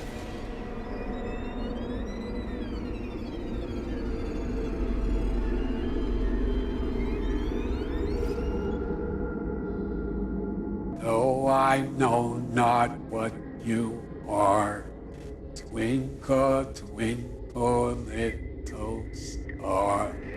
What the fuck? Joe, how the hell did you switch the video when you don't edit these, and why did you whisper all of that in our ear while you did it? Not now, Nicole, have someone else figure it out. Donald, I feel like you're not asking the right questions. I'm more so concerned by the fact he was staring blankly at the screen. When he was showing us the trailers, why did you swap between the old and new scenes? Joe, stay consistent. I was trying to give credit to both creators of the old and new trailer screw me, I guess, for being whimsical. Yeah, well, all that's left is the Leviathan. So let's cut ahead to the entrance to Hydroponics for your last fight of the episode. Well, before I go fight the big guy, let me slot in all the nodes we earned in this chapter. I will give 2 upgrades to the force gun, and the rest into the line gun perfectly balanced, as all things should be. By the way, Joe definitely got lost trying to do the loop back, which was hilarious. So despite him trying to freak us out with his singing, he is still the same old Sleepy Joe. Eat a dick double D, it's really dark. In hydroponics, it's really easy to get turned around in there. But Joe, you literally turned the brightness up 5 minutes ago. What is going on? Damn no reason to pull out the receipts, Barry. We are all friends here. I'm not the one who elected to play a game that takes place in the cold, dark vacuum of space. Just watch me warm up with one more guy before I take out the boss. I guess the marker has to recuperate its zombies, and that's why it's getting kind of desperate and flinging them at us one at a time. This thing is saving all its dudes for the next chapter, trust. Just watch me. I've done a little bit of flying and shooting practice before this episode because I know this big thing can smack you around if you're not careful. Pause. I mean, 10 kilotons, that's like 100 sticks of TNT or something. I have to come prepared. Joe, that kiloton is not just 100 sticks. Have you not seen Oppenheimer? That is a required gamer movie to watch. Hell, you were alive to witness it firsthand. I was a little busy learning my shapes at the time to pay attention to the OG Fallout inspiration. Also, I didn't see Oppenheimer because the Barbie movie is what separates the boys from the men, Donald. All right, go off, Queen. Also, Joe, for future reference, a kiloton is 1,000 tons of explosive powder. So the Leviathan is the equivalent of 10,000 pounds of TNT. Thanks, Nerd Bama. The Minecraft YouTube video of 10 kilotons would go crazy going to have to test that on the CIA supercomputer. Speaking of supercomputers, goddamn that light-up scene was gorgeous. Too bad the final product is this ugly thing. It's a good thing George isn't here. The amount of tentacles this thing can summon would have sent him into a coma. No amount of aversion therapy could prepare you for this, boys. Also, Joe, you are getting tossed like a salad. Are you trying to do a challenge where you get hit by every Leviathan tentacle and still win the fight? What kind of practice did you do to prepare for this fight because you need to get a refund as soon as possible?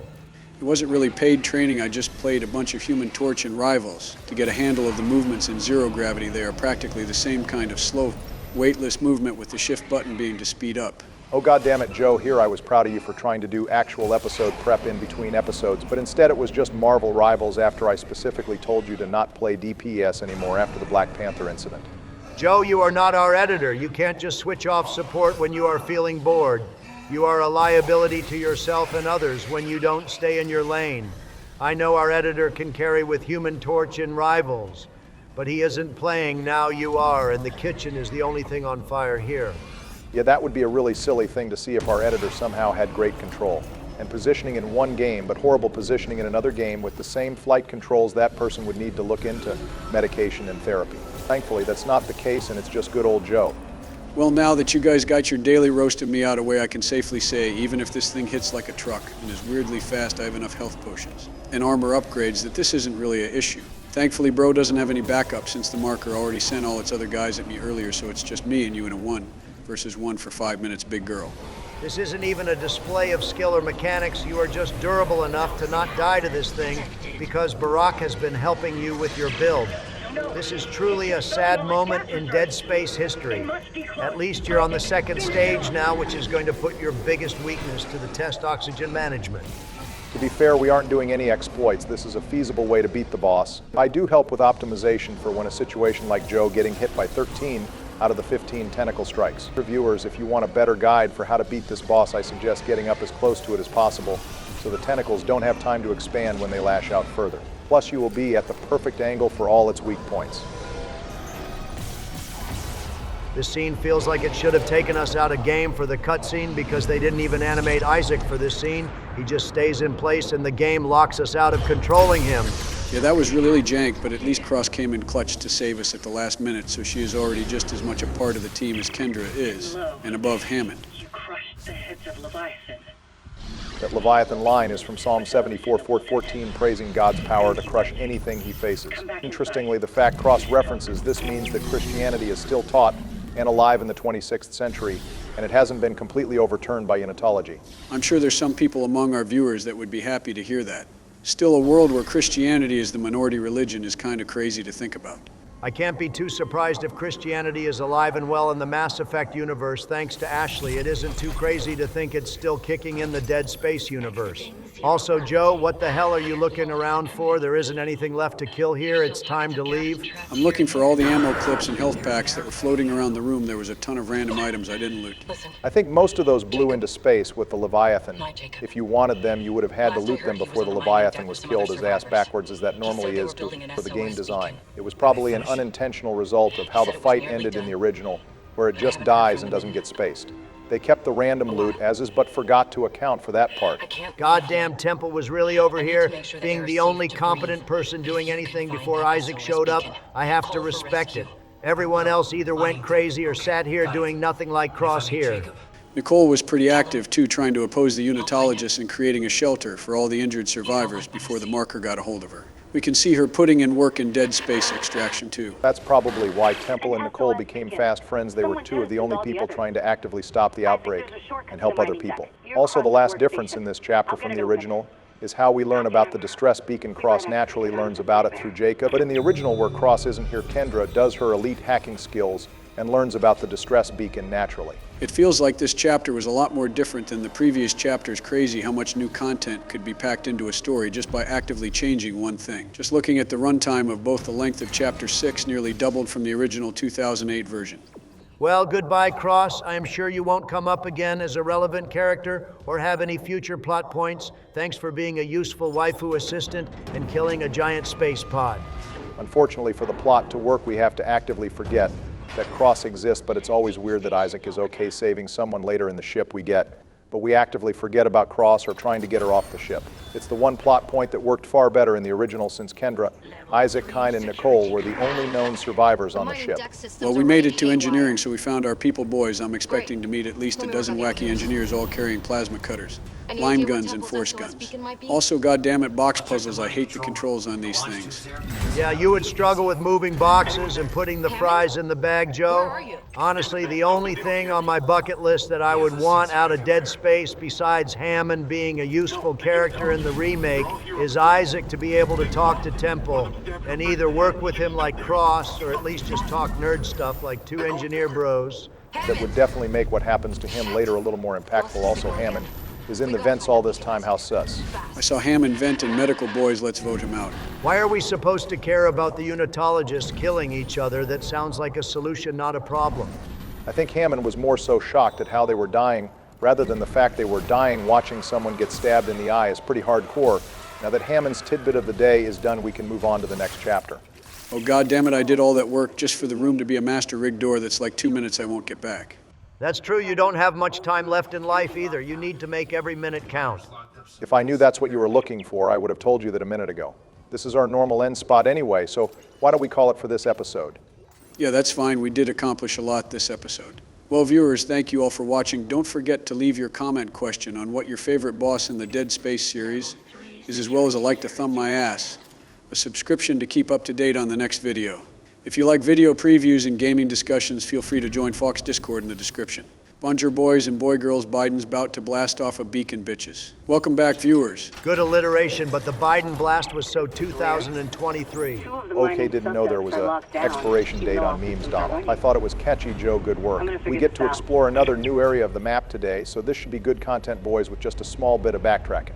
Yeah, I'm sure you didn't, Nerd Bama. Anyways, viewers, last episode, Joe bullshitted his way through the Leviathan fight, just like he does every other boss fight, being honest, and now he has to look for a beacon to get help like he always needs. Thank God he is taking an elevator instead of the stairs, since we know how quickly he would get clapped up going up the mining steps. Yeah, sure thing, Donald. You have almost 10 deaths in our Dragon Age series, while I have 3 hop off my nuts and watch me, oh shit, what was that? Who would have thought the ship being held together by flex tape would have a few broken elevators? Hopefully no one has claustrophobia, boys. I don't have claustrophobia, but my fear of being butt-rammed by a knife-armed zombie in a broken elevator is pretty high. There's so many goddamn vents he could shoot out from I don't even know where to look.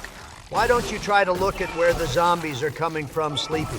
And stop treating this game like it's a melee-only run and shoot them. The force gun would have gone so hard here, Joe. It's the perfect close quarters environment to let loose. All right, stop jerking it to the force gun, Barry. I don't have to use it for every single fight, especially since my Gotha line gun works just as well in close quarters combat. I'm not jerking it to the force gun, Joe. I'm just encouraging you to use your full loadout, since we just got set up last episode.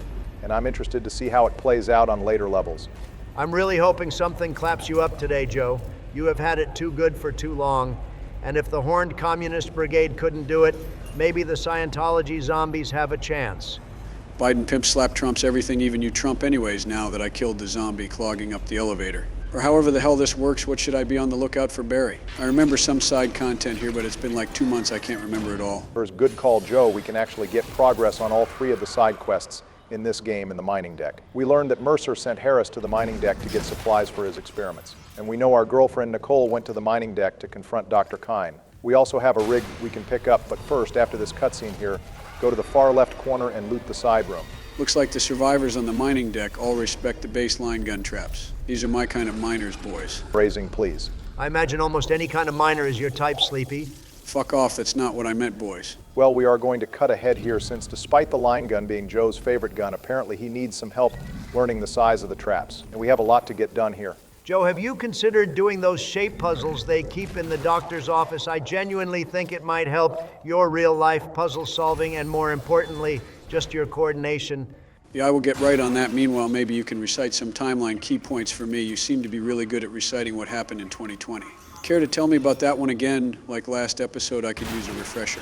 Okay, both of you. We already have enough bickering between Hammond. And Daniels, we don't need it from you two as well anyways. Joe Brent's audio log is behind the box pile. So once you're done looting, go check that out to continue the quest. Should I even ask who has been making pasta in this room? This shit is a mess even compared to other rooms on the zombie ship. The audio log will reveal all, Joe. Just give it a moment. For those of you who may need a refresher, Harris is one of the only survivors of AG-7, who was originally one of Nicole's patients being treated for PTSD. However, once Mercer got word that he was having visions, he got the captain to transfer Harris to his care. Mercer immediately began experimenting on Harris injecting necromorph tissue into his eye so he would understand the marker's signals better. Eventually, Harris became an immortal hunter, but we are learning the origin story of that right now. Harris was also someone who I defeated with 0 difficulty last year, but I guess unlike this miner, I am just built different. Bro really let the mental patient manhandle him like that. I know we are supposed to feel bad for Harris, but dude is starting to sound like one of those kids who makes being bullied in high school his whole personality. The dude seems like he was just looking for a reason to hurt people. It's possible Harris was always a psychopath, and Mercer's experiments just simply made him stronger and more violent, which enabled him. Or it's very likely the marker is giving him homicidal tendencies, since we know the marker's whole goal is to make as much dead bodies as possible. Oh shit! So how dangerous are those suit changers if you don't already have a suit? Sounds pretty bad. I mean, those things sound like they have saw blades and welding torches in them. It's basically a saw trap if you don't have protection.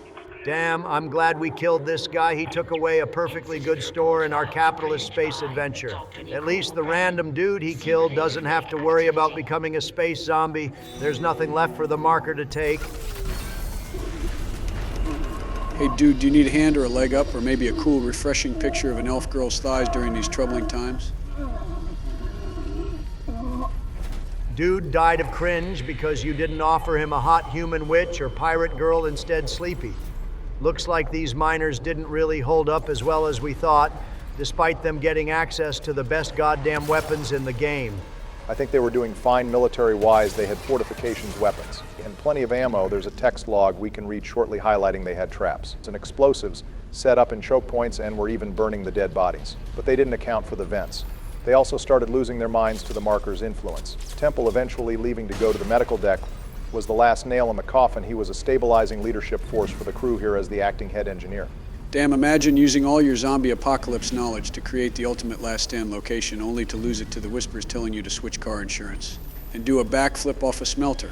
Sounds like a skill issue. My goal to discover the ultimate 2D waifu and becoming Paragon of America always keeps me focused. Also, Joe, you're being more paranoid than usual. I noticed there was only one Diddy morph. Why are you moving at a snail's pace instead of a normal Biden slug pace? I feel like this area has a high risk for getting jumped for some reason. Plus, just like this text log implies, I haven't been sleeping as much. And my dreams have been getting louder and sharper since my turn to play this game came back up for some reason. Yeah, real scary. No one cares, not after what you did, Joe. Just put the batteries into slot and move on. As concerning as that is, focus up here, Joe. The violins are warning you about the danger, and we all know what this note means. Oh shit, the dead sperm cells. I need to use the force gun before they land on my face, cover me, and take an eye out. Again, phrasing, please. Jesus Christ, Joe, this is just getting sad. Even the tiny necromorphs are getting a shot in, and they chunked out like half your health, too. The biggest thing I can say about Joe is to never anticipate what is going to challenge him. All right, boys, we only get 1 month between episodes. We should really spend it talking about lore, game mechanics, and witty banter, not just roasting me. I made it to the beacon objective, and there is even a text log. Let's see what it says. Okay, that's just a whole lot of science yapping. They are literally giving percentages like 60% waste, 35% mineral, and 0% bitches. That was lame. It's a mining progress report. Did you really expect to have drama about Tim banging Jeff's boyfriend or something?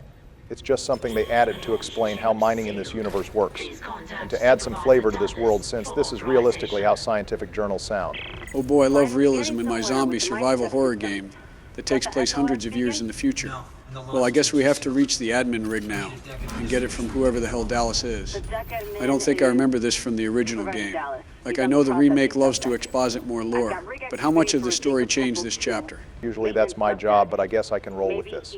The whole introduction to the mining area is much more streamlined, and in my opinion, it's overall for the better. Instead of going up to the control deck 2 times, here we instead just find the key card, then grab the SOS beacon, then plant it on the asteroid, then only when we are ready to. Launch do we come up there. The fact there is less backtracking is far better for the gameplay experience for the average player, and of course speedrunning gets far easier too as a result. Jesus, you know it's bad when even the lore nerd wants a more streamlined experience.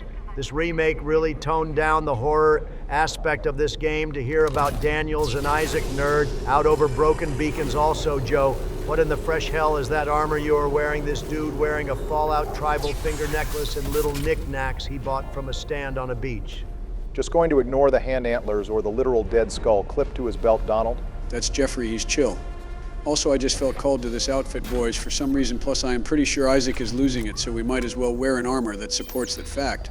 Okay, I think I know what you mean by being called Joe, but we can cover that later in the episode. For now, just some fun facts about this suit. It shares an appearance with the intermediate engineer rig with scrap metal, and necromorph limbs welded onto the suit to make repairs. All right, that's pretty hardcore roleplay-wise, like imagine killing a knife-arm zombie, but getting cut up in the process and then just ripping off his arm and patching up. Daddy. On pause, Joe. I was trying to progress the story, assholes, and now I have to deal with these goddamn jump scares. When you reach hell, tell your friends the line gun sent you. Joe, we literally learned this in episode 1. They play dead like the family dog. Honestly, since you're no longer the president, you should look into a job as a game reviewer, Sleepy. You would do great, because this is the same as a game reviewer dying to the tutorial fight multiple times. Anyways, looks like we have a log from store brand Isaac Clarke. Oh, he went to go look for Mercer. 2 sounds like this could only go great for him. Imagine giving up your squad of engineer friends to go and save the literal antagonist of the series. At least he takes the force gun with him. I have to give him respect on loadout choice. How the hell did Temple not get warning signs about Mercer? He is like the second highest ranked unitologist on board behind the captain. Wouldn't everyone stay as far away from him as possible? That would require common sense from the crew members of the CEC, and as a fellow company owner, we screened that out in the pre-screening interview. Otherwise, how could we agree to not give them overtime during the zombie apocalypse, or even hazard pay from the knife-arm zombies? Very insightful, Donald. Thank you. Also, focus up, Joe. A smoke-filled room definitely means this is a zombie hotspot. My body is ready.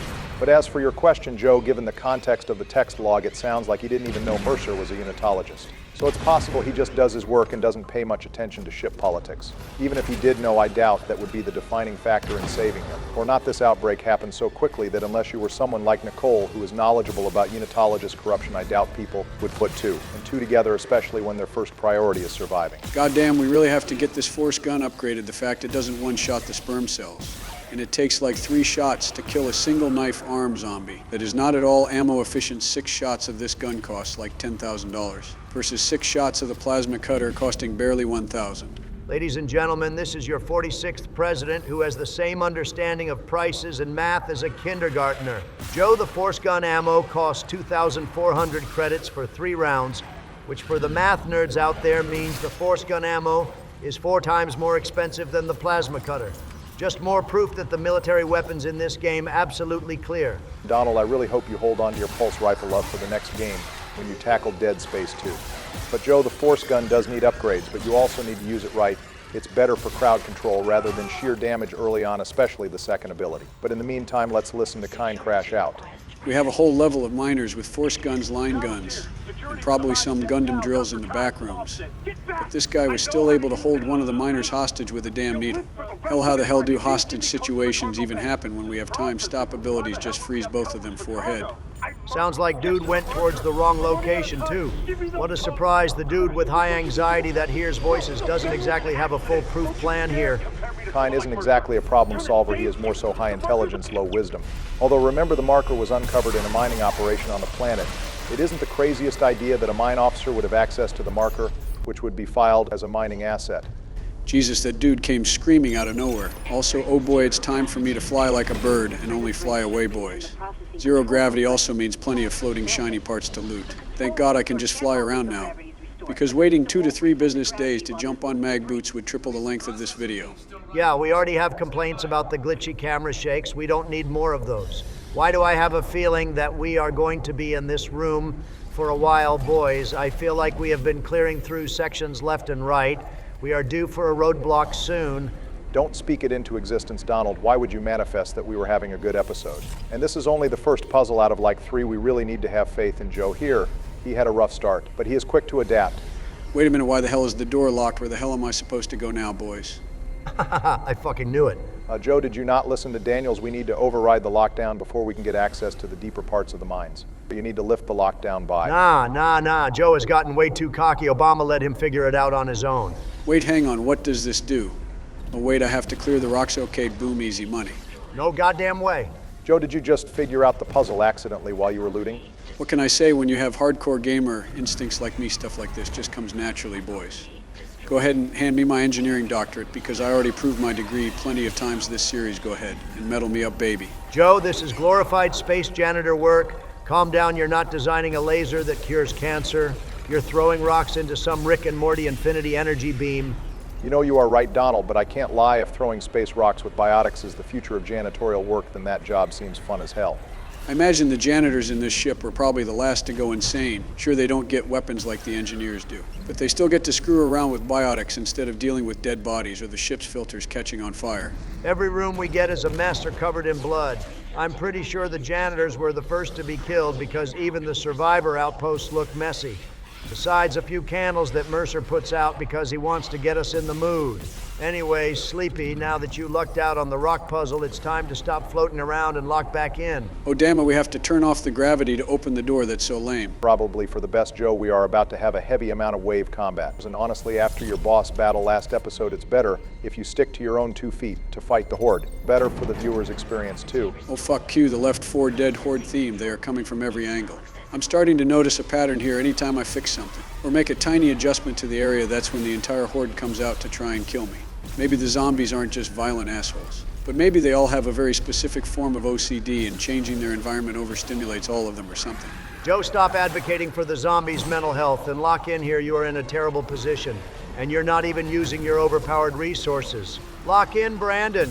While I wouldn't mind seeing you get another death, I am worried you're going to forget how to do the rock puzzle, and we will be here for a whole hour. Plus, it's just sad seeing you die to the goddamn suicide bomb zombies instead of like a brute or a tentacle, something that at least gives a messy and satisfying death screen. Joe's deaths are not supposed to be satisfying, Donald. My body's not your towel. Agree to disagree with that, Obama. Oh, is that it for the zombies? Sorry I screamed my body is not your towel, boys. I got a little nervous. All good, Joe. You have a bit of a breather, so go ahead. And enter that locked door and get access to our level 3 security clearance, finally, which is the highest we get until the master rig at the end of the game. We can get access to a few previously locked doors around the ship. Some of them we should grab as soon as possible. But we can cover that later since we should focus on main quest stuff at the moment. Just remember to keep on the lookout for level 3 doors now. Speaking of backtracking, Joe, there was a locked door behind the gravity controls. You forgot to unlock and a level 3 locked door too when we first entered this floor. So go ahead and loot both of those while we listen to this based miner carry out one final screw you to the space zombies. Fine, but only because this dude took the time to record his final words, so he deserves someone to listen to them, not to fuel your greed, Donald. All right, Dallas, what do you have for us here besides making us solve a puzzle to get your door codes and making a big mess that a space janitor will have to clean up? I cannot let that happen. I have to admit this is like the Saw version of what people in The Walking Dead have to do to try and avoid the infection. I respect someone who is this altruistic in an apocalypse. Bro did, in fact, not take the easy way out here. Oh shit, I do not think this is in the user manual of the Ripper Boys. Hey man, I love your altruism, but given Joe's gameplay, I'm pretty sure he could be taken out by an armless and legless necromorph with prep time at least. What the hell is an armless and legless zombie going to do with prep time, Donald? More than you! Okay, you two work out the couple's issues later. Press F for Dallas. And hope Dawn and the kids can learn their dad is a thoughtful man. Sounds like Dallas needs a medic bag. Now! No one is getting that medic bag joke, Donald. I got it and I thought it was funny. I respect his hustle. He is a sweet dude. But unfortunately, can't the marker turn any dead tissue into a zombie? Would he just become one of those sperm cell zombies? He might, but his point was just he wanted to prevent himself from harming people by becoming a dangerous necromorph, which is better than almost anyone else did on this ship. I respect it. Dude couldn't be a hardcore survivor, but he's still a good guy and deserves a medal or something. Barry, I don't feel so good. Wait, why did the lights shut off in the White House too? I gave Elon the light bill money. Oh shit, not this again. Suma. Akakexia. Pralet meneer is Brenan met markeren architect het cirkve. Je alt meneer Puti Svetlist. Jesus, why is he twitching like that? I think he is having a seizure. Well, can he have a seizure somewhere else and not on my brand new keyboard, you sleepy fuck? Now he's just spamming random buttons at random. Joe, stop jerking off the keyboard and wasting our ammo. I'm more impressed he is somehow fighting the bloodied necromorph while having a seizure. Altman, be praised, make us whole again. Okay, Joe, enough of this. Did you ingest some kind of synthetic marker fragment before this series? What is going on? No, I learned my lesson from the Grey Warden joining. No more synthetic game fluids. For Joe, I legitimately just get a little nervous playing this game, nothing more. Nervous or no, if you spam my keyboard like that again, you are buying me a new one, Sleepy. And how do you explain the mix of Romanian and Serbian you goon out during these scenes? What the hell is Romania or Serbian? I have no idea what you mean. Also, did that necromorph just walk through the fire on his own? What the hell is the big girl doing? The marker really decided to implement skill-based matchmaking based on your gameplay this episode, Sleepy. Did you just show that necromorph mercy just to kill it anyway? I don't know if that's based or just weird. Hey, do you boys ever feel called when you see one of these? Oh shit, Joe, put the shiny away. We are not going for the secret ending. No, not to fragment this dino toy. He is so cute he looks like Dinky the Dino Boys. Hammond really called an emergency meeting because he vented. We are trying to get our asses out of here. I don't have time for your sus management activities. He is trying to show us that the cultists have the marker, Donald. Ooh, you so shiny, I like that shade of red. In nature? Oh, God damn it, we just finished going through this 30 seconds ago. Now that one was entirely Hammond's fault. He really showed us a marker for some psychological warfare so we would go slower in making any actual progress. Well, obviously that scene was not in the original. Hammond never even gets lost on his solo crew deck adventure. He sticks with Isaac and Daniels for the most part. I believe they added that scene here to show Daniels is also being affected by the marker the same as Isaac, whereas in the original she seemed completely immune to the marker's effects, same as Hammond. So why is she handling it far better than Isaac or Hammond? Is it some kind of Supergirl power bullshit? Welcome back, Joe, and no, I don't think it's that. If I'm being honest, she probably is just more aware of what the marker can do, so she's not falling for the trick as hard as us. Well, viewers, I hope you weren't hoping to clear through this next section quickly, because we have to wade through the flesh floors now, which means a lot of mac and cheese noises and no movement. Speaking of mac and cheese, we have a few ditty morphs in this room, too. This is the worst place to be in boys. All right then, thank you, Joe. Also, what the hell even happened there? You launched the explosive barrel, and it just bounced off one of the babies and didn't even explode. I mean, that shit just edged me of my explosion needs. Jesus Christ, this room is a goddamn nightmare of sounds. We have the Diddy Morphs quietly dry humping the corpses in the back, and we have the damn wall gooner setting up more turrets than a Plant vs. Zombies map. Just in case the marker needed more setup, Sleepy also left the second Diddy Morph alone so he could set up a larger army. How much prep time does the daddy marker need, Joe?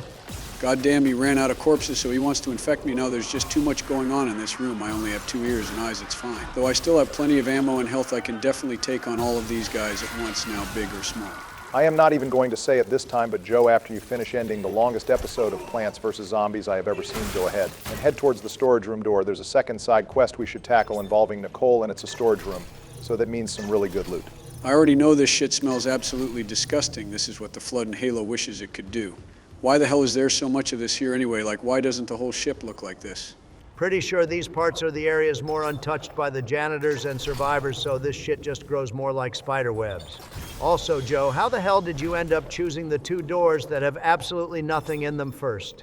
I guess I am just really lucky or unlucky, depending on how you look at it. Doesn't matter now, though I found the right place. Looks like a nice little Scientology hole. God damn, Joe, you skipped one of the audio logs. You really need to wait and select each of these only one at a time. It's fine, though. I will go over the other audio log after this one, although thankfully I believe this log replays later in the story anyway. Also, if this wasn't obvious by who is in the log, this is where Kine went to hide out, after killing the captain to avoid security. Probably the reason he survived so long, too. But how do I stop it? Okay, but where is he now? Why wouldn't he just finish going crazy inside the little marker nest he made for himself? I swear these Scientology bastards have more drive than the unemployed maker-believers in Dragon Age. Well, if you read one of the notes on the wall, it says he can help. But not she can help the only guys we know that are currently alive and can do anything are Mercer Temple and Isaac. Mercer is obviously doing the opposite of helping, so our options are either Isaac or Temple. Given Nicole's faith in Isaac, I think it's fair to say Kine got word we arrived on the ship and started trying to put a plan together to get the marker back to the planet. Bro got the dead wife motivation special. I guess can't really blame him, even if he is more of a danger to himself than others. Either that or he ran out of supplies. Looks like Bro ran out of beer and only had medicine here besides that and like 400 credits. Bro ventured into the pits of the zombie horde for a beer run that is incredibly based. Here. These are safer with you. Dr. Brennan. Nicole. Also, is that a goddamn alphabet on the wall there? Oh, right. That's another example of the marker alphabet we get in this game. There's a few of those mostly drawn by Kine himself. And if you had the drive to fully get into the lore of the notes, you could even make a pen and paper writing. Or take a screenshot to translate some of the notes later. Yeah, Barack, I guarantee no one is doing that when we have your nerdy ass as well as the wiki just put the fries in the bag. Oh, goddamn it, not the violin. That means it's a war crime of more sperm cells. No, stop, get off of me. I'm saying no. Joe, if you just look up the dictionary definition of skill issue, I am pretty sure you just find a picture of you playing Dead Space. Look, the tiny sperm zombies are just my one weakness. Okay, it's like a super messed up video I would find in your homework folder, Donald. Anyways, I think I remember this next part. It's time to take the world's slowest and most fucked up train ride, boys. Choo-choo. Well, while Joe is putting us to sleep with the world's slowest train ride, do you want to go over that audio log he skipped over Barack? Good call, Donald. So the other audio log was Nicole's. She gave it to Kine for a little bit of hope, or to remind him of his own loved one. We're not really sure. But that audio log contained a video conversation between Isaac and Nicole documenting her first impression on the Ishimura. In the conversation, Nicole thanks Isaac for pushing her to join the Ishimura expedition. And without her, she would have never gotten here. But the conversation cuts out shortly after that, not for any nefarious reason, since this was before the marker came aboard. This conversation here also plays during the opening to Dead Space 2, so this audio log was included here likely as another reference to the second game. Feels like half of the new dialogue and lore in this game is just expanding on Dead Space 2. It will be nice to get into that game after we finish this one, boys. Not just so we can witness my superior gameplay, but maybe we can even craft some new theories in the lore. Goddamn, with all these explosions going off, I feel like Freebird should be playing on blast right now while I tear through these guys. I feel like that tram ride was way easier than the one in Chapter 3. Hell, this one almost felt like an interactive cutscene rather than full-on gameplay. Wait, holy shit, I forgot! Isaac. Nicole! We have the perfect drip to meet our space wife again, boys. We are looking manly, I guess. Yeah, just ignore the Jeffrey head and goddamn hand antlers I'm wearing. It's just to blend in with the local wildlife.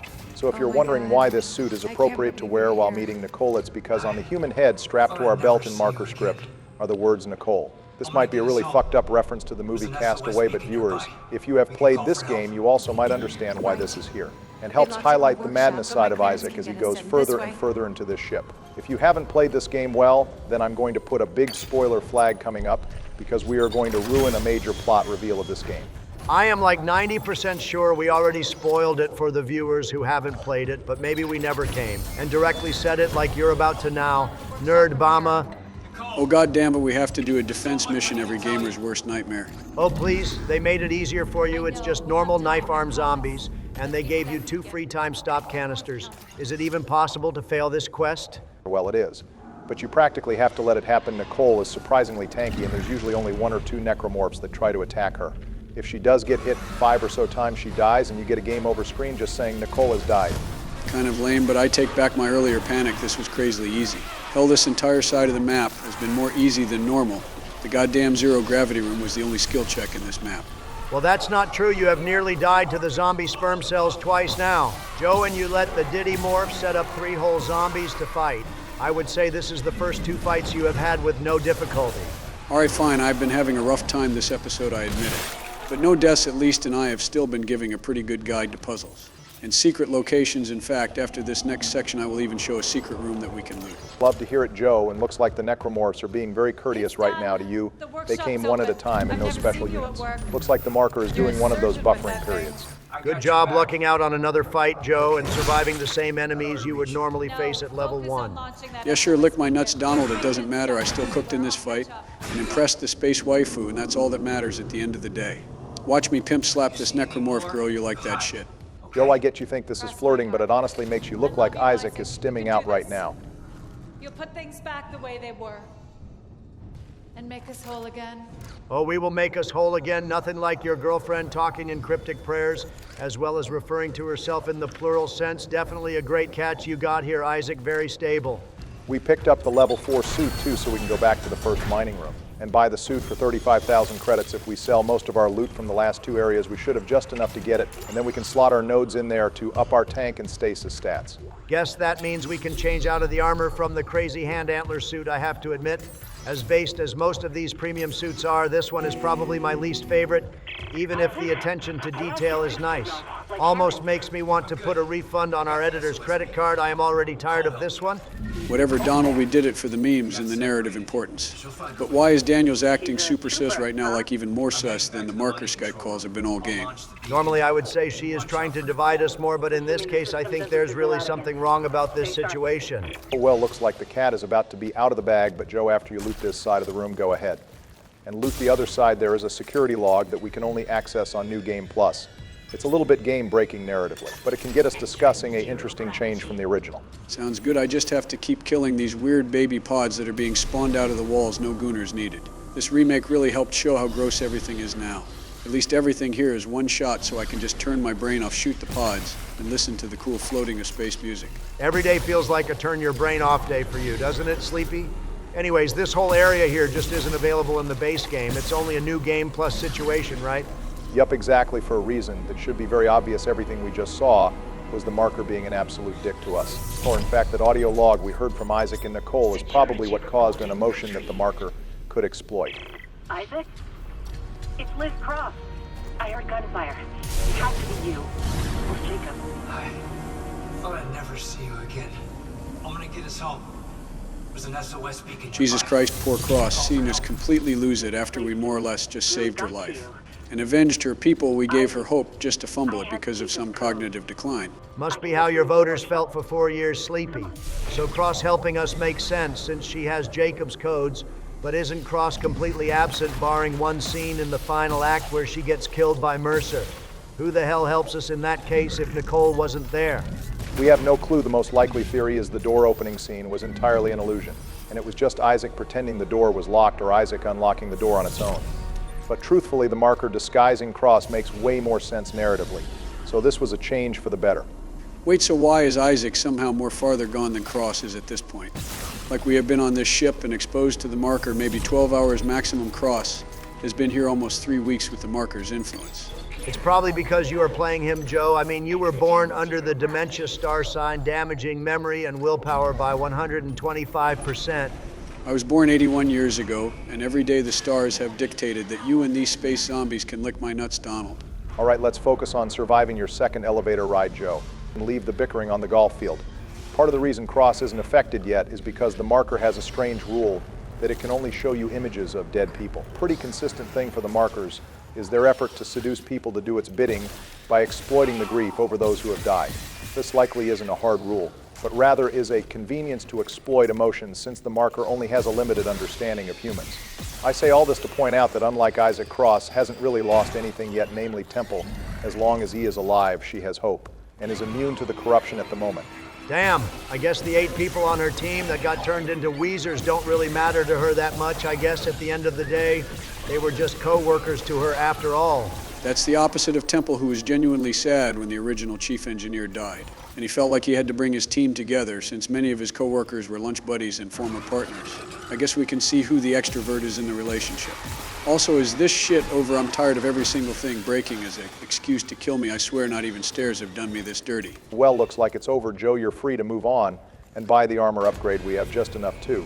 God, my wallet is literally bleeding from the pain of buying this upgrade. Only 1,000 credits left. We will never financially recover from this. Thankfully, we won't have to financially recover from this, the damage reduction. And the suit upgrades we are about to get will speak for themselves. Since it's been a while since we had a proper upgrade spree, why don't we dive into how you want to spend your nodes, Joe? God, getting new spikes and shit on my armor never gets old. Sure thing, Barry, so I'm going to put 4 upgrades to fully max out all the new slots I got in my armor. That way I'm tankier and have better stasis. After that, I'm going to save my other 2 since I want to wait to be low on ammo with either my line gun or force gun, so that way I get an ammo boost when I upgrade to try to make some of my lost money back. Honestly, mad respect, Sleepy. Good to see you trying to be more efficient with your spending for once. Also, don't we get a few good weapon upgrades soon, Obama? Yeah, we get a secret upgrade we can grab near the end of the episode with some backtracking. I want to keep that a surprise for Joe. But we also can get the weighted blades upgrade for the plasma cutter around the start of Chapter 8, which greatly increases the usefulness of melee attacks, which means Joe's pimp slaps will finally hit harder. My God, the melee Dead Space build that Joe has been plotting since Episode 1 will somehow become reality. Also, no surprise to anyone, the ship with several broken elevators has yet another issue that only Isaac can solve. Yeah, it was already assumed that we couldn't just launch the beacon out of the tubes, which makes sense because, as we learned at the start of the game, half of the Ishimura is in the red, and it's just getting worse. Instead, after we grab the beacon, we go straight to the asteroid to untether it and launch it into space. I know the original has already been glazed fully to completion this episode, but isn't this another case of less backtracking in the original game versus the remake? Yeah, but then everyone couldn't listen to Daniel's complaint for a whole minute while our based engineer Isaac actually solves the problem like a true grind setter. Also, I am insulted twice now because not only does she think the machinery can kill Isaac, but Isaac thinks this is somehow going to be the one place where the space zombies ignored. Well, we have one more puzzle to get through, Joe, so it's time to lock in here. Oh boy, that means more zero-gravity flying. These things will suicide bomb into active jet engines to try and kill Isaac, but won't attempt a 5-foot fall that might slightly hurt its dead ankles. I am done trying to understand how the marker works. They have rules beyond human understanding. Yeah, the rules seem to be small elevator rides are off limits, but bathrooms are where we send in the death squad. Also, we made a cut here because Joe forgot to take the battery out to power the other elevator across the room. Oh, hop off, Barry. I had no way of knowing that I needed to slot in a battery here. They could have at least gave me a heads up since we know Big Brother Daniels is always watching our every move. Yeah, except for the fact I warned you to take the battery out as you walked past it, Joe. But whatever, while you tackle this next puzzle, do you have a comment question prepped for the episode, Joe? Yeah, I got you, Barry. So viewers, we have had a lot of questions about weapons, but not enough love for the power. So between the 2 powers in this game, which do you think is the strongest or maybe just your favorite one to use? As for me, I have to give it to Stasis. It's a real life saver that can get you out of almost every situation. But the downside is there are only so many uses you get, which means you have to manage it properly at least until the end game, which makes you at least consider when it's the right time or when I should save it for later. The resource management really helps it feel more special in these longer levels. And the sheer amount of puzzle applications using Stasis as almost an adhesive really improves its reliability in my eyes. All right, not bad, Joe. As for me, I have to go with kinesis, or as we usually call it, biotics. while the science behind Stasis is really interesting as well as the potential medical, and engineering uses kinesis just has almost unlimited abilities in lore and in-game. The fact that almost any object can be used as an improvised weapon is fun, but being able to rip the limbs off of the necromorphs and pin them against the wall in a fatal blow is the most satisfying way to kill enemies. It also keeps you on the lookout for anything to use when you are running low on ammo. Using a spear, a large piece of debris, or even an explosive barrel are all ways to add variety to a normal zombie encounter. Plus the cutscenes in later games where Isaac rips out whole platforms out the necromorph's chest makes me feel like I'm a goddamn Jedi Master. All right, so I have to choose between a Democrat's choice or a Democrat's choice? Man, tough call. I think I'm going with neither because I am a Sigma. You can't restrain me, boys. Donald, you have to answer the question. Chill out, Nerd Bama, I will. I am just going to expand my mind and think outside the box. My favorite power in the Dead Space series is Isaac's suit itself. Heavy-duty mag boots, perfect for stomping skulls and introducing the space horrors to the curb. Jetpacks to glide through zero-gravity environments, an oxygen tank to survive any harsh or toxic environment, and a thick hide to protect your asshole from the knife-armed zombies. You guys can't tell me you wouldn't want a copy of Isaac's suit for yourself. You would be a true goddamn space marine. Okay, shit, that one was actually really good, Donald. I am impressed. Viewers, let us know what your choice is for your favorite powers in the Dead Space series in the comments down below. See if you can think outside the box like Donald. Or if you want to answer the question as to which power is more powerful, stasis or kinesis, it's a pretty debatable topic. A lot of people say that biotics and stasis are even more powerful than any gun in this game, so let us know what you think. Our editor will, as always, read everyone and his favorite will be featured next episode, but with all that being said, Donald, mind featuring our favorite comment from last episode. Sure thing, Joe. Our featured comment comes from Junebug Online, who said their favorite boss is the Hunter, which we encountered in episode 5 and encounter a few times in all 3 games.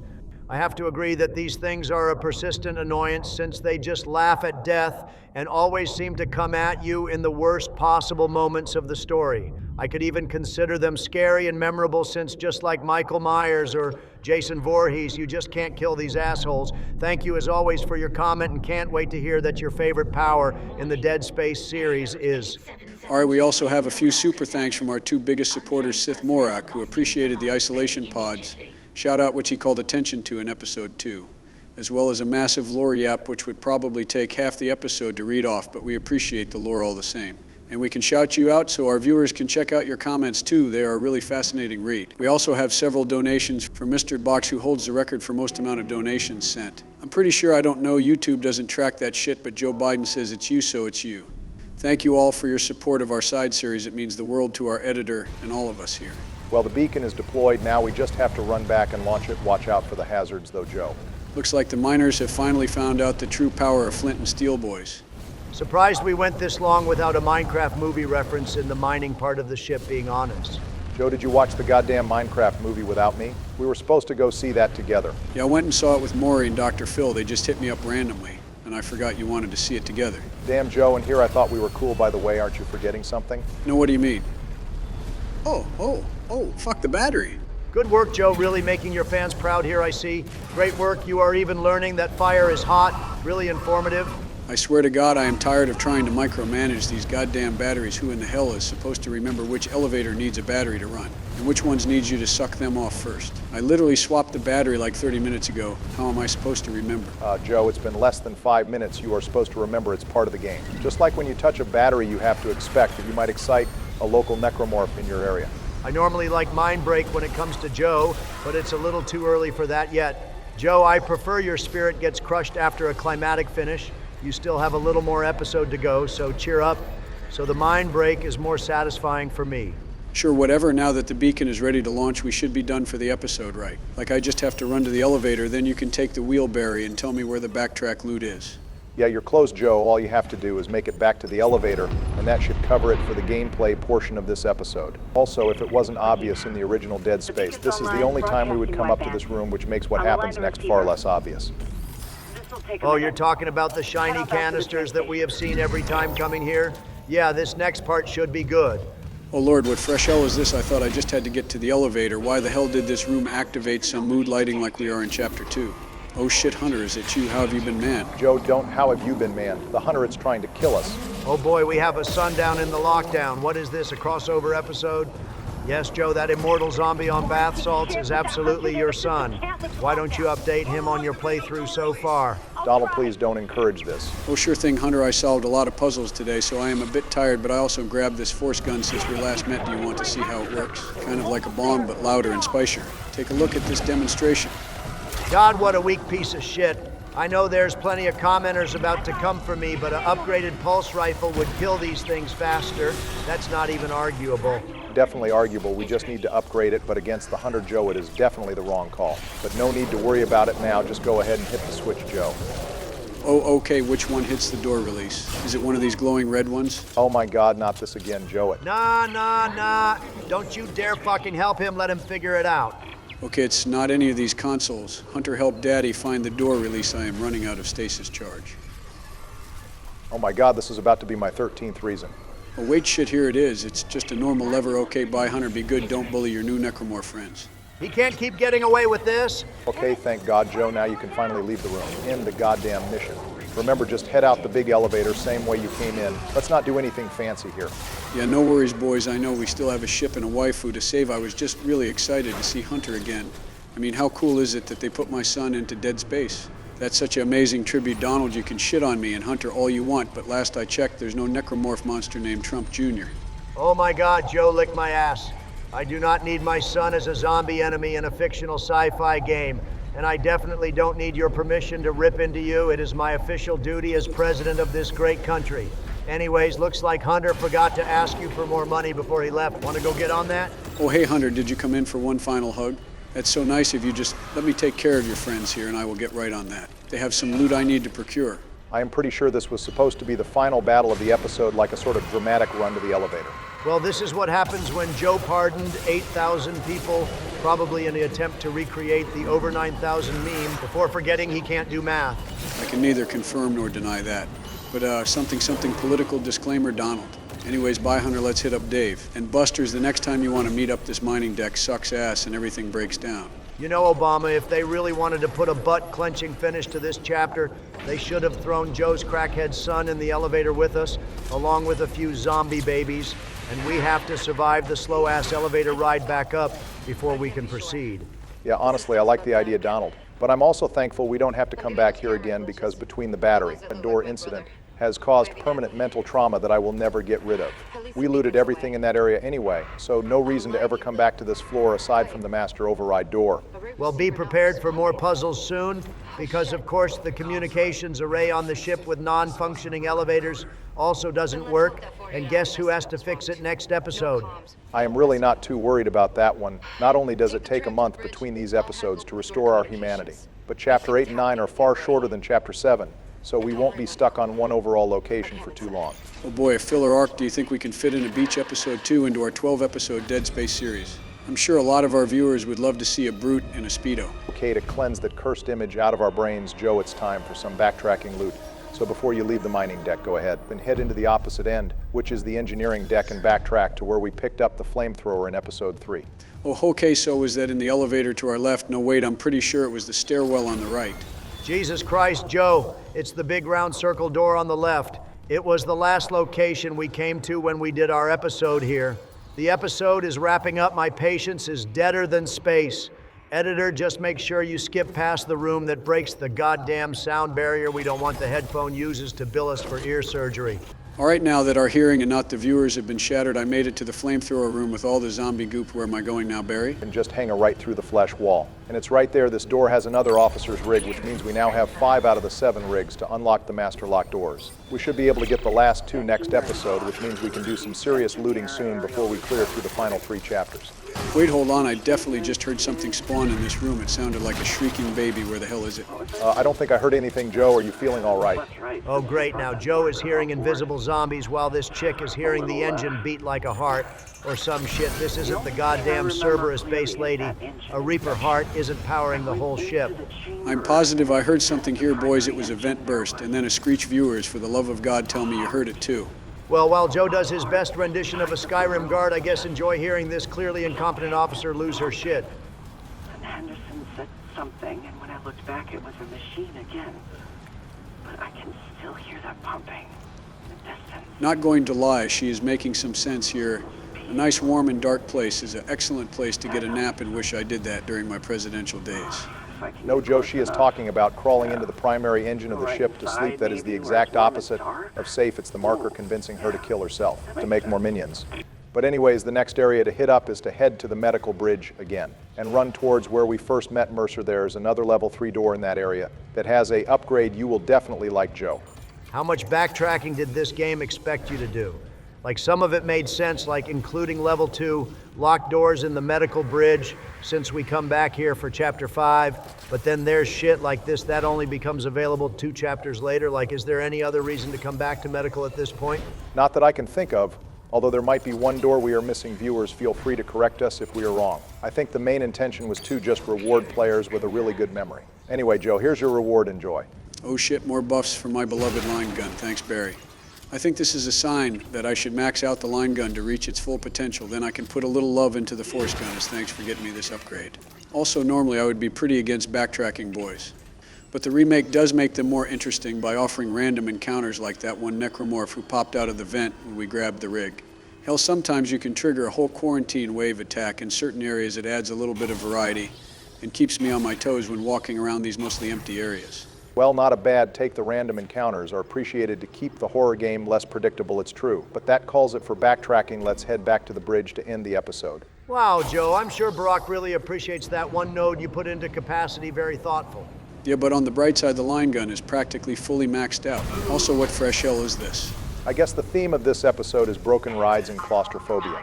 We really should just stop using any form of automated transportation. Everything in this ship breaks faster than Joe's sanity. All right, come out, you bastard. I have a upgraded force gun capacity. And this tram car is like 5 feet long. This is an easy one shot. Oh, looks like he is just having a little fun in the vents. It must be his first time or something. Bro is trying his best. I'm pretty sure, despite us talking about random encounters, this one was actually fixed. Did this chick really mistake us for Hammond? Ignoring the fact we don't look alike at all, we are also far more useful. Get a damn hold of yourself, girl. Oh boy, rescue from a military vessel. Surely nothing could go wrong. The military always has a perfect grasp on apocalypse situations. You're not just going to blow past why the military ship is randomly nearby either, Daniels. That sounds important. Well, both our answers will have to be for next time, since it's time for us to wrap up the episode. So viewers, next time we are going back to Dragon Age 2, where I will clear out a few important side missions. Sounds good, Barry. Viewers, thank you all for watching. Don't forget to leave a comment question on which power in the Dead Space series is your favorite, as well as a like to thumb my ass in space, and a subscription to keep up to date on the latest episode. Bring me my baby back Biden ribs on the bridge while I'm blasting bars, and babies, welcome back, viewers. Super space bars. Joe, it's been a while, but last episode we finally visited mining and blasted off a beacon. Now we need to fix communications on the bridge so that the beacon can be useful in getting our asses back to Earth. We also finally ran into our space waifu, who is actually not our space waifu because Isaac is in a silly, demented mood. But while our girlfriend isn't real, this space zombie ambush absolutely is time to lock in Sleepy. Oh boy, we have a horde of exploding guys, a perfect opportunity to use my line gun traps. I rarely get a chance to make perfect use of them. Might as well pair it with the force gun, get that Biden and Barry combo on the bridge. Damn, you are glazing Barry like he has red hair and elf ears. Sleepy, but I know the real reason you want to use the force gun is because it has over 50 goddamn rounds, while your other guns have 20 shots max to them. So stop brown-nosing and get back to cleaning the Bridge of Bombs Marine. Just trying to start with some positivity, Double D, since I have to play the game where every dead thing jumps me and tries to kill me in the dark and cold vacuum of space. Well, I appreciate that the force gun is finally getting some love, since the reason it's been gathering dust is it's been in our inventory since Chapter 6. But we have barely used it because of your line gun obsession. I mean, you still use the line gun at the start, but I'll allow it. Oh, also good movement, Joe. During an ambush in this bigger room, it's hard to tell where enemies will spawn from, so it's best to just use the entire room for distance, especially with this many exploders. The fact there have been like 3 red-eyed zombies in the mix and none of them really did anything is all the proof I need that we have reached our peak and we need a difficulty spike. The Obama build efficiency buff is just too goddamn powerful. Marker, please nerf. Well, 2 of our guns are fully upgraded, as well as our suit being nearly upgraded too. I imagine we are going to be big chilling for a while, until near the end game. Also looks like I fully cleared the entire bridge of enemies and bombs. Is this more to your liking, Donald? Now I have to clean up all this loot these guys littered around the room. Yeah, sure. Good work bullying the necromorphs that are supposed to be bullying you, Sleepy. I swear to God, I hope these things start to learn how to use tools. That way we can have some real fun and test your limits. Also, of course, the episode couldn't start without Daniels yapping on the comms like a damn teenage girl. This update is a little more important as it's a subtle hint at the story shift that is about to take place. Apparently someone is hacking into communications to try and listen in, which means someone alive is still on the ship interested in Isaac. Well, it's probably Mercer. That's one of the few guys still around that is alive and would care about tracking Isaac. Dude probably wants to know our favorite scent of candles so he can have a more intimate candle set up next time we meet. I could see it that guy is freaky enough to have an intimate setting for our death while he monologues to us. But it's possible it's someone else who is crazy too. Speaking of Mercer, though, we can find the bridge audio for the medical malpractice side quest following Brent Harris's story. And we can actually finish that quest up right now before proceeding in Chapter 8 to make ourselves even more powerful with a stasis upgrade. See, this kind of optimal collusion is exactly why the space zombies are getting bullied. If we just had Joe go in blind like he was in the first episode or two, the content train would be way more about him getting bent over in the bathroom as opposed to the other way around. That's what the people really want. Also, holy throwback, I almost forgot about the captain. We haven't heard anything about him since Kine domed him in the head. Yeah, that was episode 3 around chapter 4, so that was about 5 months ago. And probably like 3 hours of gameplay ago, but bro is dead, so his story is already over. I guess they just want to show us how warped by unitology this guy really was, and how he bullied our girlfriend too. You know, saying that Nicole was being bigoted and oppressing unitologists is pretty laughable when unitologists became the majority on the ship. And it's the leading religion on Earth. If anything, the unitologists are oppressing everyone else by forcing the marker to live with them on this ship. Dominant majority religion that still says they are oppressed definitely sounds like something relevant to real life for some reason. I don't know why that would be Donald, but that sounds dangerously close to political content. Also, I can tell the captain isn't married because telling your girl you know your way out is a quick way for shit to turn domestic real fast. Anyways, where am I going now, Barry? We are going to cut ahead and head back to Hydroponics, specifically the second floor of the atrium in the room, where Nicole took over the screens and gave us a message. And on your way there, viewers, you can find a level 3 security room for some easy loot too.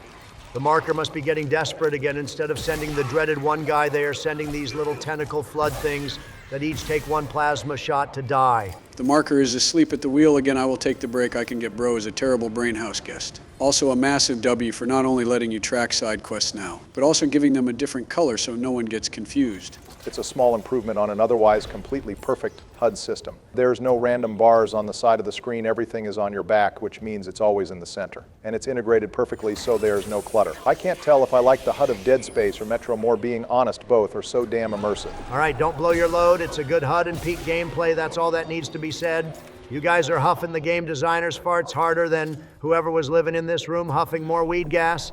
I guess it was this one inflation zombie that was smoking this much. Although, does it even make sense for all this gas to be here? Didn't we remove the Leviathan spreading the gas? It should all be gone now. Well, as we are going to see in this audio log up ahead, Mercer developed his own Weezer poison for his experiments, and to keep people away from looking into his projects, including his experiment on Harris. Before we get into the final lore, here's our reward for completing the side quest Medical Malpractice, and the reason Harris went into mining for osmium, the prototype Stasis module. This module essentially buffs Stasis' ability to halt enemies in their tracks, or making them completely immobile rather than slowing them down, and as an added bonus, Stasis now actually damages enemies as well. So now we have the ability to fully pause people and monologue at them like that asshole did in Chapter 5. Well, that zombie up ahead was the perfect test subject to try our new toy. But Joe just decided to kill him the old-fashioned way instead. Massive fumble, honestly.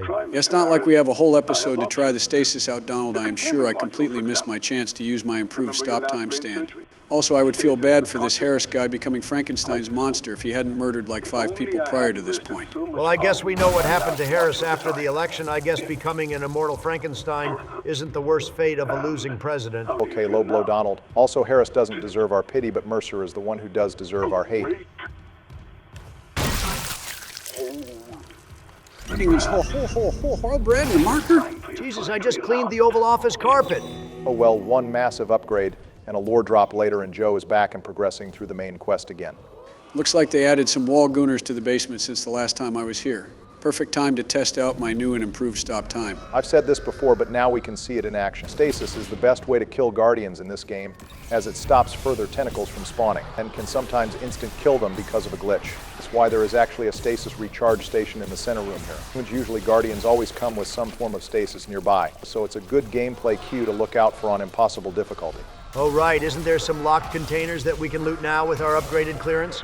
I know we are already strong as shit, but I don't want to leave money lying around either. Oh, good looking out, Donald. I will grab that as soon as this second guy bites the curb. Might as well refill my stasis anyway, while I am there. Also, where the hell did these guys even come from? When we were down here last episode, this place was fully clear from the blight walls. Actually, there's an interesting bit of environmental storytelling with this area. The Guardians are made with human corpses that have fully merged with the blight walls. The tentacles we see are actually their intestines that now have blades and can shoot out more tentacles. In the storage room we looted there were 2 random dead bodies broken through the window where we could shoot the lock and open the door. Now we can see that those 2 bodies are gone and consumed by the infection. It's likely those 2 dead bodies became the Guardians we are fighting now. Okay, that is an interesting attention to detail. I know we came here at the end of episode 3, so maybe our viewers can go back and fact check you there. But how the hell did you notice that Obama? Have you been rewatching our series or something?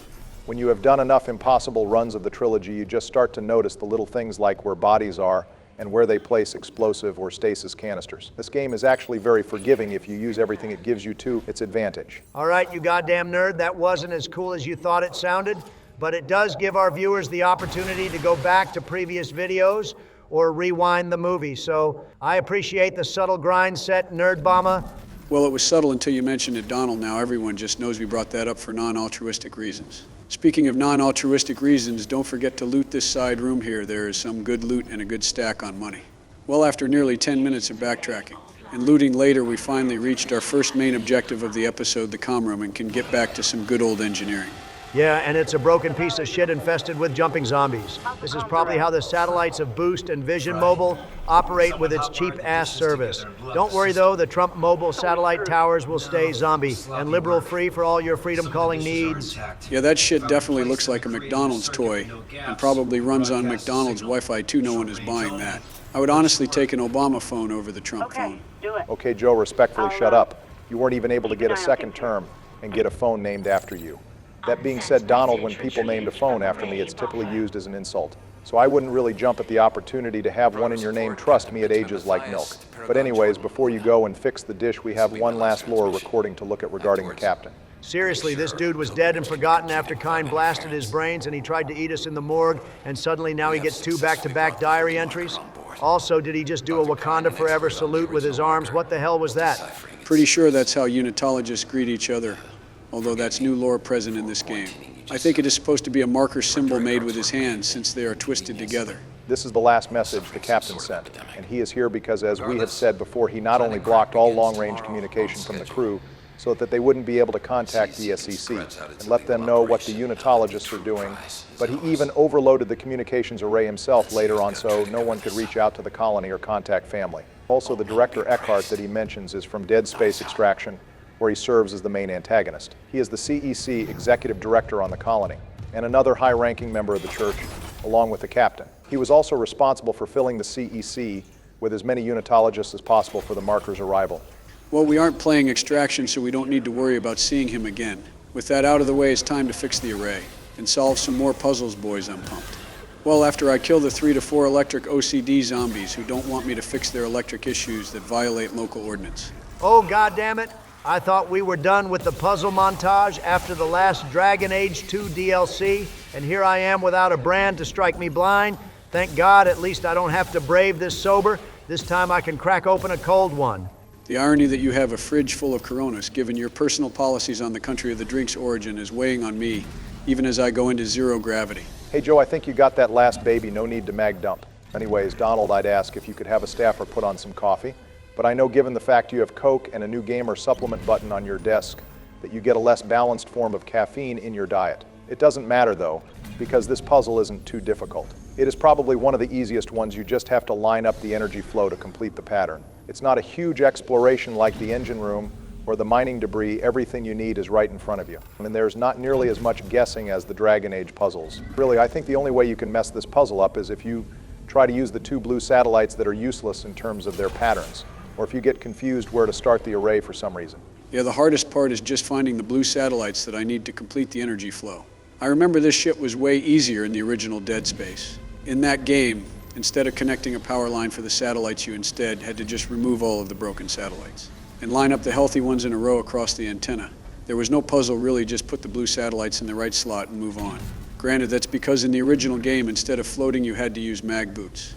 So this type of puzzle where you needed specific satellites in specific slots would have been annoying as hell to do, especially since the camera angle changes after every jump. Well, I have always said you need to do more shape puzzles for brain training to keep yourself more coherent with your shots and going up and down stairs. Also, why the hell are there so many stacks in this communications hub? There's like 3 stacks of $1,800 just floating around. Was someone like-minded literally wiping their ass in the communications hub?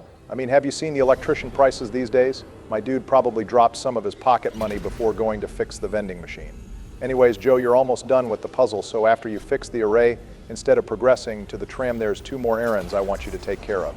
God damn it, Obama. We just spent the first 5 minutes doing errands, and now you want us to do errands for an extra 5 minutes? I know, but trust me, these 2 errands will be very quick, like under a minute. I forgot to do the second code in the break room to get the secret text log. So I want to take care of that before we progress, then after that we need to loot the observation room we came from, where Daniels called us to get the second to last officer's rig, and an audio log. Okay, Joe, don't act like you weren't struggling to figure out the last panel for an extra minute, and that's why we cut ahead. You short-circuited faster than the goddamn communications array did. Donald, stop tipping our hat to the viewers. This is getting way too meta, and we really do need to keep a few tricks under our hat, including a Joe being able to solve puzzles in game that he could never solve on camera. Anyways, who is ready to forget about the puzzle solving and get mad at the plot point instead. This is USM Valor. God damn, the Mark 6 armor looks sick as hell in this game. Now this is a true space marine. The voice acting for this scene is way better than the original too. Bro sounded like he was making an announcement at the DMV instead of a soldier sending a distress beacon to a scared crew. Well, higher budget means better voice acting, and that goes for most characters in this game besides maybe Hammond. I think Hammond's original voice actor nailed it slightly better. Speaking of Hammond, they'll remember that other escape pod that Chen was in that he decided to humanly release? Who the fuck is Chen? Oh, God damn it. How the hell does every single thing this middle manager does make our job harder? Even when he's not around, he is making shit worse for us. Now the Space Marines have to deal with the infamous just one guy necromorph. Joe, I know you did a puzzle, but there are only 5 members of the Kellyan crew. Please try to keep up. Anyways, before we open the gates, Joe, go ahead and proceed to the break room. And on the floor of this room is a circle of blood with hand and shoe patterns. To make it easier for you, Joe, the code is melee, stomp, stomp, stomp, melee, stomp. Melee, stomp, stomp, stomp, melee, stomp. Yeah, editor, go ahead and just put it on the screen, because no one is going to remember this shit like the Konami code. What is the reward for this secret code, though? Oh, I know this one, Barry. So the reward for this code is a unitology prayer that directly ties in the Brethren moons to their religion. And the aspect of making them whole is a fleet descending upon them. Basically, a good tie between this game and the third Altman be praised. Wait, hold the fuck on, Joe. What was that last thing you said? Morți se nossas prestele. Bine cuvântat sunt veghetori care și păzesc somnul. Fica flotas fantasă de inui dincolo de atingerea dușmanilor noștri. Oh, I mean, nothing, Barry. Thanks for the code. Okay, yeah, sure thing, Joe. I am beginning to tune out this marker stuff anyway, just so you know. For now, just go loot the side room to get the second to last rig and the audio log confirming that the captain sabotaged the comms array. It's another easy 2,000 for our troubles. Bro really thought the illegal mining was the worst thing happening here and not the crazy space cultists or space zombies running loose. Mayday, mayday, mayday. Jesus, there really is money hidden everywhere in this chapter. I think we picked up an easy 20,000 in the last 15 minutes alone. Yeah, we are well in the late game now, and the game is showing that through its loot increase. However, you're going to want to go ahead and save as much money as possible, though these next 2 chapters are short. But at the start of Chapter 10, we get access to the last suit upgrade for a steep 60,000 credits. Jesus Christ, the optimization never ends until Isaac becomes a true space marine, ready to serve the Emperor only to lose every single upgrade we gained in Dead Space 2, because Isaac self-commits to the insane asylum and surrenders his god tools to the state. Game balance comes first sometimes. Donald, don't you want to prove to the viewers your superior skill? Also, I guess that does confirm we are doing Dead Space 2 after this. Oh, absolutely. We are going to soft launch Dead Space 2 sometime after we start our Inquisition series as a side series where Donald will take the wheel. And give Joe a well-deserved break. That's for the future presidents to worry about, though. For now, we still have to finish this game and a few other projects. Anyways, back from upgrading, we can move on. Oh, hey, friend, your health is low. Do you have any potions or... Oh, shit, it's Slenderman. Haka, haka, haka. Oh, damn, Joe, that dude could have died from a heart attack. Instead, you made his final moments become getting hit with a massive kinetic blast that shattered his ribs, tore all of his skin off, too. That random space guy deserved better. Well, maybe he shouldn't have become Slenderman's mindless puppet and lure me in there to let my guard down only to get jumped. Now it's doing the same thing, pretending to die only to split into tiny tentacle guys. All right, one Slenderman comparison was one thing. But 2 is too many. Joe, this thing is the Divider, which is the complete form of the tentacle heads we have seen since Chapter 4. The head is actually the necromorph in question, but it is able to command smaller tentacles to become a full necromorph. Also, we finally have the most overpowered upgrade in the game, the weighted blades for the plasma cutter. This gives us the ability to fully knock back any necromorph with the backhand of the plasma cutter, giving you a powerful and free melee buff. Oh shit, the Biden pimp slap has finally transcended. Or, well, next time I have nodes to upgrade it. For now, I just spent all of my nodes on my force gun. We have been making the joke about Joe's melee obsession since episode 1. And now that he has finally gotten over it, we are going to suck him right back in with a goddamn star platinum backhand move. Thank God we probably get a break from this until Chapter 10, since Chapter 9 doesn't even have a workbench, I am pretty sure. That's probably a good call, otherwise scenes like getting jumped in the elevator by a bloodied necromorph just wouldn't be as interesting. Anyway, it's been a little while since we have had a boss in this game, so let's see your moves, Joe. Goddamn, the power of tentacles is so overwhelming. Even spacing this thing after poisoning it and killing it didn't end it. I haven't seen such mindless endurance since Joshua Graham. And despite its obvious Bible name, I doubt this thing is going to start quoting Bible verses or carry a cool-ass gun. Well, unlike Joshua, I doubt this Leviathan thing is going to bandage himself up and wrap up his fucked up face. So it's time to pull a Javik and throw it out the airlock for the safety of all. Let's loot around and suit up for another spacewalk, boys. Goddamn, Joe, that's a pretty massive stray for a beloved Fallout character. I would be careful there. Also, just like the communications array this boss fight here was entirely different in the original 2008 version. As in the original, the Leviathan does die at the end of Chapter 6. And instead, Isaac has to fight a unique necromorph boss called the Slug, which seems to be a massive formation of the blight we see around the walls of the ship that grow tentacles. Its main purpose seemed to just be to block communications, as the being isn't violent until Isaac shoots at it. It was too big to destroy conventionally, just like in the original fight, so Isaac had to mount a turret to destroy all 5 tentacle weak points, which we do see still referenced in this current fight, although now we control Isaac while using the turret, so it's more interactive. Oh, goddammit, Barry, you said the forbidden word that is a trigger to end all triggers. Nah, Obama, we are not letting the turret sections get away that unscathed. With that light of a critique, all turret sections are imbecilic, dull-witted, and to quote the ball of anxiety, the people who make them are downright callow. I have already stated my thesis on how all turret sections are terrible unless there is a high-stake power fantasy, like Star Wars Fallen Order, or a massive cooperative boss fight with plenty of movement like Lost Planet 2's train fight. Dead Space fails on both regards by completely dulling the gameplay of an otherwise great shooter. Instead of weapon and enemy variety, we spend a good 5 minutes shooting the same tentacles with the same gun that also has unlimited ammo and very little stakes. And just like the first turret sequence, we stay in the same place while doing all of this. It's not only boring, but it's an insult to gamers. Thank you for listening to my thesis, boys. We literally didn't have a choice but to listen to it, Donald. And I don't ever want to be accused of using a teleprompter again, after you just uttered that Harvard-ass level speech in front of me and all the viewers. However, reading through the lines of what you were talking about, I have to say I mostly agree with you.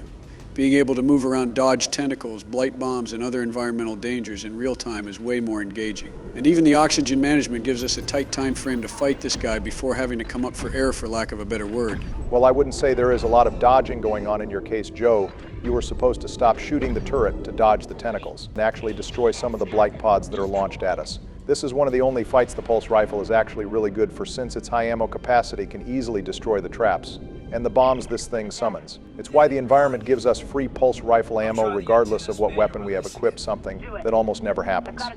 Oh, I'm sorry, what was that, Obama? I had something in my ear. Oh, bite me, Donald. Yes, the pulse rifle is actually a really good pick for this specific boss fight and the previous Leviathan boss fight too. And your gun does have its uses, even if fighting normal space zombies is an overall chore to do with it. Anyways, good work. Finishing the boss fight, Joe. This fight can be a massive issue on impossible difficulty if you aren't careful. But as it is, the brute force method still holds true. 2 bosses down, only 1 more on the planet to go. Now we can send out our tweets to the Valor, or whatever the hell we were supposed to do that we needed to clear the communications array for. We had to yell at the Space Marines to not open Hammond's escape pod. Joe, we just talked about this 5 minutes ago. The dementia cannot be hitting this hard marker or no marker. Also, how the hell did one knife-armed zombie kill every single Marine? Who the hell trained these guys? Even Hammond did way better at killing these things. Well, they were using pulse rifles after all, Donald. Oh, so that you remember, but not the primary objective of this chapter. Sure thing, sleepy fuck off. I hope this ship crashed and crushes your engineering forgetful ass.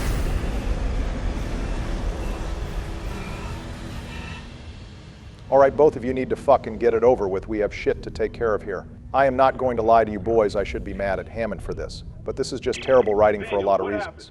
Something shook the whole crew deck. What hit it? An asteroid?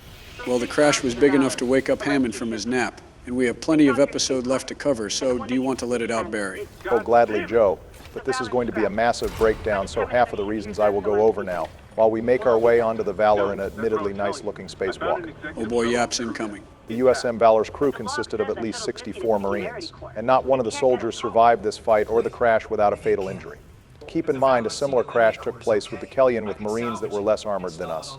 The game designers explained the Valor's quick downfall after opening the Ishimura's escape pod during an Ask Me Anything on Reddit, saying, "It wasn't just Chen. The infection spread rapidly once he was on board, and then the crash killed everyone else," which doesn't make much sense when we look at the fact that the infection takes hours to spread in a significant way. Also, I can't stress this enough, there are 64 Marines on this ship, all with training Tier 6 armor and stasis packs, and no one survived the invasion of one regular necromorph. No one thought to use stasis at some point, or hold in a defensible position, or even brace for impact.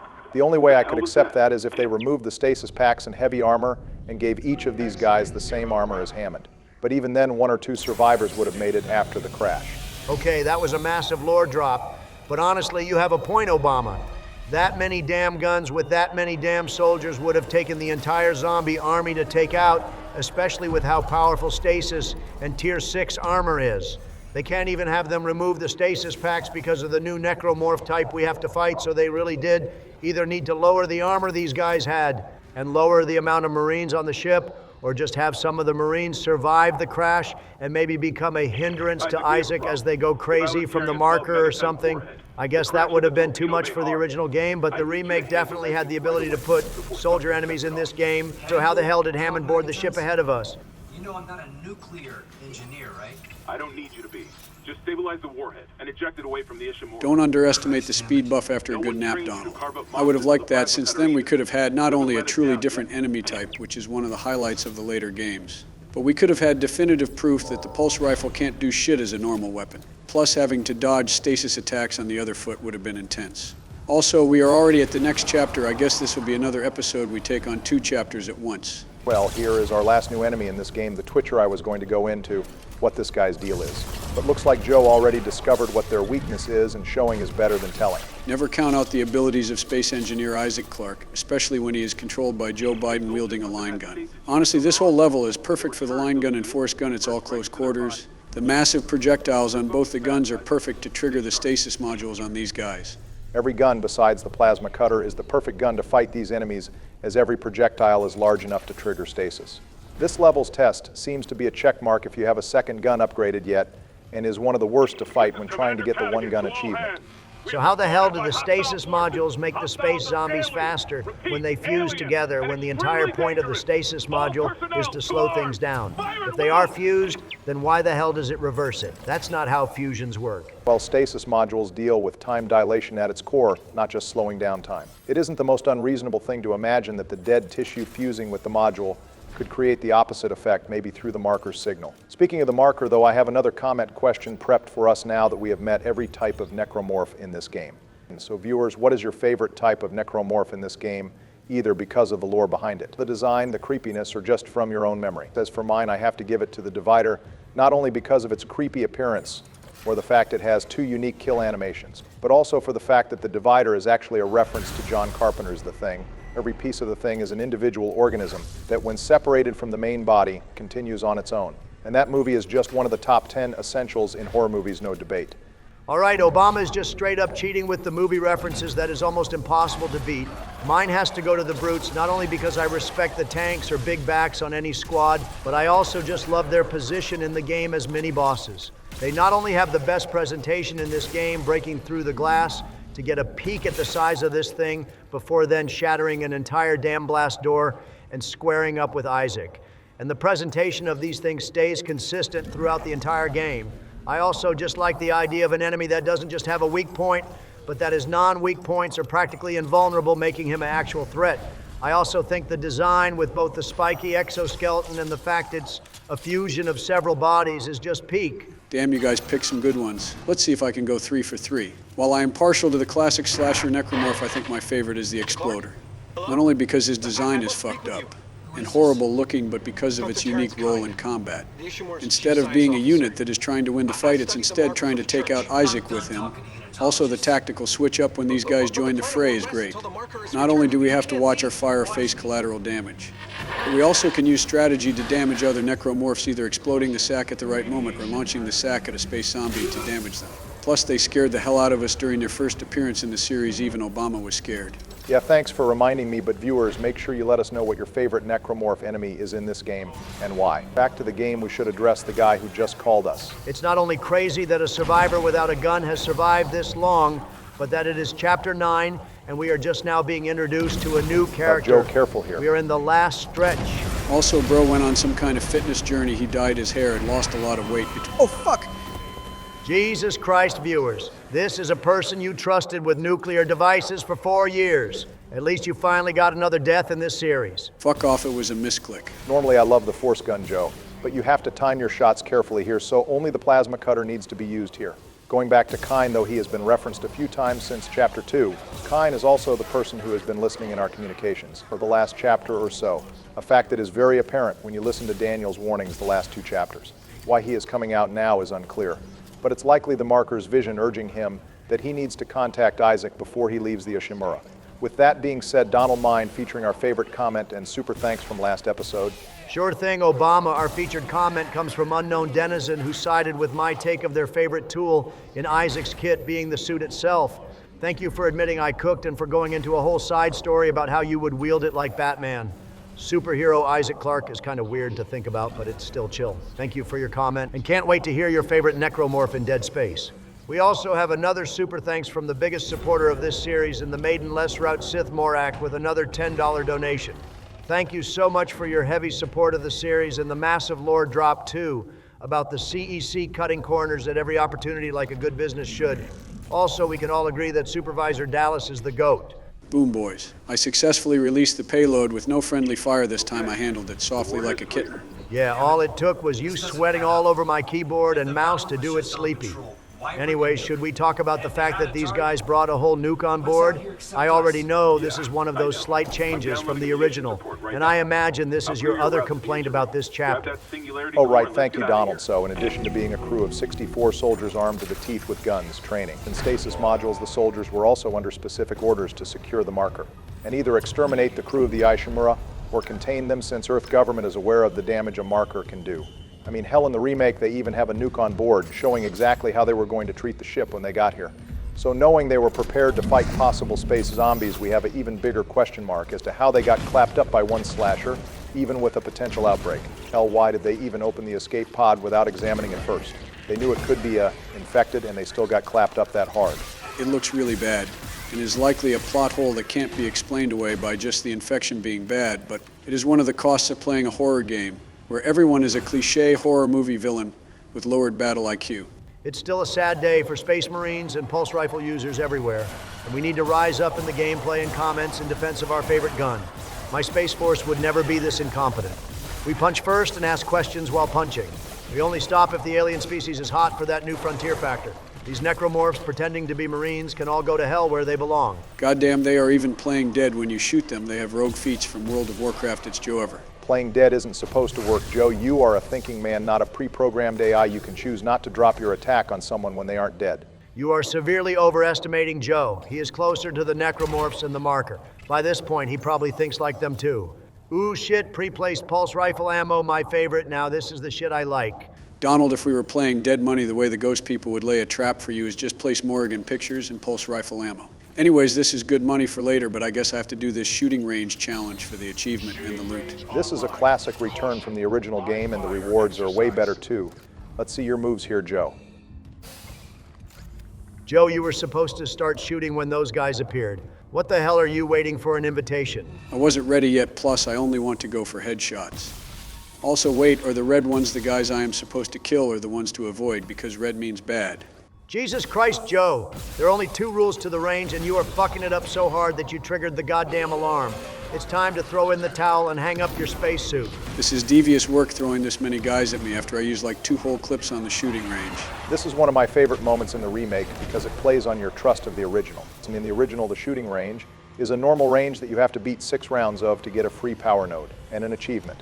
Power nodes in the original were far less interesting, so after you got the achievement, it was never worth the hassle to do the range again, especially since the shooting range was fairly boring with just 3 rows out in the open. Now they built the shooting range like a paintball ring, with cover making it more enticing for players to try it, only for it to be a necromorph ambush in the end to bring back that horror factor. Analysis game on point, Obama, but the fact this ended in another zombie ambush is kind of hit or miss. I would have preferred an actual mini-game instead. You're just saying that because the zombies are clapping you up sleepy, whether it's a fun mini-game or a horde attack, as long as we get a good reward and zombies die, that's what matters. I mean, 10,000 and a shit ton of ammo make the pain go down easier. I dodged the melee attacks, but the explosions are becoming the problem that I can't run from. At least the last baby that was hiding in the corner dropped a health back to treat my boo-boos. And speaking of boo-boos, looks like this guy could use a leg up. To add to the boo-boos fun fact, surgeries in the 26th century involve a lot of automatic lasers. Lasers that would carve through armor, but this goddamn speedster zombie can dash through no goddamn problem. I'm beginning to think we need to switch to the infected suit and gain some speed force powers of our own. Oh shit, that reminds me we haven't changed our armor out this episode. I need to find a store. And switch out, we still have the Venture and classic suit to showcase in this series for our viewers. Also, hi Nicole, don't worry, I will pick up the whole wheat bread after I get the single core, don't worry. Jesus, women always have to nag us on everything, am I right, boys? Yeah, sure thing, Joe, it sucks that the marker is on the nose and nags us like a housewife. Unfortunately, though, there are no stores on this ship and therefore this entire chapter, so we don't have the option to change our armor now. As a gameplay mechanic, this is pretty annoying and makes it absolutely essential that you max out your suit before boarding, as otherwise you won't be able to carry all of the loot available on the ship. Also, unlike every other part of the ship, we can't return here later, so it's important to do the shooting range. And grab the 4 nodes on the ship as well as the large med pack schematics if for no other reason than the achievement for collecting all of the schematics. Oh right, we are still in our achievement hunting arc, I forgot. Yeah, viewers grab the large med pack schematics just for the achievement, since that shit costs the same as a damn power node, and you almost never need to have a health pack that large on standby. The medium ones will treat you just fine. Donald actually promoting not to spend in excess is crazy work, and probably the best form of character growth that we will even get from our series. But while we are clearing through this massive pile of suitcases, should we talk about the fact that Hammond has gone crazy in the span of like 10 minutes of game time? I mean, bro was fully aware when we released the nuke, but now he is seeing Chen and thinks he is still alive. All right, maybe the developers have a point, whatever. Signal enhancers are impacting this ship are real, because this guy is speed-running dementia more than Sleepy Joe at this rate. Well up ahead, we have the escape pod, where the god-level Chen Slasher began his rampage, getting the single highest kill streak known to man. Also, I am more or less willing to drop it by this point, since fighting against plot holes is an uphill battle. But I don't think we can say for sure that Hammond just started being affected by the marker now. For sure, the Chen necromorph was a difficult reminder, but he has been in the crew deck for the last 4 chapters receiving direct exposure to the marker. Remember, Isaac isn't exactly the most sane by this point. Either he just has a higher functioning level of insanity. Speaking of insanity, looks like you have another big ambush here. Joe, let's see your moves here. Kind of convenient, just when my inventory got full, here's another wave of zombies to clear out some space for me. Also, I like how the AI announcer voice for the Valor is different from the AI voice on the Ishimura. They could have easily kept the same voice like Siri or something. But they changed that along with the symbols on all of the containers too. You know, that's one thing I have noticed about Dead Space that is different from a lot of other sci-fi series. There isn't really robots or advanced AI in this game series at most. We just have robot voices that make announcements, which is more what a VI can do. It seems like Dead Space is pretty low on the totem pole when it comes to artificial intelligence. Well, that's probably because they put most of their technology into time and gravity dilation and space travel. Dead Space is pretty moderate on the power scaling level of their weapons, and technology are above our current level. For example, they are able to frack and crack entire planets, but for 500 years in the future, you would really expect something more. Well, the Space Gorilla turned out to be the perfect enemy to test out our stasis upgrade on Bro, was completely lost in the frozen space sauce. Really sad how clapped up these great beasts have been done in this series. If they were immune to stasis, they would actually be a Dark Souls level threat. But as is, they just get their ankles more shattered than a low-ranked Dead by Daylight killer. It's unfortunate because these guys have some interesting strategies to them, like if you chip away at their armor, they go into a defense curl mode where you can finish them off, but instead Joe just stops time like Dio. Well, the Brute drops our 3rd power node of the chapter, only 1 more to go up ahead in the engines. Also, this crash out from Hammond is the most on-point statement. We were all dead from the moment we arrived. He sounds paranoid as shit, but he is actually right. Somebody did set this all up. And we were sent on this mission more so to cover the company's bases rather than this being a genuine repair mission. And basically every major player had their own self-serving needs for the Ishimura being here and sending the Isaac crew here. Also, we made it to the engine room, boys. Insert a second joke about Minecraft movie Flint and Steel here. Okay, very well thought out. Joe, thank you for taking everyone's time to say that. Anyway, this engine room is tied with the Stasis fans for being impossible mode run killers. Once you learn how to fight every enemy, you find out the environment of this god-forsaken ship is the real main villain. It's really easy to slip up and chunk out like half of your health on these things if you aren't careful. Sounds like a total skill issue on your part, Obama, but also sounds like the perfect way to get you to crash out. A lot of our viewers wanted you to get clapped up more from the secret bosses in our Dragon Age 2 run, so maybe seeing you die to fire engines would be just the type of entertainment we need to get those likes up. Yeah, thanks for looking out for our engagement numbers. Donald may be an impossible challenge run where I Play could be a special episode we do down the line, so viewers like the video and hit the sub button if you want to see us doing that. There you go, Barry. Now we sound like proper YouTubers. Anyway, what the hell is this box made out of that it's able to just full-on resist engine fire? Like, does that work in real life? Yeah, probably titanium or tungsten. That's usually what's used for spacefaring. Well, it's probably just made of steel beams, Joe. You know, since jet fuel can't... Hey, fuck you, Donald. You can't say that shit. We are supposed to avoid political content. I'm about to take off my belt and roll with advantage if you finish that sentence. Jesus, well, that's not a forced segue or anything, but George, what the hell are you doing here? I don't know. I guess I have been hanging out with Maury a bit too long now. I have built up a sense for when that topic comes up and had to rush on over to put a stop to it. Anyways, boys, how goes the Dead Space run so far? Have you exterminated all signs of the tentacle menace? Not yet, George. That comes in Chapter 10. Right now, we are only in Chapter 9. We are trying to get a ship course so we can leave. And we are about to see the infamous middle manager Hammond scene. Oh, drama, my favorite. Oh boy, another fused box choice. I can either turn the fire on and proceed normally with the box puzzle. That all being said, fuck it, we ball. Looks like it was just a few jumpy boys that don't know fire is hot, so no harm, no foul, Joe. Yeah, it's only a difficult puzzle because you would have to guide both the boxes back to the other side to grab the final power node. But anyways, boys, up ahead we have our last scene with Hammond. We already gave our thoughts on it, so let's give him a little bit of honor. Another malfunction. Half the Ishimura's in the red. Someone get the door open. It's a nice touch. He just babbles off some of the early lines from the first cutscene in Chapter 1. God damn it, Marine. You have a shot, take it already, and prove the pulse rifle useful. Chin is clearly family to him, Donald. It's never that simple. They are not goddamn related, George. They are just co-workers. It's a comrade in arms situation, smooth brain. You wouldn't understand.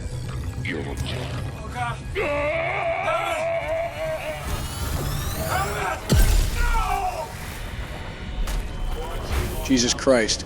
What a brutal death. There is nothing left of him. Gunner writes rent was absolutely due on that delivery, too. Yeah, but that means there's nothing left for the marker to convert, and like Supervisor Dallas, we have to respect that. Well, press F to pay respects to Hammond boys. May he manage the pearly gates upstairs. F. You're goddamn late with the spoon feeding as usual, Daniels.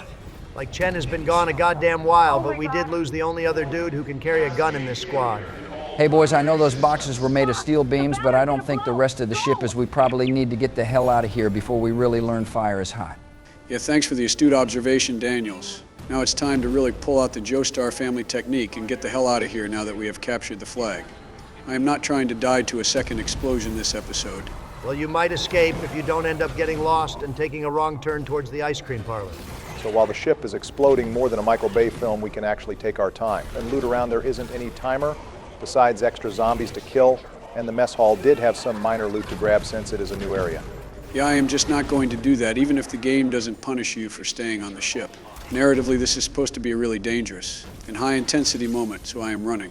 Besides, these zombies are annoying enough stopping me from opening doors. Imagine how much time and ammo I would waste looting around the entire room. That zombie really survived an entire clip. Mad respect for his endurance build. Yes, stopping to loot while the area is collapsing around you isn't exactly a high IQ moment, Obama. I remember that's how your first character died in D&D, when you spent too long in the treasure room while the temple was collapsing. That was a really unsatisfying character death, and you're a dick for doing that, George. I only went back because the holy water and boots of flight were really useful for the upcoming boss fight. Yeah, nah, Obama, that was entirely a skill issue on your part and also hilarious. On second thought, Joe, please go back to the mess hall and loot around a little just for the nostalgia. Your fat ass would want to go back towards the mess hall, Donald. So when you play Dead Space 2, you can enjoy the Necromorph Diddy party in the cafeteria all you like. Anyways, boom, boys, I made it just in time. Isaac really gets tossed around more than a linebacker, but still took 0 damage. That is the definition of built different. Also looks like we ended up doing one big loop. You guys are back in the communications array from the start of the episode. Yeah, talk about convenient, but wait a minute, George. How the hell do you know about what we did for the parts you weren't there for? DM secrets, Donald, don't worry about it. Well, more importantly, I did it, boys. I cleared 2 chapters today, and now we are on the final stretch in Dead Space. Yeah, and all it cost was dozens of Space Marines and your sanity, a perfect trade deal. Yeah, it took a while, but we are finally on the home stretch of this game with just 3 chapters left to go. You need to... Wait, someone's opened the door near the bridge atrium? It'll get you to the crew deck, but... We still have plenty of content to get through, though we finally have access to the crew deck, the last hub area, to explore a side quest to finish. And finally, we can get the last officer rigged in the door that Daniels mentions is open now. Then once all this tedious work is done, we unlock the well-anticipated hidden sex scene in Dead Space. Viewers, he is lying. That doesn't happen. Also, that chapter title sounds ominous as hell. It sounds like you boys have one more heavy backtrack before the end, and this jumpy guy has some choice words to say about that. Well, we cut ahead since it took like 3 elevator rides and a massive selling spree at the store, but we are back to the true start of the episode, The Bridge. Yeah, we didn't really buy anything except some extra ammo, so we have just enough to get the Mark V suit at the start next time. Anyway, where am I going now, Barry? I need to know quick before a necromorph vents from the bridge. On how sus? All right, so down the stairs we can enter the tram tunnel that we have seen since like chapter 4. And on the right end of the tunnel we can find the last officer's rig. To remind all of you, there are 7 rigs to unlock the Master Override achievement and unlock several master doors that have upgrade schematics for every gun besides the plasma cutter and extra loot. The rigs' locations are in order of when we grabbed them. 1 at the end of chapter 2 when we were flying to engineering. 1 in chapter 4 when we calibrated the cannons. 1 in chapter 6 clearing some blight after killing the brute. 1 we get from Dallas as part of the main quest. Another in engineering where we get the flamethrower. 1 in the comms array. And the last one here right on the path at the start of chapter 10. So now that we have all the 7 pieces, do we fuse the rigs together like the Triforce, or is it like the Pokemon badge check gate? And the doors will automatically open now that it senses all of them. Yeah, thanks for reminding me of those Nintendo references after breaking my Switch 2 Joy-Con. By the way, Joe, if I had force powers like Isaac, I would yeet you out of this room. Relax, George. You only have 1 game to play on that thing anyway, and Obama already ordered replacement Joy-Cons on Amazon for you. Oh, when you get those, let me know. I want to test how good shiny hunting is now on the Switch 2. Yeah, no, Joe, you are banned from touching my console. Get your own. I don't even care if it's your birthday. Oh, come on, man. I was really hoping to find a shiny sneeze. Oh, fuck, it's a trap.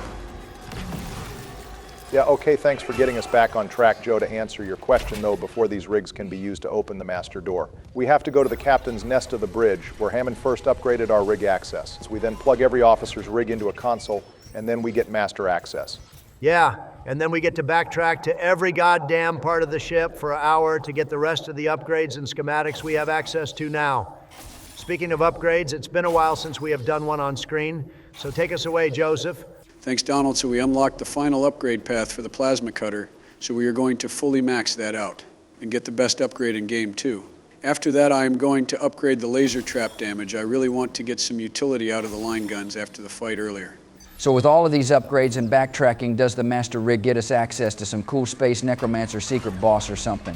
After your streak, I was really hoping to see how Joe handles one. No, George, no secret boss. We just get some good loot and cool upgrades. Ah, damn, that's pretty lame.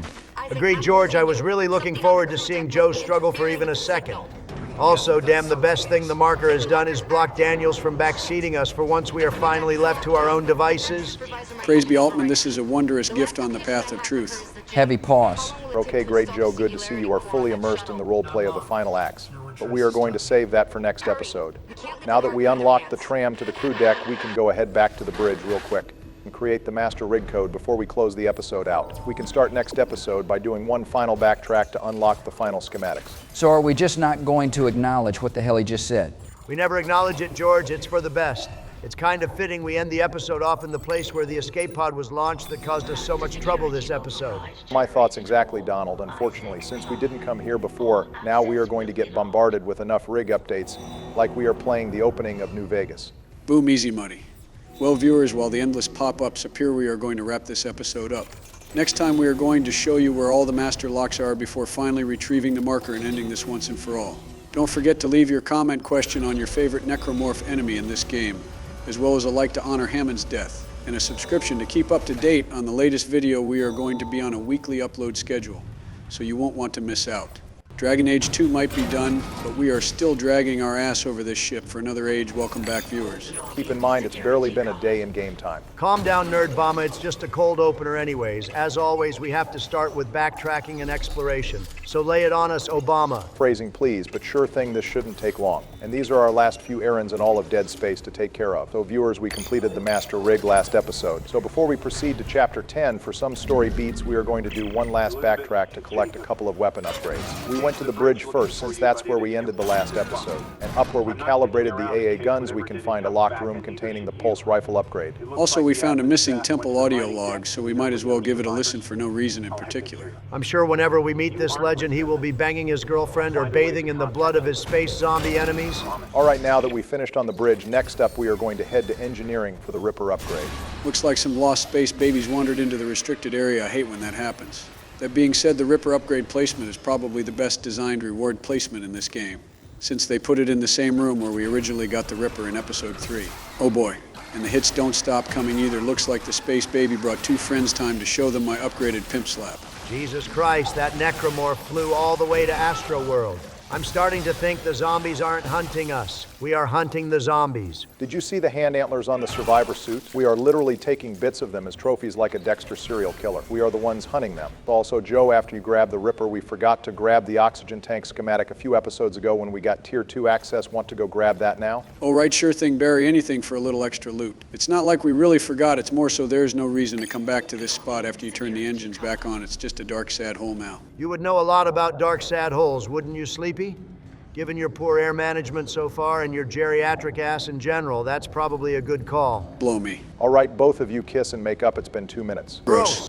Okay, we will work on that. Anyways, good work remembering where it is, Joe. Obviously, this schematic isn't something we need to have on hand by this point, but it is important to collect for the merchant achievement. You know we are always on that achievement hunter grind, viewers. Anyways, the next schematic is right before the big elevator to mining by the box puzzle. Well, this upgrade is for the contact beam, and the last one after this is in hydroponics, where we synthesize the enzyme. That one is the most important one since it's for the line gun. Why didn't we just head straight to hydroponics after the bridge then?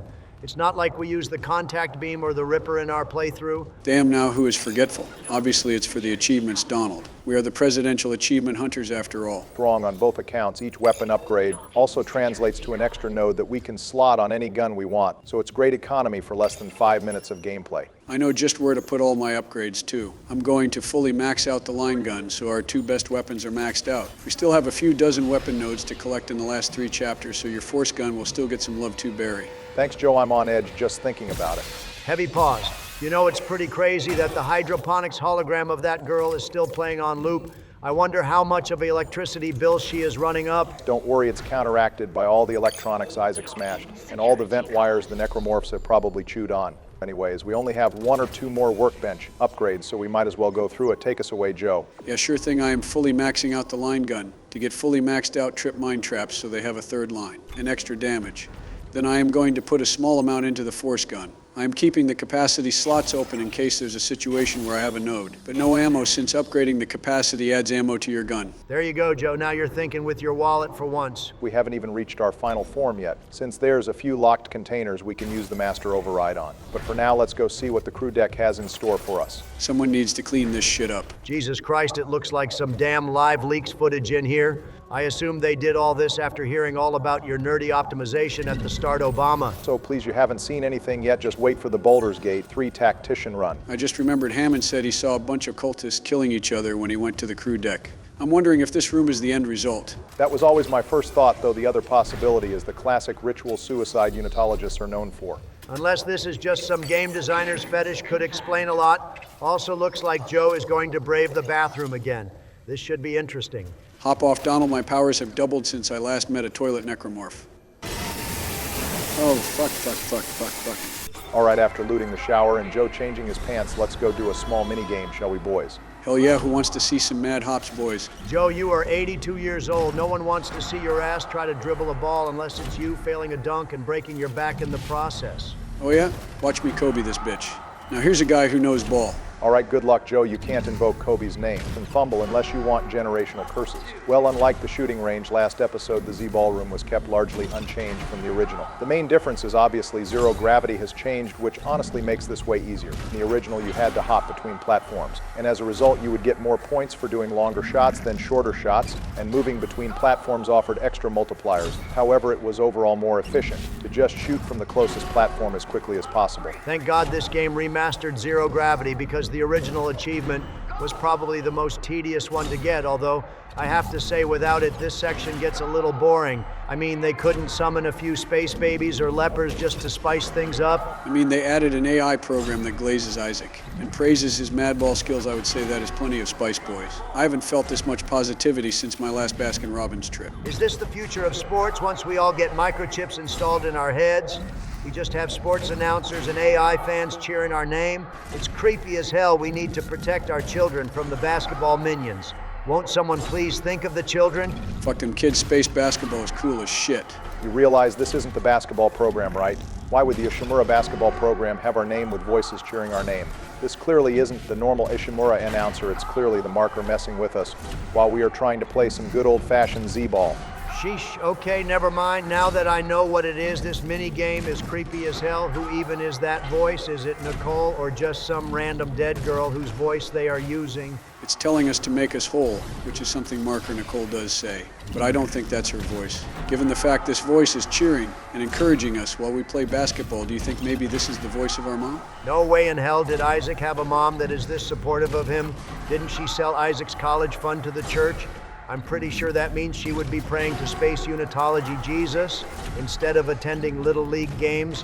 Maybe that's kind of the point. Like these voices just bring up a sad memory that the marker is using to slowly win Isaac over to its side by wanting to bring back his mom and dad. Damn, that's really sad. I forgot how depressing this game is. Can't we ever play something happy for once? Oh, please, after those sappy ending slides in Dragon Age 2, we are definitely due for a few sad moments in our playthroughs. Also, nice Miss Joe, keep doing it. The clock is ticking. Yeah, okay, Donald, I will make sure you keep that same sentiment when you play Dead Space 2 and go through your own tragedies. Also, hop off, I am about to clutch up here, just watch. What's the reward for all of this, Barry? I was having so much fun with zero gravity, I forgot why we did this in the first place. Once we finish round 6 of Z-Ball, all the lockers will open. The first 5 levels give us ammo. For the non-plasma cutter weapons in lockers, then the last locker gives us a power node. More importantly, completing all 6 levels unlocks the Z-Baller achievement. One more guide for the viewers playing with us. All right, cool. Now that you two are done cosplaying as the Achievement Hunting Channel, Joe, can you grab the battery floating in the front corner here and progress with the story? It's been almost 10 minutes and nothing but side quest has happened. Damn chill out, Donald. I am sure some of the viewers cared about this. And it's one of our last side missions to go. Anyways, let's go upstairs and grab whatever it is we need to grab upstairs for the story. We needed an executive access card so we could actually use the elevator to get into the crew deck fully. Apparently the executives just really liked watching Z-Ball before getting executed. I am amazed nothing jumped out at us up here going this long without combat. This late in the game just feels weird. We need some challenge. Where are the stakes? We can go a few minutes without needing to fight something, Donald, besides, like you said, this is late in the game. My health pool is going to be challenged just as much as my pants. Besides, I am pretty sure the game is just keeping us on edge a little to make the players as paranoid as Isaac is. Oh, okay, never mind. Suddenly a damn inflation zombie coming out with a steel chair. Oh wait, hang on, make that 2 inflation zombies. I guess they are a pregnant couple, how sweet. Well, I saw Joe jump a little, so that's a start, but he nearly missed the sacks both times. I was really hoping the sperm cells would jump him again. That's normally the dagger. Well, good to know you watch my body movements while we game. That makes me feel so loved, big dog. And speaking of love, check it out. It's the return of the Diddy Morph's time to test out my new traps. Joe, did you just hurt yourself with your own damn line gun traps? I mean, that's on brand for you, but Jesus Christ, that is just sad. Yeah, I was trying to block off one of the paths I heard the zombies coming from.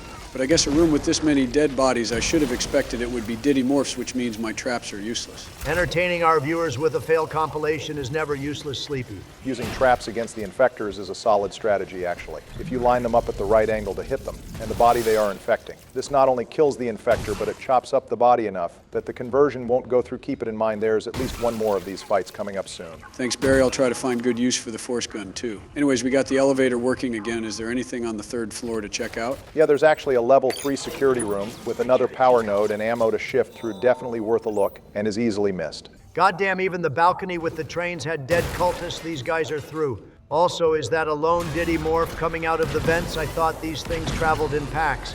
I guess the one necromorph guy was busy or something, so he had to have the Diddy morph fill in. Anyways, good call in the storage room, Barry. I bet a lot of players missed this. Damn, those are some really jumpy dead bodies. But yeah, no problem, Joe. That is kind of our whole point of doing this series. Anyway, let's go confront our good friend, the doctor. Jesus, Joe, how much hentai are you downloading? Why the hell is the game stuttering this much? This is the one based action we get to see Jacob do, and the frame drop ruined it. Don't blame me, I am just downloading the dungeons. And Daddy's podcast, and also a illegal copy of Borderlands 4 a month early. Besides, this is your gamer rig on your office Wi-Fi. This is totally on you. Joe, our recording software already has enough frame problems. Please stop ruining it by downloading unnecessary things. Especially since our kindred soul Jacob here is about to die, despite choosing a based weapon like the force gun. Yeah, wait, can we talk about that? Jacob had a whole force gun on him, and Mercer doesn't even have any armor on him. The last time we used this gun on a human last episode, all his skin peeled off and he went flying into a wall. Now Mercer gets hit with one, and all that happens is a bruised shoulder like he was lifting a couch too fast. I know I could use this moment to hype up the pulse rifle, but even I know the force gun isn't that weak. I think what happened is Jacob went down with the force gun to the crew deck to rescue Mercer, thinking a doctor would be valuable to his mining deck squad. Then we hear here that Jacob got captured by Mercer and was forced to build something for the marker to start convergence. Maybe when Jacob was captured, Mercer took and sabotaged his force gun, but since he isn't an engineer, he didn't disable it all the way and some of the force energy got out. That's probably the most likely answer, otherwise we are going to have to believe that Mercer has adamantium bones and skin or something. Well, rest in peace, Jacob. You were the original Isaac Clarke without the suit. Bro is probably the most competent NPC in this entire game, and he survived the zombie outbreak without a suit because the game knew if Temple had one, he would be unstoppable. Press F, boys. F. I know it's cope, but maybe Jacob could have tanked that nail gun to the head like Courier 6. Yeah, I doubt it, but the fact bro had to die slowly from a bullet to the brain is devious work. He probably felt all of that going down until the stasis wore off. Oh shit, hey Hunter, it's been so long since I've seen you, you're looking good. Dad got a lot of upgrades since the last episode. We hung out in like this sick pimp slap attachment, want to see how it works. Joe, that's not your crackhead son, that's the loser who I beat in the 2024 election. Here's something I don't really know, but looks like she really let herself go. Joe, just go ahead and shoot the blight wall on the other side on the glass and proceed forward. The degeneracy is going to get worse before it gets better, considering what is ahead. All right, slow down again, Hunter. You're getting way too feisty right now. Dad is going to go in the next room to check out something for Uncle Obama. What did you mean about the degeneracy, Barry? Does it have something to do with how the walls have shit over them? Don't worry about it, Joe. It will make sense in a moment. Just proceed forward and watch your corners like normal. Okay, but you're acting really sketchy right now, Barry. Anyways, after I make this left here, what am I looking for? Den Altman, Callius Illumina, Print Convergena, Devenum Q Audio Null, O Mind, Ofenta, Singer Truck, Ascensiona Divina, IS Dipta Prudentiosi. Jesus, what the hell was that? And more importantly, Barack, translate what the hell our objective is. You can still understand all languages, right? Well, if you reload a save to Chapter 7 in Kyne's room, or Kyne's office, I think you can figure out the answer yourself, Donald. I am not fucking doing all of that nerd bama. Just tell me the answer. The objective says turn it off, which is a reference to Dead Space 3, where Isaac reads some marker script and freaks the fuck out just repeating that line over and over again to turn off the device containing the Brethren Moons. Joe, how the hell can you possibly know that? I don't know, it just flowed naturally into my brain like chocolate syrup on a sundae. Speaking of, is anyone hungry entering this bar here? Joe, I feel like there is a diss somewhere in here about my weight, but I will be damned if I am going to fall for the bait.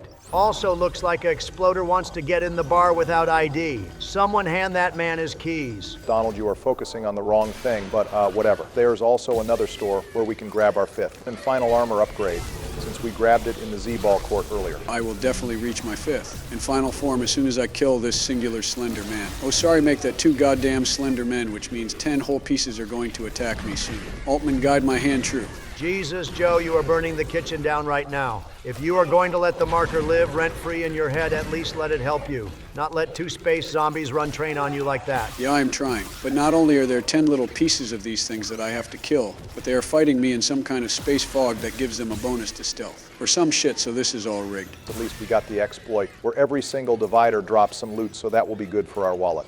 Once this fight is done, we can hit up the store and purchase the last armor upgrade for 60,000 credits and see one more gorgeous armor sequence. Well, we might have one more. There is still one bonus armor I want to show off since we were talking about Dead Space 3. But for now, let's enjoy the most expensive suit-up sequence in this game.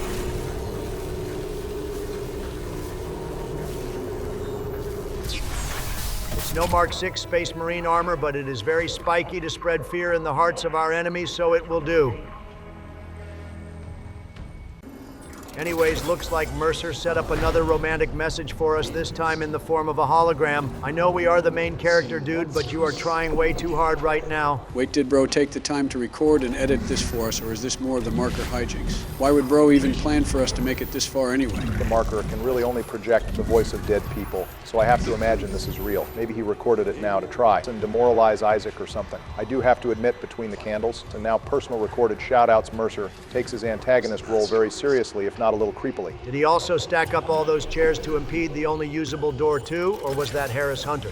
Now, Hunter was never good with manual labor. Getting him to carry folding chairs in church was a test of patience that was probably Mercer, or maybe one of the crew members he took as servants to impede our progress. Anyway, looks like this video isn't going to drill more holes in my brain, so I will take whatever small reprieve I can get while I bravely enter the last Mercer weed cloud. Mercer was smoking an absolutely massive pack in here, clearly, and as evidence, we have 2 more goddamn wall gooners in here freaking out over the contact high. Also, what the hell was that random explosion that just happened? I am pretty sure there was an explosive barrel to the side, and one of the tentacles just hit it or something. Maybe that's a sign that the Guardians aren't exactly the pinnacle of the necromorph soldiers. Good work using stasis on them, Joe, to prevent them from summoning more necromorphs. Real good work. Thanks, Barry. So what the hell am I looking for in this weed room? Is Mercer in here smoking a pack? No, Joe, we aren't going to get that lucky. Our main objective right now is we need to remove the 4 flesh sacks in different areas of the crew deck so we can access the shuttle. We also need to find a battery to even get out of this room, which is in the storage room. I would suggest you grab the battery first, since once you destroy the flesh sack, the hunter comes back. Obama, I know you love exposition, but there is no way Joe is going to remember all of that. I'm sure if he isn't already high on Mercer's supply, the marker fried whatever might be left. Lick my nuts, Donald. I remembered it perfectly. First, I go in the storage room to grab the Duracells, then I explode a sack and Hunter will appear again. Boom, easy money. And see, I already found the battery. All right, maybe the marker and weed are multiplying his brain cells from 2 to 4, however that works. Anyways, while Joe fumbles around the gas, do you have another comment question prepped for us, Obama? I think we have a lot of walking around left to do. Yeah, sure thing, Donald. I have been cooking up one since the start of the series. And now that we have been to all parts of the Ishimura, I am finally ready to showcase it. So viewers, there are 6 stations on this ship and over 8 locations on the ship overall, since 2 of the stations have 2 different areas. And we are obviously in an apocalypse situation, so considering what areas have which supplies. And the defensible position of each of the locations, imagine you had to survive for 24 hours against the outbreak on the Ishimura. If you survive for 24 hours, let's say you are guaranteed rescue from an actually competent Space Marine squad ship. Where would you choose to make your last stand-in and why? As for me, I have to go with the obvious choice of mining. It's where the largest group of survivors lasted for a good period of time, probably the longest lasting group of survivors in lore. You have access to some of the strongest mining weapons used in this game, like the force gun, line gun, and plasma cutter. And I think the company with Jacob and Dallas would be some of the best allies to have in this ship. And I think another calm, collected leader in the mix would do wonders. All right, stop jerking it to your leadership skills, nerd, Bama. But as for your choice, it's pretty solid, even if it's a bit basic. That's what the space zombies would expect after all. As for me, I would have to go with the crew deck, specifically the executive quarters. It's where the group in Dead Space Extraction starts off at. I would be with other fellow leaders like myself, and an accompaniment of security since they are the leaders. Most of the other pores aren't allowed in, and therefore can't infect me. Most importantly, the rooms are somewhat decent and comfortable. So I can sit down on a cushioned chair instead of a hard steel folding chair, like we are in a depressing church basement. You realize most of the senior officers are unitologists, right? And also Mercer and Kine are senior officers and would have easy access to you. Plus the marker has been here the whole goddamn time. It was only briefly in mining before being sent up here. My Conquer's hockey would shake off the marker's influence, and as for the other space Scientologists like Mercer, all I have to say to that is nah, I'd win. All right, sure thing, Donald, go off Queen. And as for this exploding asshole, don't think I forgot about you. Now you can't get the jump from me, I can perceive you. As for my choice of location, I think I would go to medical load up on all the best space morphine and med packs I can. and hold out on that one closet where the line gun is until help arrives. I could probably just wheel in one of those hospital beds if I need to sit or lay down, and if it's only 24 hours, maybe I could find. Yeah, good luck laying around where all the other dead bodies are sleepy. I'm sure you will fit right at home when the Diddy morph starts converting your friends. All right, not bad picks, boys and viewers. Let us know where you would hold up to make your last stand against the necromorphs in the comments below. Our editor reads everyone. And we have something special planned for this comment if you want to go over that, Donald. Yeah, sure thing, Barry. I got you. So viewers, if you're new to how we handle comment questions and series in general, next episode is going to be our last episode of Dead Space until we move on to Dead Space 2 in the future. Since that's a new series, we don't often ask an official comment question that will be featured, since it would be weird to feature a comment from Dead Space 1 and Dead Space 2. So this is our last comment question for the series, and because of that, we are going to feature a few comments from this episode in our next one, so make sure to blow up the comment question so you'll have a higher chance at getting a feature in the finale. Speaking of all that, Joe, mind featuring our favorite comment from last episode? Sure thing, Donald. Our featured comment comes from Mr. Wolf 3817, who said their favorite necromorph enemy is the Hive Mind, which is a really based and unique choice, since not only was that a lot of viewers' favorite boss fight, but it seems to be their most memorable moment in the game overall now, especially with the improved mechanics. Thank you for your comment, and can't wait to hear what area you would make your last stand in. We also have another super thanks from our biggest supporter of this side series, Sithmark, whose favorite necromorph are the Space Babies. And they also praised Barry's summary as being an accurate explanation as to why the Valor falling was a plot hole, and offered the solution that the Valor should have just been a random patrol ship instead, which I agree works better in hindsight. Thank you as always for your base support, man. Well, back to the game. Jesus, Joe, you got Isaac smeared in strawberry jam because you decided boxing the necromorph is a better call than just using your guns with nearly 100 rounds a shot.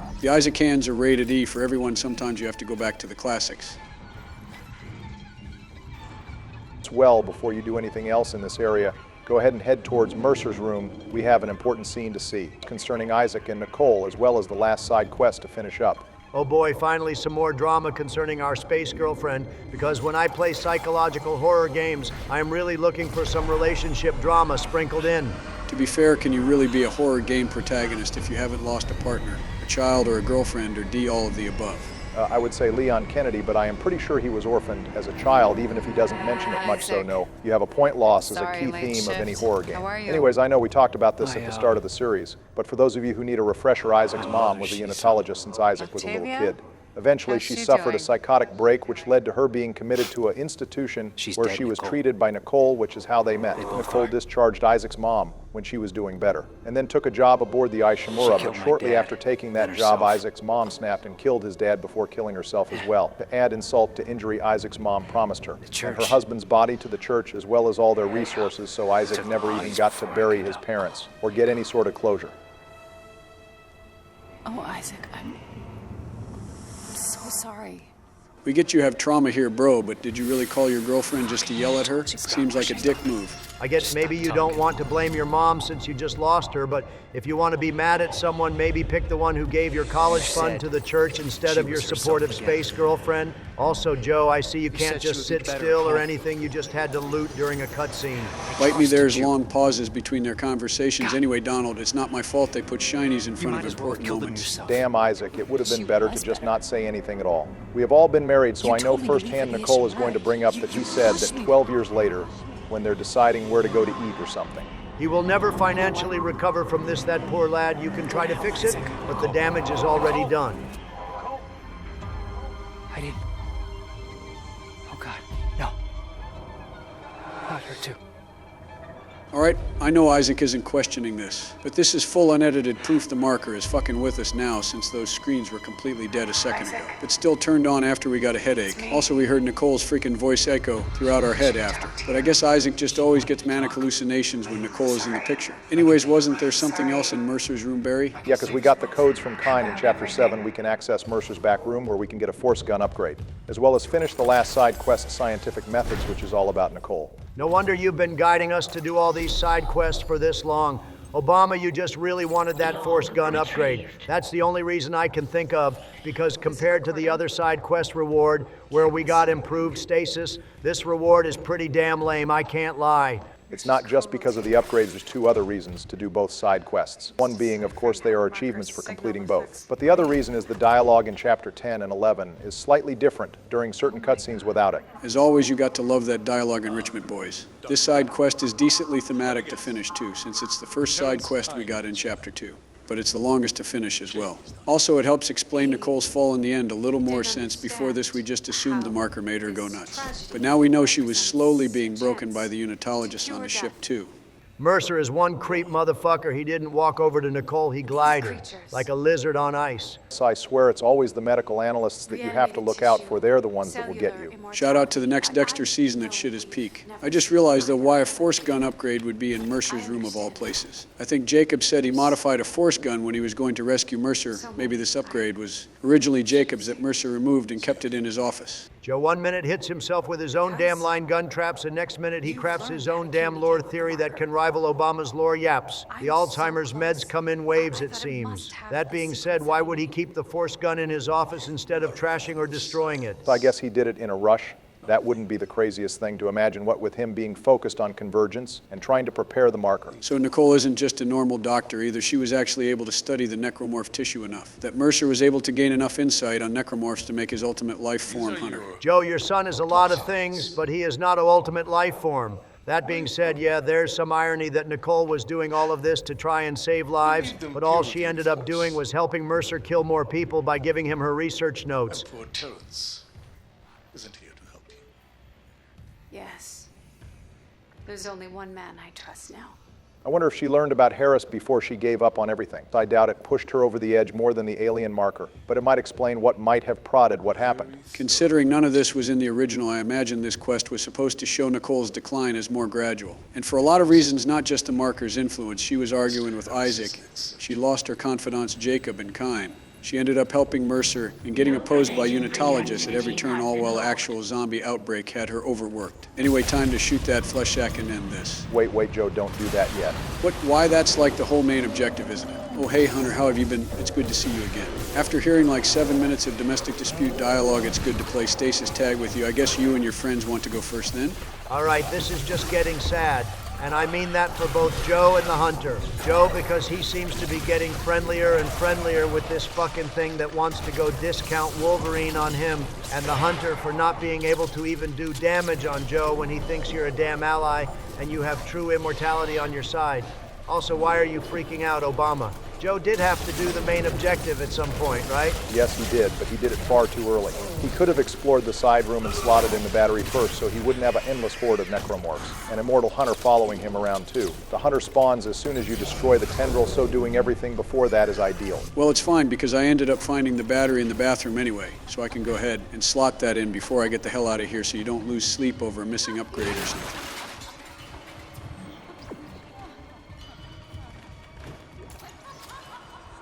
Also, did that girl just blow her brains out? Somebody should really go check on her mental health, is no joke. I swear to God, Obama, if you are padding the video for another godforsaken force gun upgrade, I'm going to use all of my spell slots to smite you out of the next 3 videos.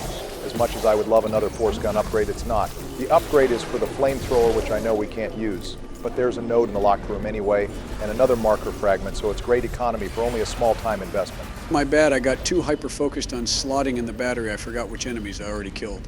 I know this isn't optimal, but my butthole is clenched tighter than a baby's fist trying to rush and take care of everything. Honestly, this is one of the bigger challenges I've had in this game overall. Joe, if I didn't know any better, I would think you are enjoying Dead Space now. I don't know about enjoy, because I would enjoy a game where I could wield all the powers of the elements or something equally as powerful. Maybe with a squad of cute redheads or elves by my side, but I will admit that I can see the appeal of a game that keeps you watching all your corners and gets your heart racing by having to quickly do tasks while an immortal zombie chases you. Reminds me of those haunted house escape rooms. I don't know how entering the bathroom didn't lead to instant death from you, Joe, but somehow the combat has calmed down, and I guess Hunter went to go recharge in his crack den. I swear to God, a man dies one time in the bathroom, and the rest of you will never live it down. Also, I am glad the Hunter calmed down at least, because the rest of the zombies are borderline never ending at this point. I just want a minute to breathe, damn it. Can you all stop jumping out of the vents for 5 minutes? Just be glad we aren't on impossible difficulty or something really crazy. Impossible would be hilarious, But then we would be looking at another 20-hour movie series for this game alone, and I just want to go ahead and play Dead Space 2 already, so the viewers know how to really get your money up. Anyways, here's your side room with the override container editor cut ahead to the next section. My friends, is this what you hoped for when you signed your lives away to the church? Does this carnage look like transcendence?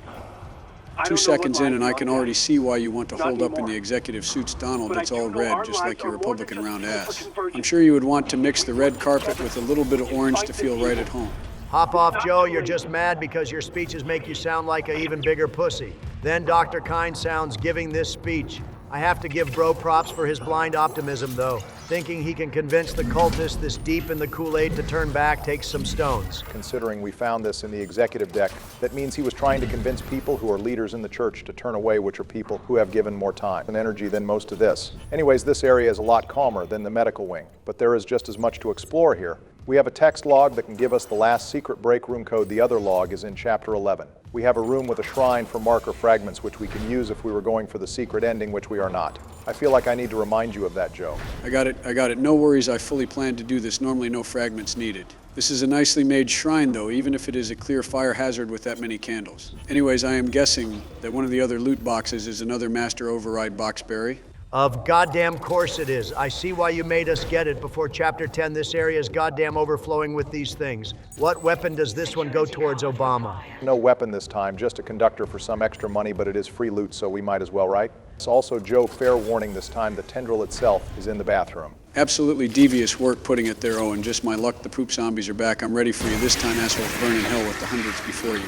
Damn, that wasn't as satisfying as I thought it would be. Sorry, I couldn't satisfy you, big dog, but we still have plenty of episode left. Thanks for the heads up, Barry. It's fine, I know now to loot everything first, since as soon as I break this thing, every zombie left on the ship is going to dogpile me. So let's get those last 3 rooms cleared first before my inventory maxes out. Hold up. I'm not even going to question why the executive key card was in the bathroom. Clearly one of the Scientologists got ganked when he was trying to use the facilities. It happens to the best of us. But why the hell was one of the doors locked? And the person that locked it was in a different officer's room. Were they getting pranked during the apocalypse, or was this some kind of jilted lover who got revenge by locking him out?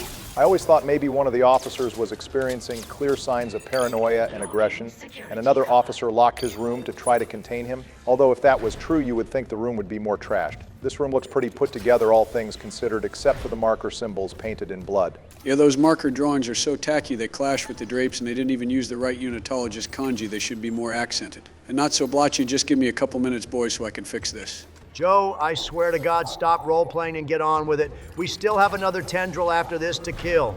And if I remember right, this next one is a cutscene like the first. Fine, I will just backtrack and correct it in my free time. And fix the drapes, too. I just hate to see such a nicely put-together room go to shambles like that. Even an apocalypse doesn't mean everyone has to become a savage. Oh, look, another quarantine ambush. Well, this time for sure I'm going to try that laser trap strategy you suggested earlier, Obama. And I know it's going to work because I'm not going to lock it on the blast shields this time, and I saw where the bodies are beforehand. It should make the converters completely useless since they will run into the traps on instinct. Then the bodies they are converting will also hit the wires. Only downside is the twitchers will come from multiple angles. And even when they hit the traps, they are tanky enough to blow past them. Just like in real life, the twitchers are persistent, unending, and the greatest threat to gamers' safety and money economy. You mean in the game, right, Donald? Yes, of course. I mean the game. What did you think I was talking about? Anyways, Joe, that was probably the best use of the laser traps that you were going to get in this game, even if the twitchers just shrugged it off. The overpowered weighted blades and force gun covered the rest. Yeah, and the Mark V armor is just the cherry on top. Anyway, I know we just upgraded this armor.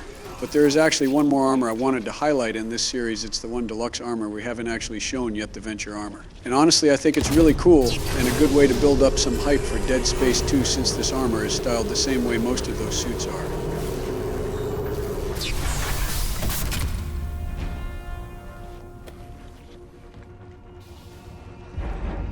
It's a clean-looking military suit with bright colors. Just give that man a pulse rifle and it will be perfect. The Venture suit is modeled after a similar armor used by the Earth Defense Force during the resource wars before planet cracking. Specifically, the Engineer Corps might be a little ironic to represent the EDM after what's about to happen in the story, but I can't argue with the Dead Space 2 reference. Anyways, let's go meet Dr. Kind for the first time.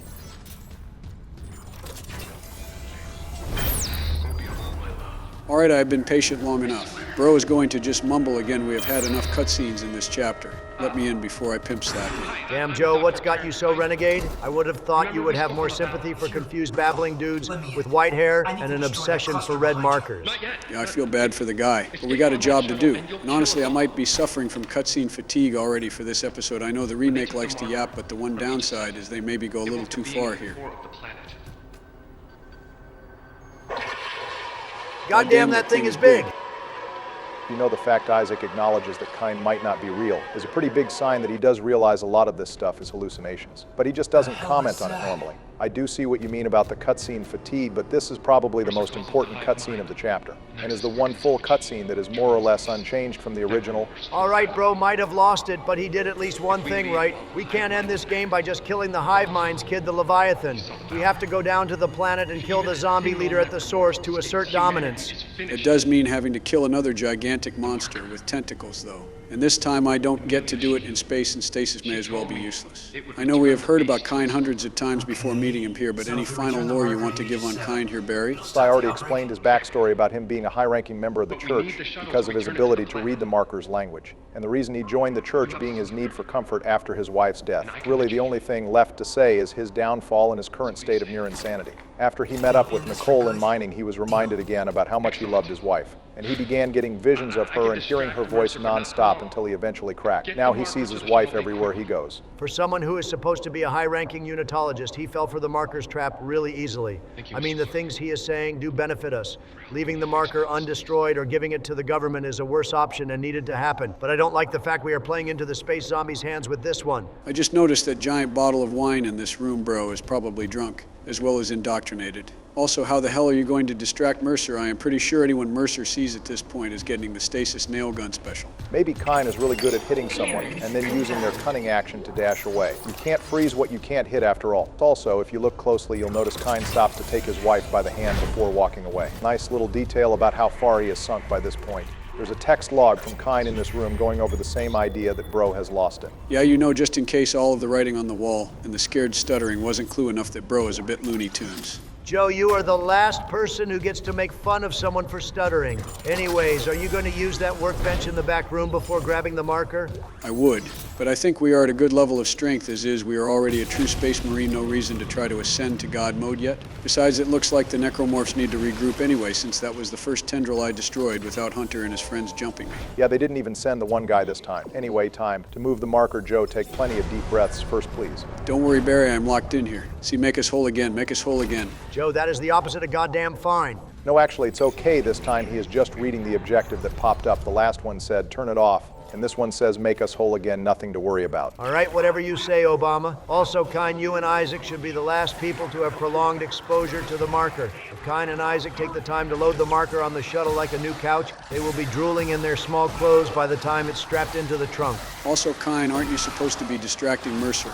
What do you mean you'll help us load it in the shuttle? If you aren't distracting Mercer Bros, just going to show up and stop us. I am pretty sure that is just a leftover line from the original game where Kyne actually does show up after we reach the shuttle and loads in the marker after we successfully install the Singularity Core. In the remake, Kyne doesn't take the shuttle until the next chapter. Also, Joe, are you having fun trying out your weighted blades? The necromorph sure isn't after receiving 15 consecutive stun locks. Just trying to experiment how much damage I can do with these things. It's a surprise tool that will help us later, boys. Anyways, Barry, what are the other differences between the original and the remake in this act? I feel like we have done that for almost every other chapter so far. We have, and this is probably the last chapter we can do it for, so we might as well get into it.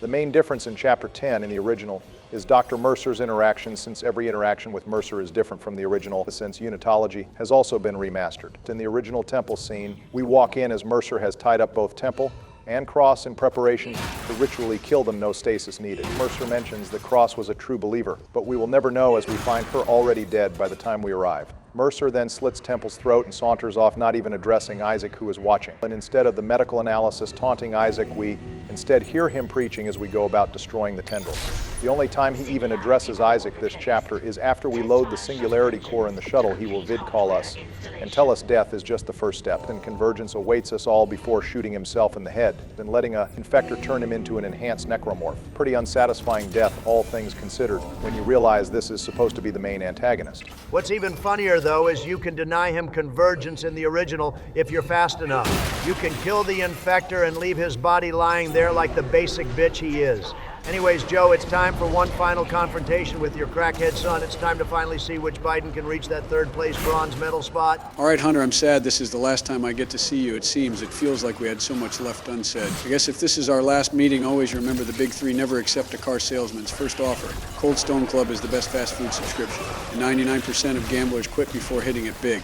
Anyways, ponder that last one on this line trap, my boy. All right, Joe, that was actually really sad, but I am glad you got to do that, I guess. This fight is essentially the same strategy as the cryo lab fight. You have to cripple the hunter, stasis them, then go to another room. Except this is using a based fireball instead of just freezing them and filing them away. Exactly, Donald. Also, since we completed the medical malpractice, Isaac has a special line here since he knows the full story of how Harris was manipulated by Mercer. If we haven't completed the quest yet, Isaac just yells, "Burn, you son of a bitch."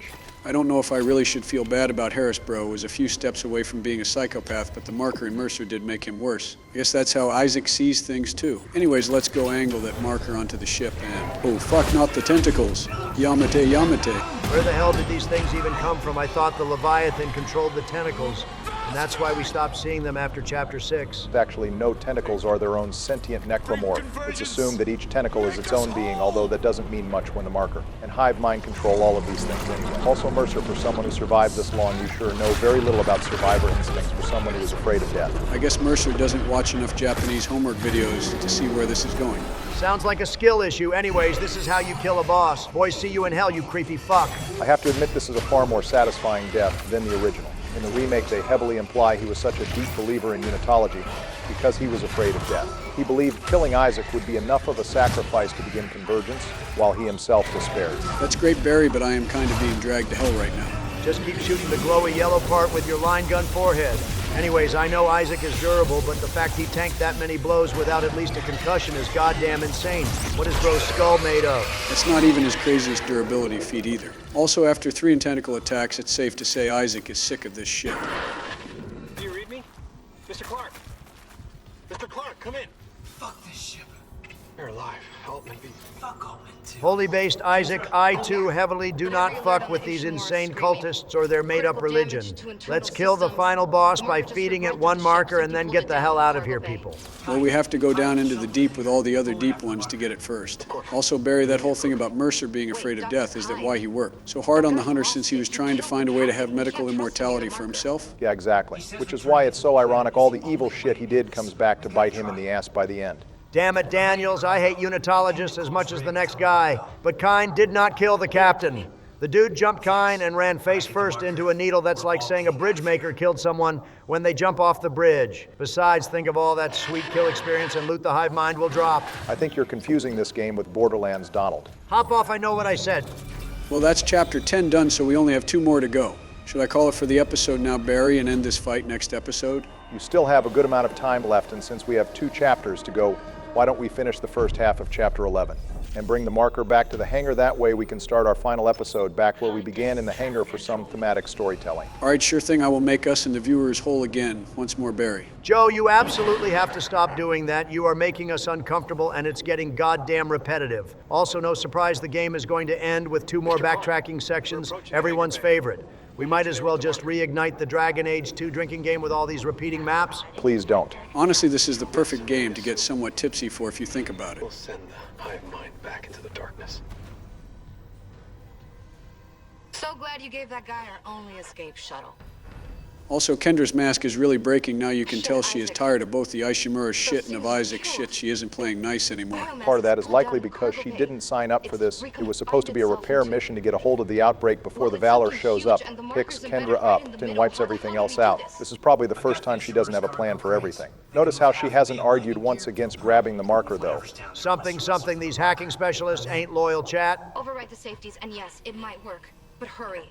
We're losing critical systems fast. Anyways, Joe, ignore that workbench and kill these space zombies quickly. There is a 100% mandatory item grab here that is invaluable to our playthrough. That's what I'm talking about, Donald. Yeah, Joe, in that corner by the tendril there is the second to last master override lock that has the last force gun upgrade. Once we get that last one, we can use up all our save nodes to max out all 3 guns. Oh, goddammit, Nerd Bomba. Fuck the force gun, fuck the master lock, and fuck you. That's not what I mean. Behind the stairs here in the locker is the legendary artifact Ping, which is not only a beautiful and shapely sight, but is worth 30,000 credits. Also, not that I need it, but it gives you an achievement which I know you two liberals goon over. Oh, right, Peng, can't believe I almost forgot about her. I don't know if I can get an actual answer, but what even is Peng? A beautiful gift from our true Lord Sandal. As good of a guess as everything else, the only in-game lore we have is Ping is a phenomena that stretches back over 200 years, shown by sovereign colonies-era postcards. Peng is depicted as several different women with the implicit purpose of a sexual morale booster for soldiers. In the Dead Space series, it's a morale booster as it is in every game, and offers a massive economic boost towards the end of the game.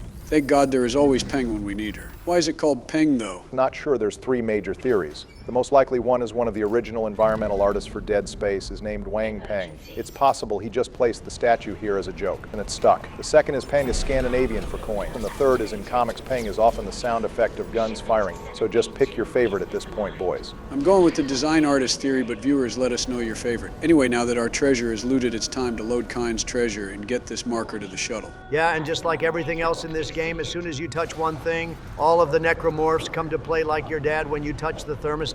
We are definitely in the late game now, because why the hell are they taking this many line gun shots to kill? I'm almost out of line gun ammo now. This is a Avengers level threat, boys. I can see why Isaac sounds so nervous right now. Without the line gun, there is no victory. Yeah, Joe, it's a real problem. You might even have to switch out to one of the other 2 guns that have almost 100 rounds of ammo to them. As crazy as that might sound, that might be the play. Hell no, that's crazy talk. I'll just spend my Peng saving account on line gun ammo to prevent this problem in the future. Joe, you are such a wasteful spender. We don't need line gun ammo, especially when it's maxed out. Just start pimp slapping things like you normally do.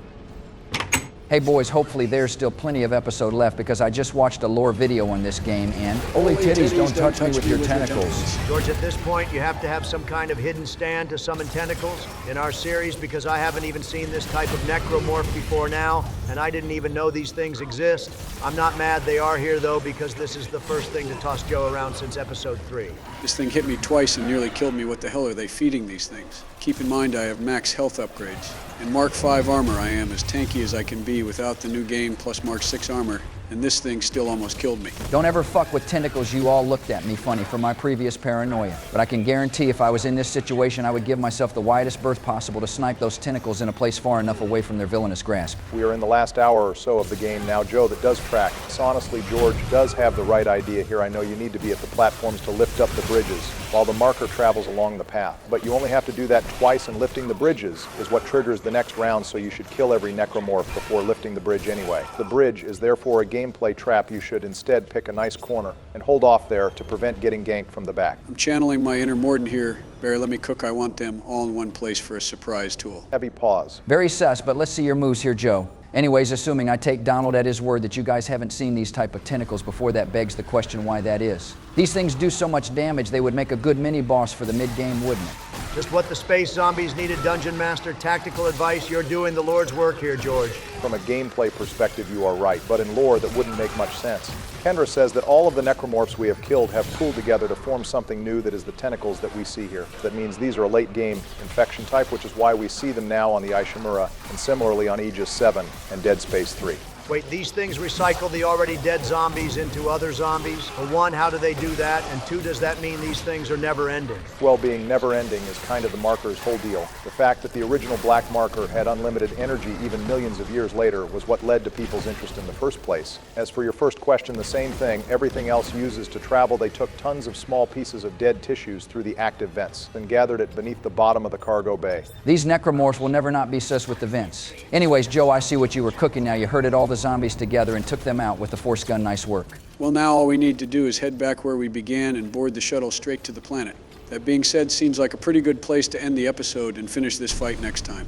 Well, hang on, before we leave the Ishimura for good, we have one last stop I want to show the viewers. We unlocked the last secret break room code, and let's just say we saved the best for last. Daniel's making a run for it, trying to outrun the space zombies. Sounds hilarious. I wish we could actually play that, sort of like the Joker section of Mass Effect 2.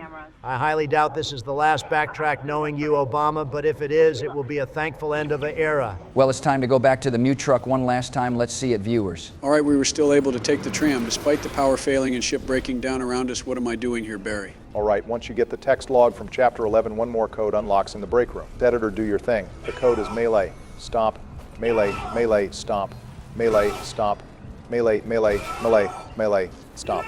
Oh boy, you guys are in for a treat. We are going to close out prematurely here, but that will make sense in a minute. Don't forget to leave your comment question on what area of the ship you would choose to make your 24-hour last stand, and leave a like to thumb my ass. With that all being said, let's see what this final secret is.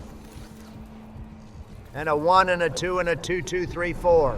There once was a ship from the DEC, the Ishimura USG. She cracked on through with gravity. Go me bully boys, go. Huh. Soon may the Carrion come to save our souls and take us home. One day when the fixing is done, we'll take our leave and go. 3 score years she served her tour. Dirty planet Captain Poor. The captain called no fly and swore he'd take that mucker in tow. Huh. Soon may the Carrion come to save our souls and take us home. One day when the fixing is done, we'll take our leave and go. Da da da da da da da da da da da da. Before the ship could set on home, tragedy struck and the colonies are gone. The old red monster done them wrong and brought the miners low. Huh. Soon may the Carrion come to save our souls and take us home. One day when the fixing is done, we'll take our leave and go. The ghouls aboard a mystery spoke of inutility. The captain swore he'd keep his creed and drag his crew down so. Ha! Soon may the Carrion come to save our souls and take us home. One day when the fixing is done, we'll take our leave and go. Fuck, it's my brother. On the monitor, he's right by the airlock. Don't let this place get to you. Kendra? Don't despair, Daniel. Soon may the executive shuttle come and take that marker in tow. Welcome back, viewers. It's finale time. A lot of great memories made in this hallway. It's where Joe got his first ever death. Crazy how many deaths he has racked up since then. Good times. If I never see a Ishimura bathroom again in my life, it will still be too soon. You know what? Screw it. I will not let the memes slide. I am braving that bathroom a third goddamn time. And the only thing walking out of there will be my massive Biden schlong when I'm done. Phrasing, please.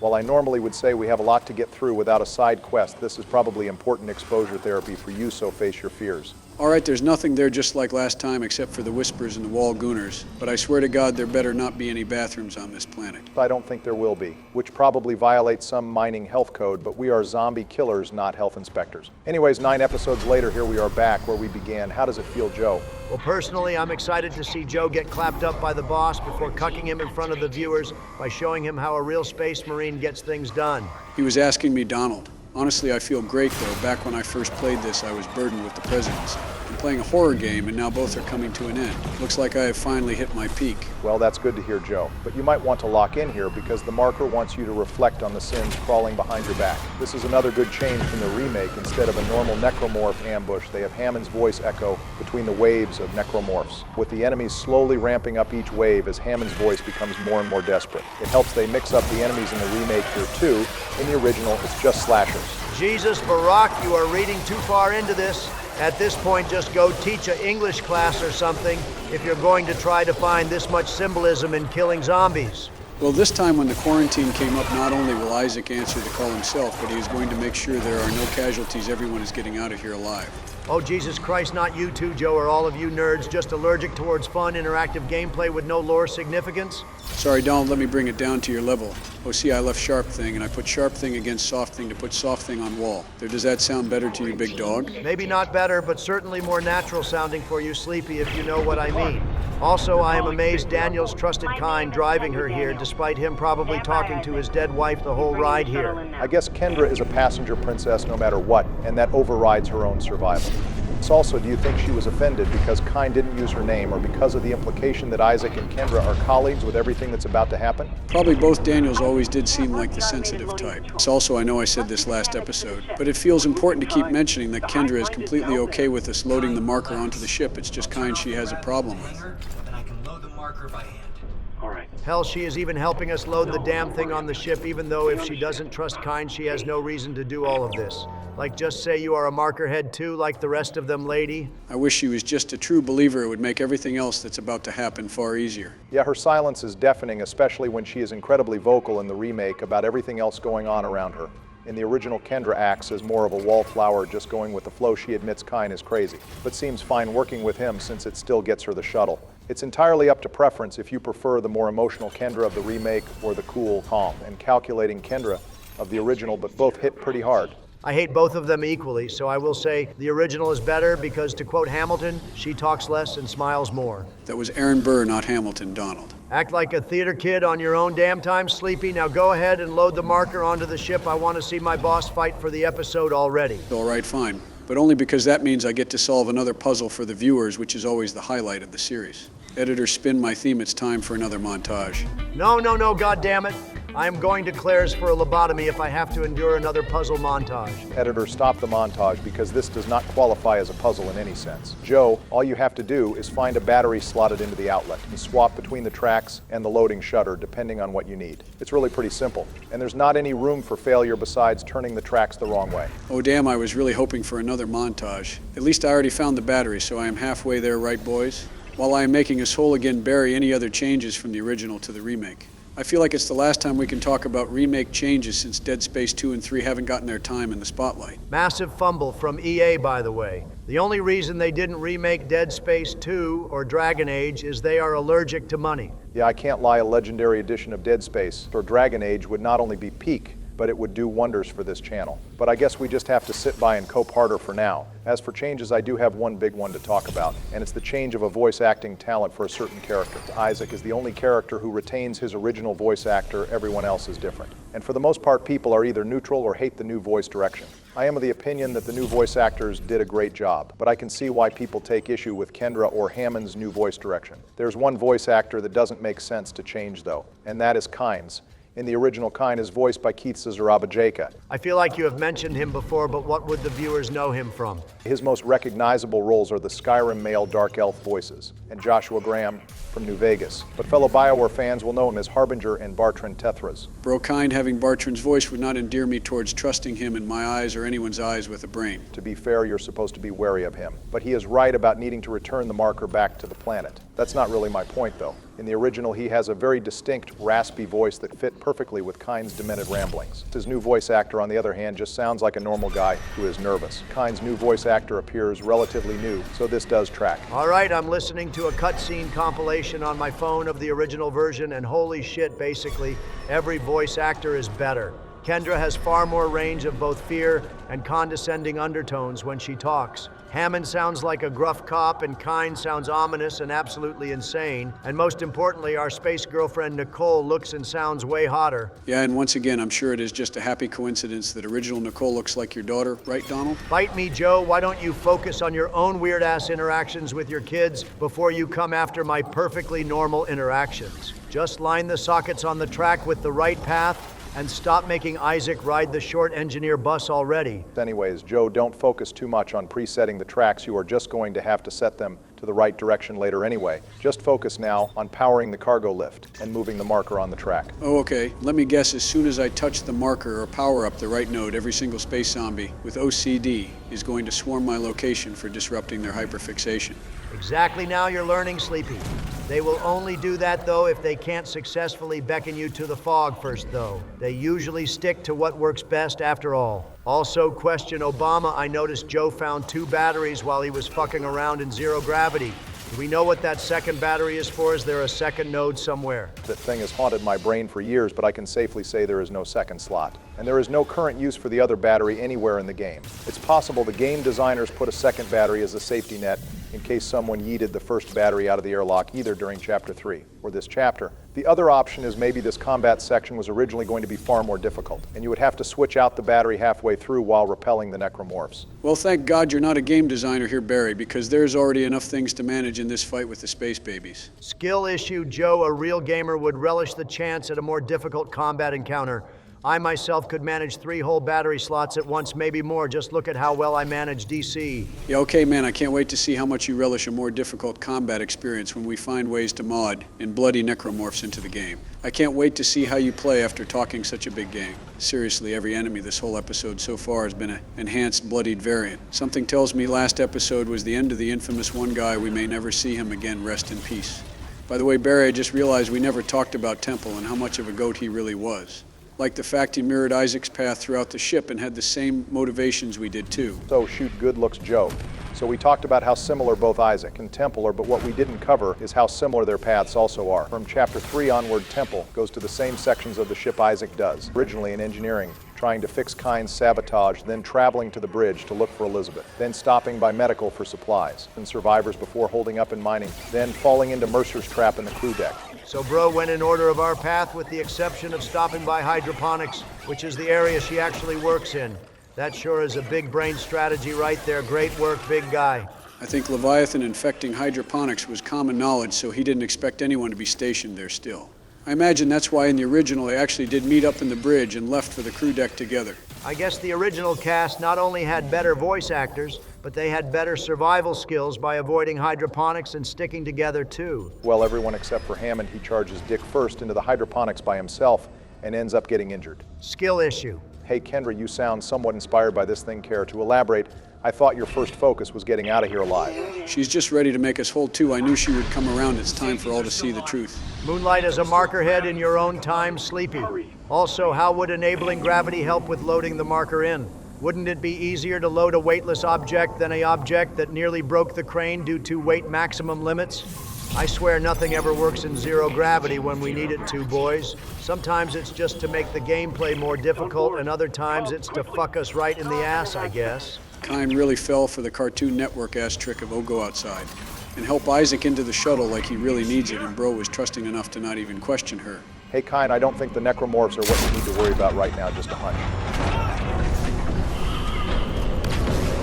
They come back here and fight asshole and take this gravity well with you. All the cool space guns available, and Kendra chose a regular pistol. It's actually, according to game files, Kendra's gun is a modified pulse rifle known as a pulse pistol, basically a sawed-off pulse rifle with a different loading cartridge for higher caliber rounds. Wait, hold on, ignore all that boring shit about her base gun choice. More importantly, this chick has a gun all this time and never once helped us fight. She was undercover Donald and didn't want to make it too obvious. Although I wonder if she was really scared when she was making a run for it, or if that was just for show. I imagine she was actually freaked out from seeing her brother around every corner, but let's hear it from her. Besides, what's a Dead Space game without at least one betrayal? I told you and Hammond that Aegis 7 was off limits. The planet was one big government experiment. The marker, this divine The fact that humans made the red marker is probably the biggest L humanity could take. It's impossible. It's an alien world. The miners dug up the fucking thing. After it was planted here a few hundred years ago. Even Kyne didn't pick up on that. They found the first marker in some crater on Earth. That one. That was real. Alien. Enough to inspire unitology. Our people studied it and reverse engineered this red marker. But they needed somewhere to test it. The Earth government experiment is far more brutal than Kendra alludes to. All of the scientists and security team were killed, and the last survivors sacrificed themselves to turn the red marker's signal off, which they successfully did, considering when EarthGov sent a patrol to investigate, all they found was dead humans and necromorphs. Why the hell do people keep trying to make these goddamn things? Because they make us whole like a bagel. Joe, please. The reason is because Earth is out of resources, and technically markers are a source of infinite energy, although no one has successfully used them for that to my knowledge. The real reason, though, is far more depraved. The markers naturally compel people to make more of them through the indoctrination signal. Since the more markers there are, the more likely convergence will begin. Joe, stop sounding ominous to the viewers. We need to get the hell out of here. It must be contained. Also, Daniels, next time we meet, I'm mounting your head on the CEC of the Ishimura count on it. For what it's worth. We made a great team. You'll find another way off the Ishimura. I mean, You're one hell of an engineer. Your experiment's gonna kill us all! Another change from the original is Daniels actually does hope Isaac gets out alive. In the original, Daniels just smugly says, "See you around," or probably not, before laughing and hanging up. Fuck this hacker nerd. We have been tricked, backstabbed, and quite possibly bamboozled. Well, now we are completely alone, no more survivors or friends, just us and a loaded. Oi, Nicole, so glad to see you again. Isaac, come in, it's Nicole. Where are you? Oh man, I am so glad our space girlfriend survived and no one else did. It would be a shame if we forgot something. Nah, that's crazy talk that would never happen. Also, I wonder what Daniel's plan was here. Does she really think she can lug that marker in the cargo bay without going feral first? I guess she thinks she has more willpower than others do.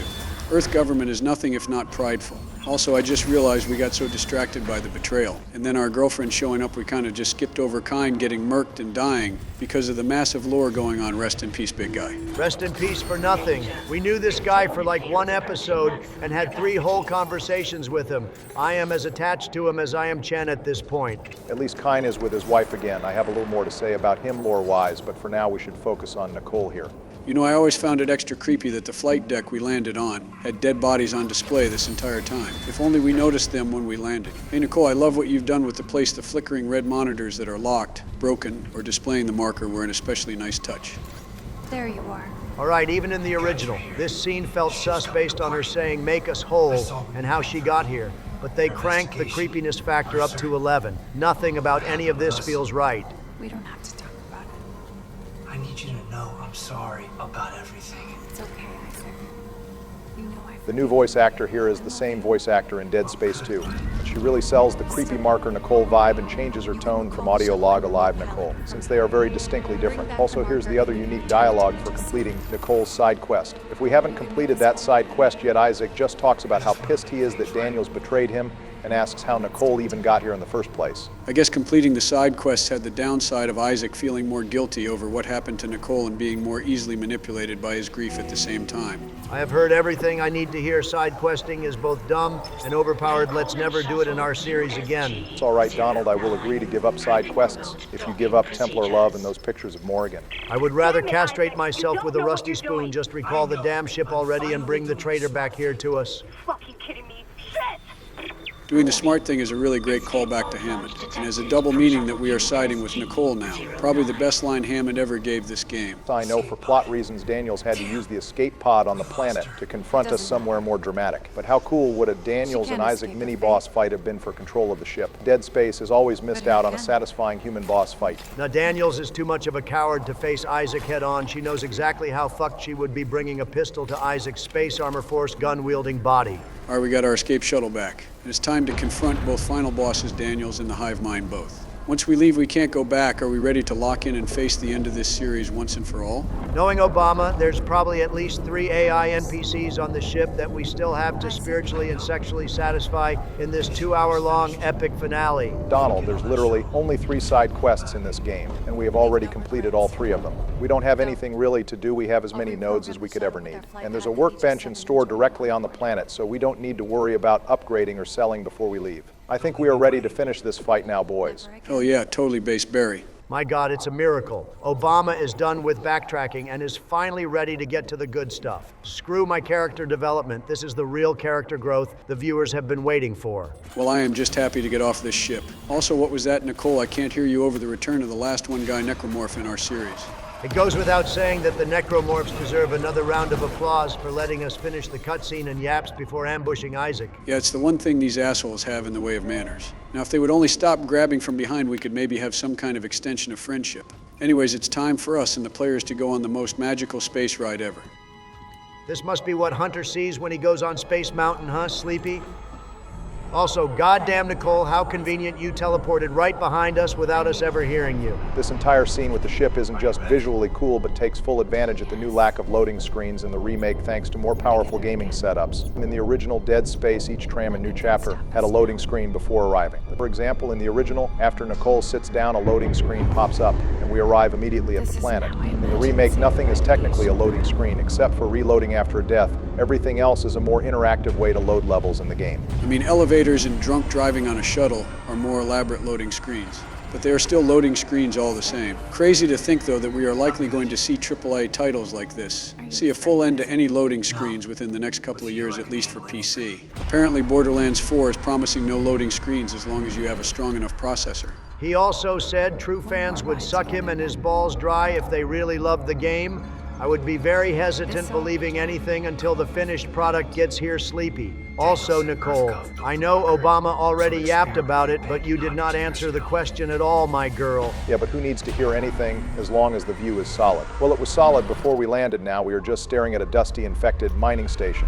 Yeah, too bad. I was really enjoying watching Dead Space while playing Dead Space. Joe, that was corny as hell. Get used to it, Donald. That is not the only name drop that is going to happen in this chapter. I mean, hell, even the title of this last chapter is a title drop. But we have the marker.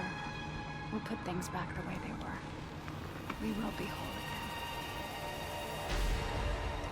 So did Isaac really fly this ship all the way from the Ishimura to the planet while not being aware and passing out multiple times? What kind of flow state is Isaac on? Because I'm going to need some of that. Pretty sure he was experiencing that marker-induced dementia, and the marker was the one really driving the ship. Either that or Isaac was really used to drinking and driving. After seeing all the fucked up actions people have done on the ship while being affected by the marker, we are now seeing things from the victim's perspective. Oh man, I love playing the victim in a role-playing game. Well, steal your giblets, boys, because it's time for every gamer's favorite mission, an escort quest. We have to safely guide the marker from point A to point B. Well, it's better than a goddamn turret section. Yeah, okay, while it's technically an escort quest, it doesn't have any of the big annoyances of these quests like a health bar or upkeep. You really just have to kill everything in your way and clear a path by killing more blight tendrils. Okay, well, killing things and cleaning up a mess is definitely something I can do. Just look at my time in office. Thanks to Donald, I had to clean a lot of messes. Yeah, I'm sure you're great at cleaning up the personal messes you made in the Oval Office, Sleepy. Just try to not have the marker fall on your head while you're moving it. That's not even possible, Donald. You're just hating to hate now. So now that Kyne is dead, I suppose it's important to talk about the parallels between him and Isaac Samus Temple, mostly concerning the marker's plan for both of them here after they return the marker. We didn't even press F for the guy, and here you are ready to glaze him again, Obama. Well, what's on your mind, Barry? Let's see what he is cooking first, Donald, before making any assumptions. I'm not going to glaze the paranoid dead guy, Donald, but I am going to talk about how the marker is playing us here since it's going to become a major plot point in Dead Space 2. Like Joe was saying, the marker produces a signal that urges others to recreate it. However, not everyone who receives the signal is capable of understanding the marker's signal enough to recreate it. Most people, as we have seen, just go crazy or die experiencing the signal. Harris was almost able to understand the marker, but whatever information Mercer got out of him failed to bear fruit. There appears to be 3 criteria that the marker needs for the signal to work and reproduction to start. First is enough willpower to not go Looney Tunes. The second is some form of loss that makes you especially influenced by the marker at all. And the third is enough intelligence to be able to decipher the plans and recreate markers in the first place. Okay, Jesus Christ, that was a damn thesis. What the hell does all this even mean, Nerdbama? Yeah, I vaguely remember this having to do with Kyne or something. All right, I was getting at that. T-Sec evacuation report. So Kyne being a doctor as well as being heavily influenced by the marker, but surviving it and being close to unitology was the ideal candidate for recreating more markers. It's why Amelia in his head was so focused on returning it to the planet once. If that signal was emitted from the pedestal Kyne, would have came home, made more, and started convergence. The marker didn't bet on Kendra, though, and now that he is dead, it has to go with option B. Shit, which is Isaac. It's all Joe ever. So that's why Nicole all of a sudden is more chatty to us. It's not a coincidence. She started appearing more right after Kyne died. Marker signal changes us, recombines us.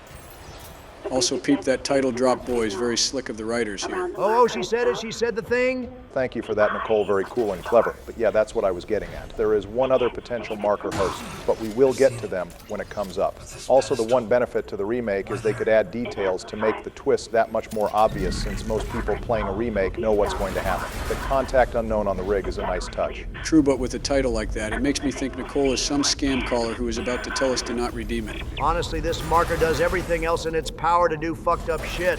I wouldn't be surprised if it added scam calls to the list. Also, that creepy-ass explanation Nicole gave more or less summarized everything you were talking about Obama. She said the dead will sleep and the living will see what can't be forgotten, meaning the marker plans, right? Good catch, Donald, yes. The pedestal will send out one final signal, and then all they have to do is sit and wait for more markers to be made. So I know we are the main character, but there are at least 2 other healthy prospects for the marker to host, isn't there? What about Mercer and Daniels? They seem like they would fit all 3 criteria. Why are all eyes on Isaac right now?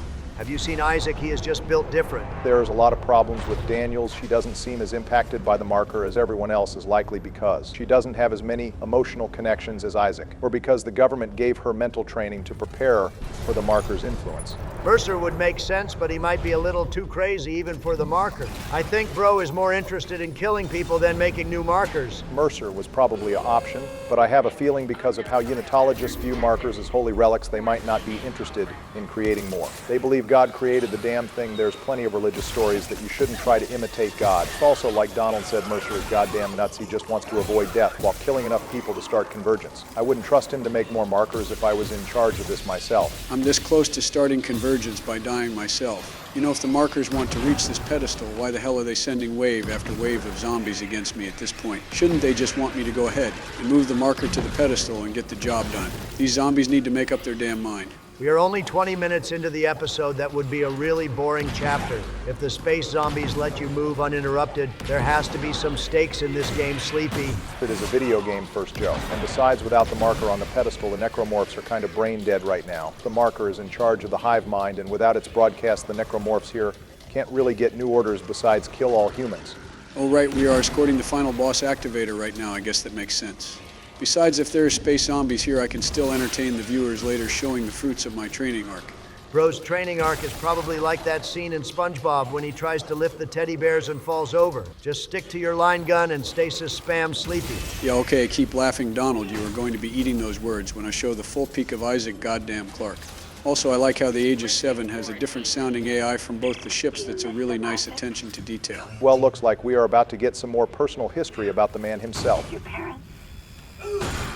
Your mother was a unitologist. She believed. She believed so much it killed her. It's mostly stuff we talked about twice now. Isaac's mom was total shit, and his mommy issues affected his relationship because unitology is a big scam. I guess he must have liked Ham and Chen and Haley, though, since he admits he missed them. Maybe one day we can make them all whole again. Screw making them whole. Our best way of honoring the Kellyan crew is to load up on guns, kill the hive mind, and most of all, kill that damn imposter among us wherever the hell she is hiding. Daniel's really lucked out that we are distracting the necromorph army down below so she can hide out in a computer room for opportune moment. That and Isaac is so focused on the mission first that he doesn't have time for revenge. Anyways, go ahead and loot that destroyed tendril side for some extra loot, and let's go back to our main escort quest. Do we even need nodes or extra ammo at this point? Our suit is maxed out. We have almost 100 rounds on every gun, and all 3 guns are basically maxed out. We are buttering a fully buttered bagel at this point, boys. I am saving up all my nodes for something just for you, Donald, I promise. It's not line gun. Or force gun based, you're going to like this one. So when we grab the last 4 or 5 nodes up ahead, just know it's something for you, big dog. Oh, okay, I will trust you, Sleepy, but this better be an actually good surprise now, like when you promised a McDonald's hack, only for that hack to be, you can order a large meal instead of a medium. You might as well tell me water is wet. Look, I didn't know that was common knowledge. Google AI lied to me that time. Goddamn, can this marker move any slower? We might just be able to roll mid-roll ads at this point. Take note of how slow this thing moves. It will be used for a plot hole later. Looks like we have more blight blocking the way, which means more puzzles and tendrils to cut through. Oh boy, a final puzzle montage. Let's get it. Also marker hallucination. Or no, I already like Nicole giving us directions compared to Hammond or Daniel. She is way nicer and more encouraging. Unsurprising, Sleepy Joe is easily indoctrinated by the marker. Actually, Joe, I've noticed you're more calm and collected this episode. Hell, ever since you started moving the marker last episode, you have been calmer. What's going on there? I don't know. I guess moving the marker around calmed my headaches down, or maybe it's so damn focused on something else that it left me alone for once. I guess I could be that lucky, right? Also, here's where the last master override location is. We get 3 whole power nodes, which means this is technically the most beneficial container in terms of sheer item cost. All of this node looting better be worth it, Joe. I am going to hold you to that, especially since we have a goddamn puzzle coming up now, and here I am unprepared with my deep breath or therapy beforehand. Anyways, Barry, why the hell are there so many necromorphs here? Wasn't there only a small amount of people left on AG-7, and the majority were on the Ishimura? It's actually the opposite. It's true the colony was set up well before the Ishimura even came here. In fact, the mining colony had about 30,000 survivors in all, but 100 of them died during this incident. That 100 was a number collected by Earth government after Isaac leaves, and finds a few survivors in pockets of the world. That 100 also includes a total of 50 who left before the planet crack on a shuttle, as well as Nathaniel McNeil and Lexine Murdoch from Dead Space Extraction, who got out just before Isaac arrives. Wait, hold on, there could be 30,000 space zombies for us to fight? That's like COD zombies levels of fucked Obama. I guess we should be thankful there's a whole planet, and a lot of them are far away from here until the hive mind wakes up. Yes, there could be more than 30,000, but most of the victims of the original Aegis 7 incident were used to form the hive mind. When the Ishimura first started cracking the planet, it not only woke up the hive mind, but it unleashed a few dozen necromorphs that were frozen in the earth below as well. This is what sealed the fate of the inhabitants here, as even though the marker was gone, the hive mind still blew through the colony. And the Ishimura was actively shooting down any ships trying to leave the planet. One of the shot down ships landed directly on the hangar, which destroyed all but one ship on the entire colony. Massive colony skill issue. They clearly needed more pulse rifles, and they would have been fine. Also, for a planet with over 30,000 space zombies, you would think they would use more of them. Joe was literally able to solve this entire battery puzzle uninterrupted, not even the one guy necromorph in sight. I guess whether it's 1 week old necromorphs or centuries-old necromorphs, they are polite enough to let us solve the puzzle first without jumping us. Either that, or they actually want us to move the marker to the pedestal, and they are just being a tender about it when they send guys to attack us. This puzzle isn't really much of a puzzle. You have 3 blank generators and 3 batteries scattered around the map. You have to get all 3 of the empty slots filled to power the central generator, then you have somewhat of a choice to make. The choice better not involve me turning off the lights again and lubing myself up to be hot and ready for the necromorphs. If it is, I am saying no. It's a nice sentiment, but we've had puzzles before where the enemies attack Isaac in waves, like clearing the space rocks or planting the beacon. Well, my guess, though, is they didn't send necromorphs after us here, because once we restart the generator, we have to go through 3 sets of turbines. The environmental hazards in dead space will kill you and end your impossible runs far quicker than any necromorph or boss ever will. One shot you? I don't believe that. Joe, go ahead and run into one of the turbines. I'll give you 20 bucks. I know $20 is $20, but I feel like you would never let me live it down if I did that. So I'm just going to fly out here slowly and safely, and you can go fuck yourself, because it's still my episode. How does that sound, Double D? Don't call me that. Also, I know we didn't ask a comment question for this episode, but Obama, you have yapped so much about impossible mode this and hardcore mode that so viewers make sure you like the video and comment if you're interested to see an impossible run done by our resident game knowledge nerd Obama. And we can even link that guide to our playlist series as a special.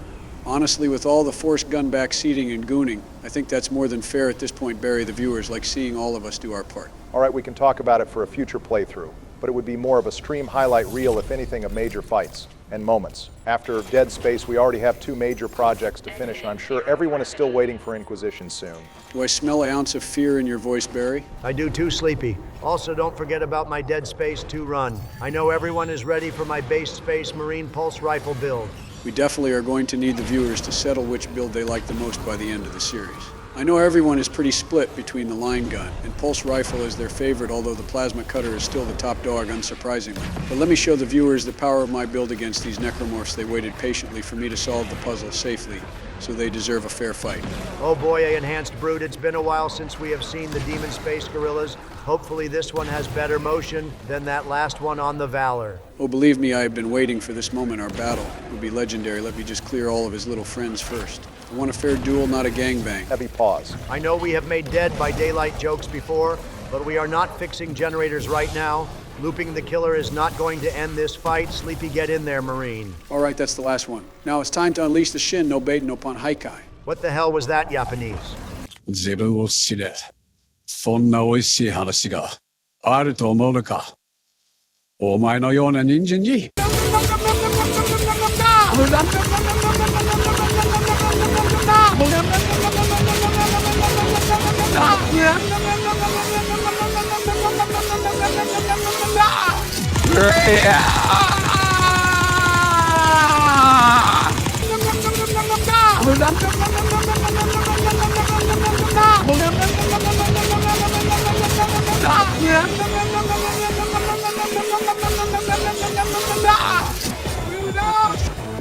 Jesus Christ, that settles it. The weighted blades are too broken to be allowed to exist in this game. They need a heavy goddamn nerf. That brute wasn't even able to move. Well, I'm glad you got to show that, Joe, it's a nice full circle moment to your original necromorph kill in the first episode. Oh, wait, it was? I literally have, like, no memory of that. It was like 9 months ago, and I'm pretty sure I blacked out for most of it. That is the least surprising sentence I have heard out of this entire series from you, Sleepy. Also, Nicole, I thought you said we were almost to the pedestal. This doesn't look like a pedestal. This shit just looks like a Halo flood map. Well, while we are hunting down the rest of the tendrils, why don't we go over some featured comments from last episode? Joe, you want to go first. Sure thing, Barry. We are going to start our shout-outs with a few unique survival spots first. So thank you to Dr. Veronica, who suggested holding up in a small area of the ship with only a workbench. And a closed door, no vents. I think you mean the workbench at the start of Hydroponics where the poison gas sprays are located, which does mean you would need a gas mask to survive the gas flooding in. But if you had that, you might be square not going to lie. Shout out also to Homespun 10-3, who flipped the question on its head by saying they would try to survive on Aegis 7 itself, specifically away from the mining colony we are exploring. It's not a bad idea if you can make it on the planet after the marker was retrieved, since I am pretty sure there were some survivors that Earth government eventually found. Thank you, as always, for all your support. Commenting and liking means more than you know. All right, as always, I will cover the most popular choice in the comments, the bridge. It's unfortunate no one saw the luxury vision of the executive suites, but some of these are still pretty based. So thank you to Kizep, who chose the bridge specifically. The captain's nest, where Hammond was hiding out, pretty peak choice, I can't lie. And Hammond leaving it is a skill issue, as well as Firebird, who had the same idea, but added using the based pulse rifle strat and not even needing to reload, just swapping out which gun to use like a boss. Jack McGowan had the same idea too, to hide by the escape pods, but using the plasma cutter instead of a based Space Marine weapon. Thank you all for your support and based holdout choices. All right, we can do one more round before we do the Super Thanks Boys. Well, Donald may not have gotten any votes for the crew deck choice, but my choice of the mining and engineering sections got the second most votes. So thank you to Joseph Hall, who put some respect on Jacob's name, saying they would have survived until Isaac showed up if Jacob stayed. Thank you as well to Camp Comedy, who had the same idea as well, putting some respect on blue-collar workers. Finally, thank you to VRTX Production, not only siding with engineering, but also had a few backup plans in the hangar for a quick pickup, and the tram where necromorphs couldn't really lock in on your location. Truthfully, though, there is a few situations where the necromorphs do jump into the tram, and the power could fail on the tram due to the constant use. Thank you all for your comments and support. And to everyone we haven't covered yet, we deeply thank you for all your ideas and support in our series. That being said, Donald, do you want to go over the 2 super thanks from last episode? Sure thing, Sleepy. Thank you to Gaming Mythology for the $25 also supporting the based human romance of Cassandra. And we are just as excited to bring Inquisition to our based fan base as much as you are excited to watch it. Also, thank you to Sith Morak for his consistent based support of our series. And shout out to your lore yaps and answering the comment question by holding up in the hangar or riding the tram. Hopefully the power doesn't break and a one-guy necromorph appears to you. Thank you all for your base support and good luck as always in the waifu wars. Well, back to the game, we destroyed the last of the tendrils and we are almost ready to put the marker on the pedestal. Light work for me, boys, but thank God we finally made it to the dramatic finale. This is like in Pokemon where you have to bully those 4 no-name losers before fighting the champion and hearing peak music, boys. Careful, Donald, you're on thin ice. There's definitely some massive Elite Four lovers out there. Some people even like them more than the champion. Oh, fuck not you again. Get those tentacles off me. God damn it, Joe, we were doing so well with avoiding the ear rape for this episode. It's just one tentacle by itself, you'll be okay. One tentacle is all it takes to finish him, Obama. Heavy pause. This is exactly what I was waiting for. When the space gorillas fail, you can always trust the tentacles to offer a proper skill check of Sleepy. Nah, this time the fight is outside in a brightly lit area. It's way easier to hit them.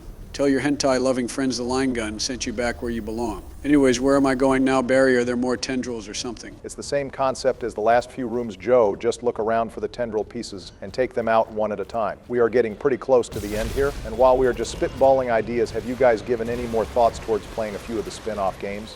Wow, nice line gun trap. Sleepy really impressing your fans here. Honestly, no, I haven't, Nerd Bama, because not only would we have to emulate those shits, since none of them are available on PC or modern consoles, but they also don't follow the same gameplay style of Dead Space, so I have no interest in them.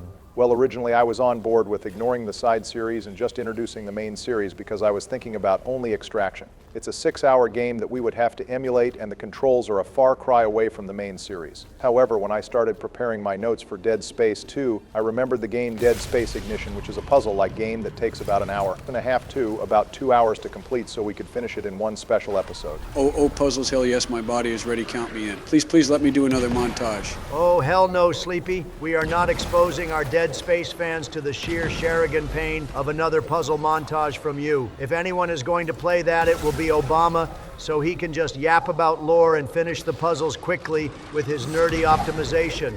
Don't expect me to stick around the entire time watching you do puzzles unless there is a hidden sex scene. No, but there are comic strips and branching paths. I'd only show highlights and story-relevant moments, though, to keep the content at an interesting pace. All right, the lore might make Donald's playthrough interesting as long as you don't have us staring at puzzles for like an hour, Obama. That's rich coming from you, Sleepy. Blow me my puzzles were a hype 5-minute montage. But Obama, I think we should let the viewers decide, same as the Impossible Run suggestion. So viewers, let us know if you would like to see a second special. For Dead Space Ignition in the comments below, if there's enough interest, maybe we will download a PlayStation emulator and give it a shot, since that game isn't available for consoles either. Anyways, back to the game, Obama. What was that text log about? I clicked it open too fast and we have combat still to get through. That was a voice-to-text audio log from the one surviving doctor of the clinic on Aegis 7's mining outpost. The other 2 doctors became infected and were quarantined for study by the surviving doctors to understand the influence the marker has on bodies. One of the doctors turned into a slasher and one turned into a leaper. When the leaper turned, it immediately jumped into the vents and killed the surviving doctor. I wonder what kind of necromorph he turned into. My guess would be either the exploders or the pukers. Those seem to be the third most common necromorph after knife arm zombies and leapers, so that's just process of elimination. Anyways, boys, I just realized this is my second to last combat I'm ever going to do in Dead Space. Can you believe how quickly we finished this game? How would you rate my performance? 7 out of 10, which is more than I can say about your presidency. I think it's absolutely ridiculous you're about to end the game with over 100 plasma cutter ammo. Just shows how easy the late game gets. I think you did really well, Joe. You picked up the gameplay like a sponge. You struggled in the beginning, had a pretty fair mid-game, and unlocked God mode towards the end. If that doesn't showcase the gameplay loop of this game perfectly, I don't know what will. I'll give you an 8.5 out of 10, give you something to work towards. Gee, thanks, Hank Hill. So what's the deal with this pedestal? Did the scientists build it? Because it looks like it's made of marker materials with its red glow. Who cares who made it? It summons the boss and brings about Dead Space 2. That's the important part. The pedestal is actually a part of the marker's construction. But unlike the marker, the pedestal can be deactivated, since that's how the first convergence event was stopped. In order for a red marker to begin convergence, the maker of the marker has to also be present and die to initiate it, which is a spoiler for the end of Dead Space 2. Since the Aegis 7 marker's creator never went to the planet, since they were made on Earth, convergence was impossible. So instead, the marker is going to borrow our brain to try to reproduce and begin convergence again. So it knows its foobar, and before it destroys itself and everyone by turning off the gravity tethers, it wants to fuck with Isaac's brain one more time. Got it?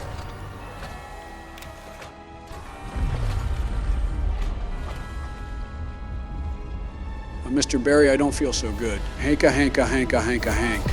Una la care dor unadalgia ar responsa.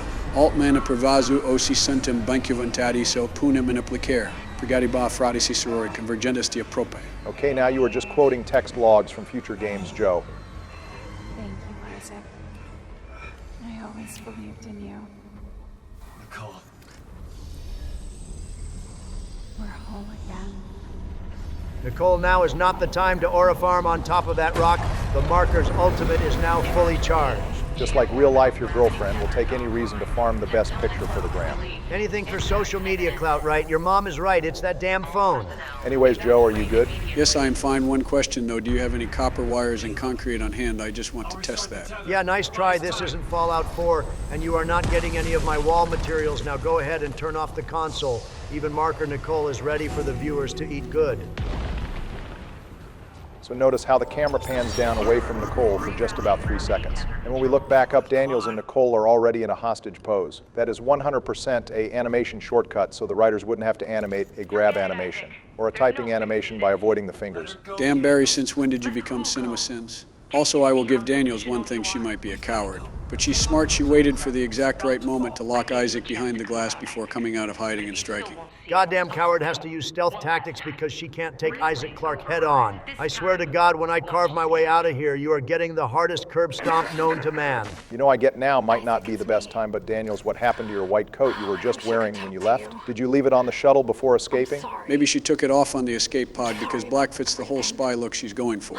Either that or a necromorph ate it while she was busy stalking us. All right, we can make an hour-long lore video about the theories for what happened to Daniel's shirt later. For now, we have some important lore to get through. Probably the biggest drop of the whole series. I mean, it's a plot reveal from like 2008, so we did kind of ruin it in part 6 of our series. Joe, you are older than the plot twists in the Bible. That doesn't mean we should ruin it for our viewers. Now shut up. Not much, is it? Just trying to make it listen when he begged for convergence. But I had a different prayer. It spoke. And then it listened. Make this stop, I said. Maybe it understood, but...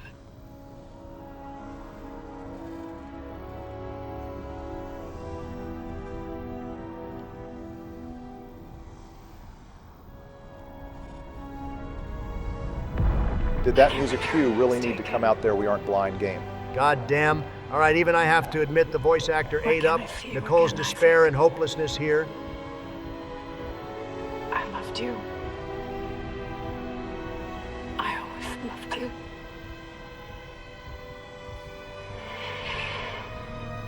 Hey, wait, Nicole, we can talk about this. What do you have there? This is probably the most well-known fun fact in gaming trivia. But the first word of the titles of each chapter in this game spell out the sentence, Nicole is dead. Also keep in mind we learn in Dead Space Extraction that Nicole broadcasted this entire message and suicide across the entire ship as well as sending it to Isaac. I don't think she did this intentionally, but by this point she was fully under the marker's influence because of her research that she became deluded. I think it's safe to say the marker made her broadcast her death shipwide to demoralize any survivors still remaining that one of the last good doctors gave up. And Daniels found the log through the ship's database, and that's how she found out too. Did Isaac know, though, that Nicole was dead? He most likely did, but between his parents' death. And now this he likely just repressed it and was in complete denial. I still like to think this was all caused by him not watching the whole video. And this entire game is a PSA to watch every TikTok your girl sends you. I could go either way, but who is this cross girl that was pretending to be her? Yeah, exactly, Joe. Who is cross? We were supposed to forget about her good work. No, I mean, who is this girl? I actually don't remember her. Was she the girl that cut that guy's throat in the medical theater? God damn it, Joe. No, she's the girl that helped us kill the tentacle creature. Jesus Christ, please take your meds. I don't want to have to deal with you thinking the hive mind is your goddamn friend right now. Lock in, Brandon. Oh yeah, I am sure EarthGov will take real good care of the marker and make it safe they are with the government for God's sake. It's not like they originally created this marker, sent it to Aegis 7 and other planets and everyone died. Then when they commit Isaac to the insane asylum to get his marker codes, I am sure everyone won't die a second time. Damn well rest in peace, Cross. You died unfortunately crazy. But at least you get to see your boyfriend again now. Press F, boys. F. So Barry, when you put what happened that way, it's almost like EarthGov is worse than the unitologists. They just worship the markers, but the government is the one making them that's pretty cut and dry. They basically are worse. At least the marker heads are honest what they are about and what their goals are. The government pretends to be the good guys while simultaneously causing every single zombie outbreak. We probably aren't in the best position to judge, but the more I think about it, the more I see the anti-government message hidden in Dead Space Boys. Keep in mind that while we are taking this shortcut back to the shuttle, Daniels is taking the long way that we have been traveling the last 30 or so minutes. And she has to bring the marker back too on that slow loader. It will come up in a minute. Isaac took that whole revelation about Nicole. And what's her name dying pretty well, bro, either has the best compartmentalization skills or he already knew about Nicole. And so it's an old wound. Considering Dead Space 2, he is definitely not over Nicole. There's a whole second game where one of the objectives is getting over your ex. Guess it will be up to Donald Trump to build Isaac up and over his ex. Anyways, Obama, you said this was a shortcut. Where does this lead to, though? towards a massive supply room, it looks like. I'm going to cut ahead and buy up all the ammo I need to fight the hive mind and get into that surprise I talked about. So because Barry told me the force gun isn't going to be useful here since this is a long-range fight, I decided there's one gun to bring into this fight to carry me to victory. So I saved up a lot of money, and nodes just for this. Donald wanted to go over how you would build the pulse rifle in this game with 13 nodes to spend. Oh my God. This is the most beautiful gift I could ever ask for. Oh God, I could kiss you right now, Sleepy, if that wasn't sus and you were my rival. Oh God. Take your time, Donald. It's only right before the final fight. Okay, I think I am soft enough to get through this. So what these three don't appreciate about the pulse rifle is that it already has a high rate of fire and reload speed, so most of its upgrades cover capacity and damage. So I am going to first get the first node that greatly increases carrying capacity, then go along the path increasing the rifle's damage as much as possible. The grenade launcher secondary would normally be overpowered and a priority, but for the boss fights, I think it's best to focus on spray and pay for Sleepy here. There you go, perfect last-minute build for you. Thanks, Double D. I am sure the pulse rifle fans are cheering at this. Now it's time to finish this fight once and for all, starting with Daniels. Goddamn Isaac, take the shot already. What the hell do you mean last warning? We have the space engineer armor and a gun that could chop your head off in one shot. I think we are the ones who should be giving a last warning here. He's not even using stasis or nothing here. He is just letting her run away.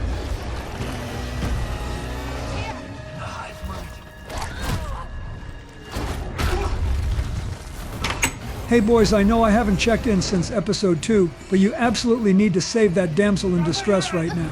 Yeah, that just seems like the neighborly thing to do. Oh, okay, never mind. Yup, like goddamn clockwork. As soon as George shows up, the tentacles go nuts. Also, screw that damsel. She was a traitor in disguise. Boy's not worth our time. Sweet mother of Texas, that's a big tentacle. Hold on, why do I hear boss music? Holy great white Alaskan bullworm, that thing is big.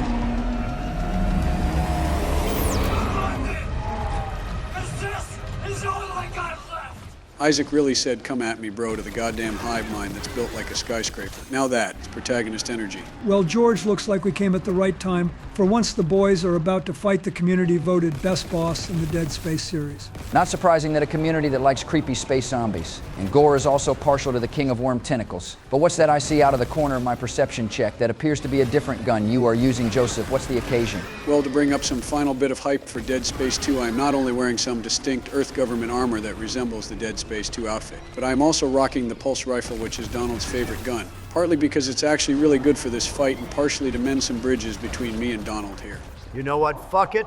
I still think your political views and taste on mages suck, but the whole 2020 election and threatening Isabella, water under the bridge. Oh my God, boys. I think I have a tear in my eye from this character growth. While you're at it, Donald, do you think you can forgive the sparing Logain incident? Know your limits, Obama. Screw you all for that day, especially you, George. Damn, man, I just got here. Damn, I have never been more happy to miss a session with the boys, because I had to take Hillary on a Target run for 4 hours that day. Anyways, Obama, moving on before Donald has a crash out to ruin this perfect moment, why don't we talk about this boss fight strategy-wise? Sure thing, Bill. Like any good boss, the hive mind has 3 distinct waves to it. The first one is very straightforward. You have to shoot all 5 mouth nodes while also avoiding its tentacle strikes. And sack bombs. The 5 nodes are all small and fairly far away, which makes the pulse rifle or contact beam your best bet for destroying all 5. It also helps that the pulse rifle is good for every single boss encounter, since a high rate of fire is perfect for high health pools. It's no line gun, but the pulse rifle carried us through that first section, no problem.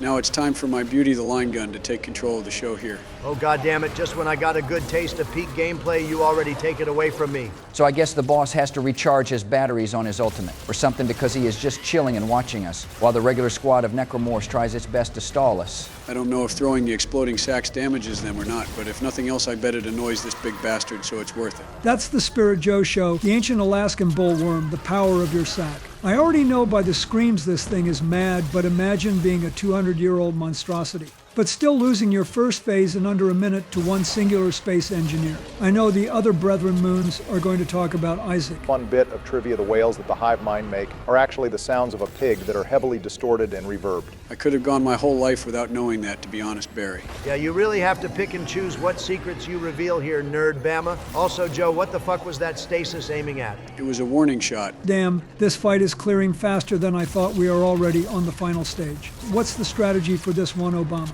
I am sure all of the viewers brought their pencils. Yeah, sure thing. This is probably the most involved of the 3 stages, since instead of focusing on your shooting mechanics, it's instead going to test your dodge skills, while making the shooting part easy since he stands still. This part saw the biggest improvement from the original, since in the original he just attacked from left to right. But now he actually attacks you where you currently are, as well as tries to box you in with acid puke. Oh great, I would have been so disappointed if this thing swung like Vegeta fighting Frieza. God forbid a president has to not play Dark Souls for 2 seconds line gun. Don't fail me now. Screw that noise, Sleepy. Keep using the pulse rifle. It's carried you so far. I would, but I want to hold my long-lost lover one more time, Donald. Joe is clinging on to that thing like it's his family. Like I said, the shooting is the easy part here, so any gun works. In the original, though, because of how the old secondary fire of the line gun worked, you could technically destroy all of the sacks with one shot. This is because instead of line traps, the line gun used to shoot a concentrated wisp of energy that would then shoot out into dozens of lasers for a few seconds. The old game might be more tame when it comes to builds, but it still had some insane exploits. This must be the type of training my girl Sandy Cheeks was undergoing to wrestle worms.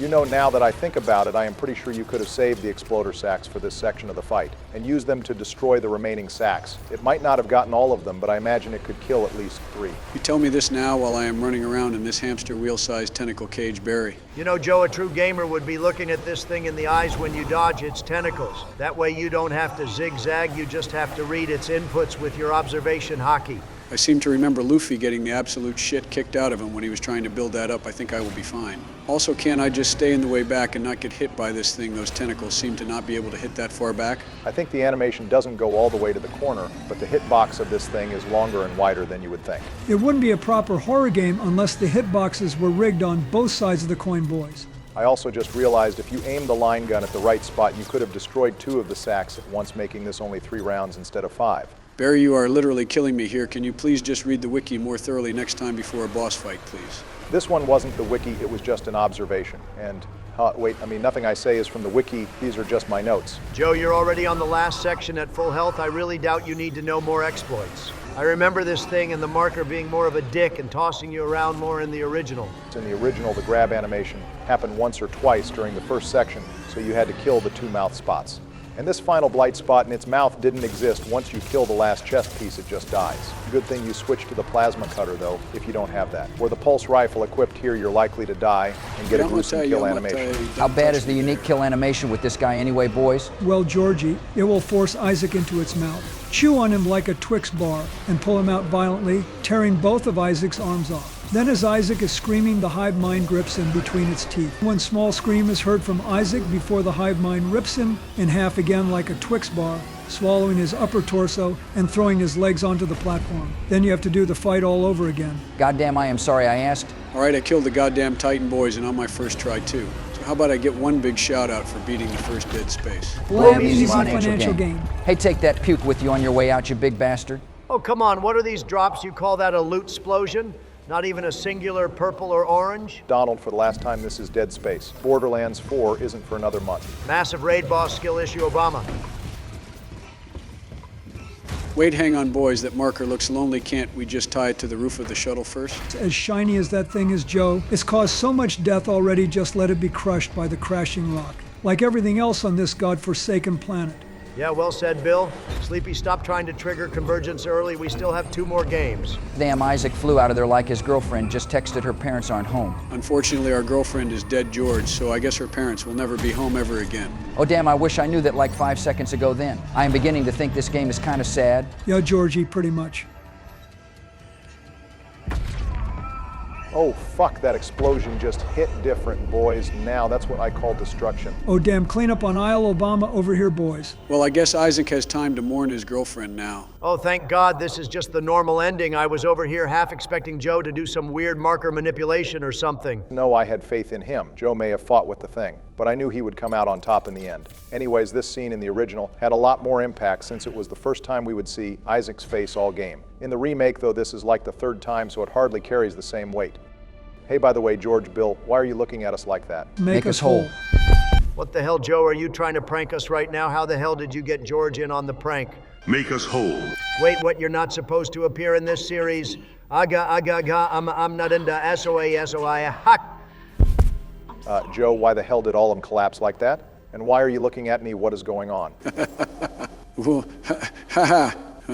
We are all whole now, Obama. Morte estian spatu liminal. Wait, Joe, Noir get away trebi from me. What sinifi are tima you my doing? molt decatrisria Remember the dentro cold camera stone. alta. Morte Joe. este casi cama I Snap merge out of it. trencher on hall into Wait, I cat. have some lore I Dartia can fly talk about. todisi and Or interior maybe on some- a case as a No. cajol and seat the undivasi No. say.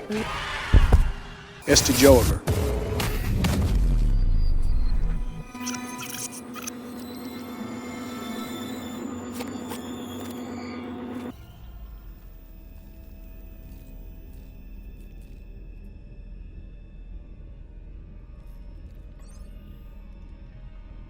The Ishimura really was a great ship. Yeah. We were lucky to see her in her prime. Are we going home, Isaac? There's so much work to do. Soon, I promise. Gotta build a little something first. For me? What is it? It's a surprise, sweetie.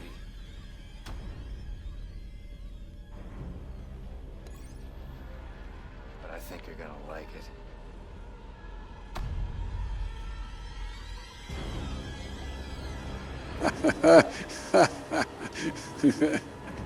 See you all in Dead Space 2.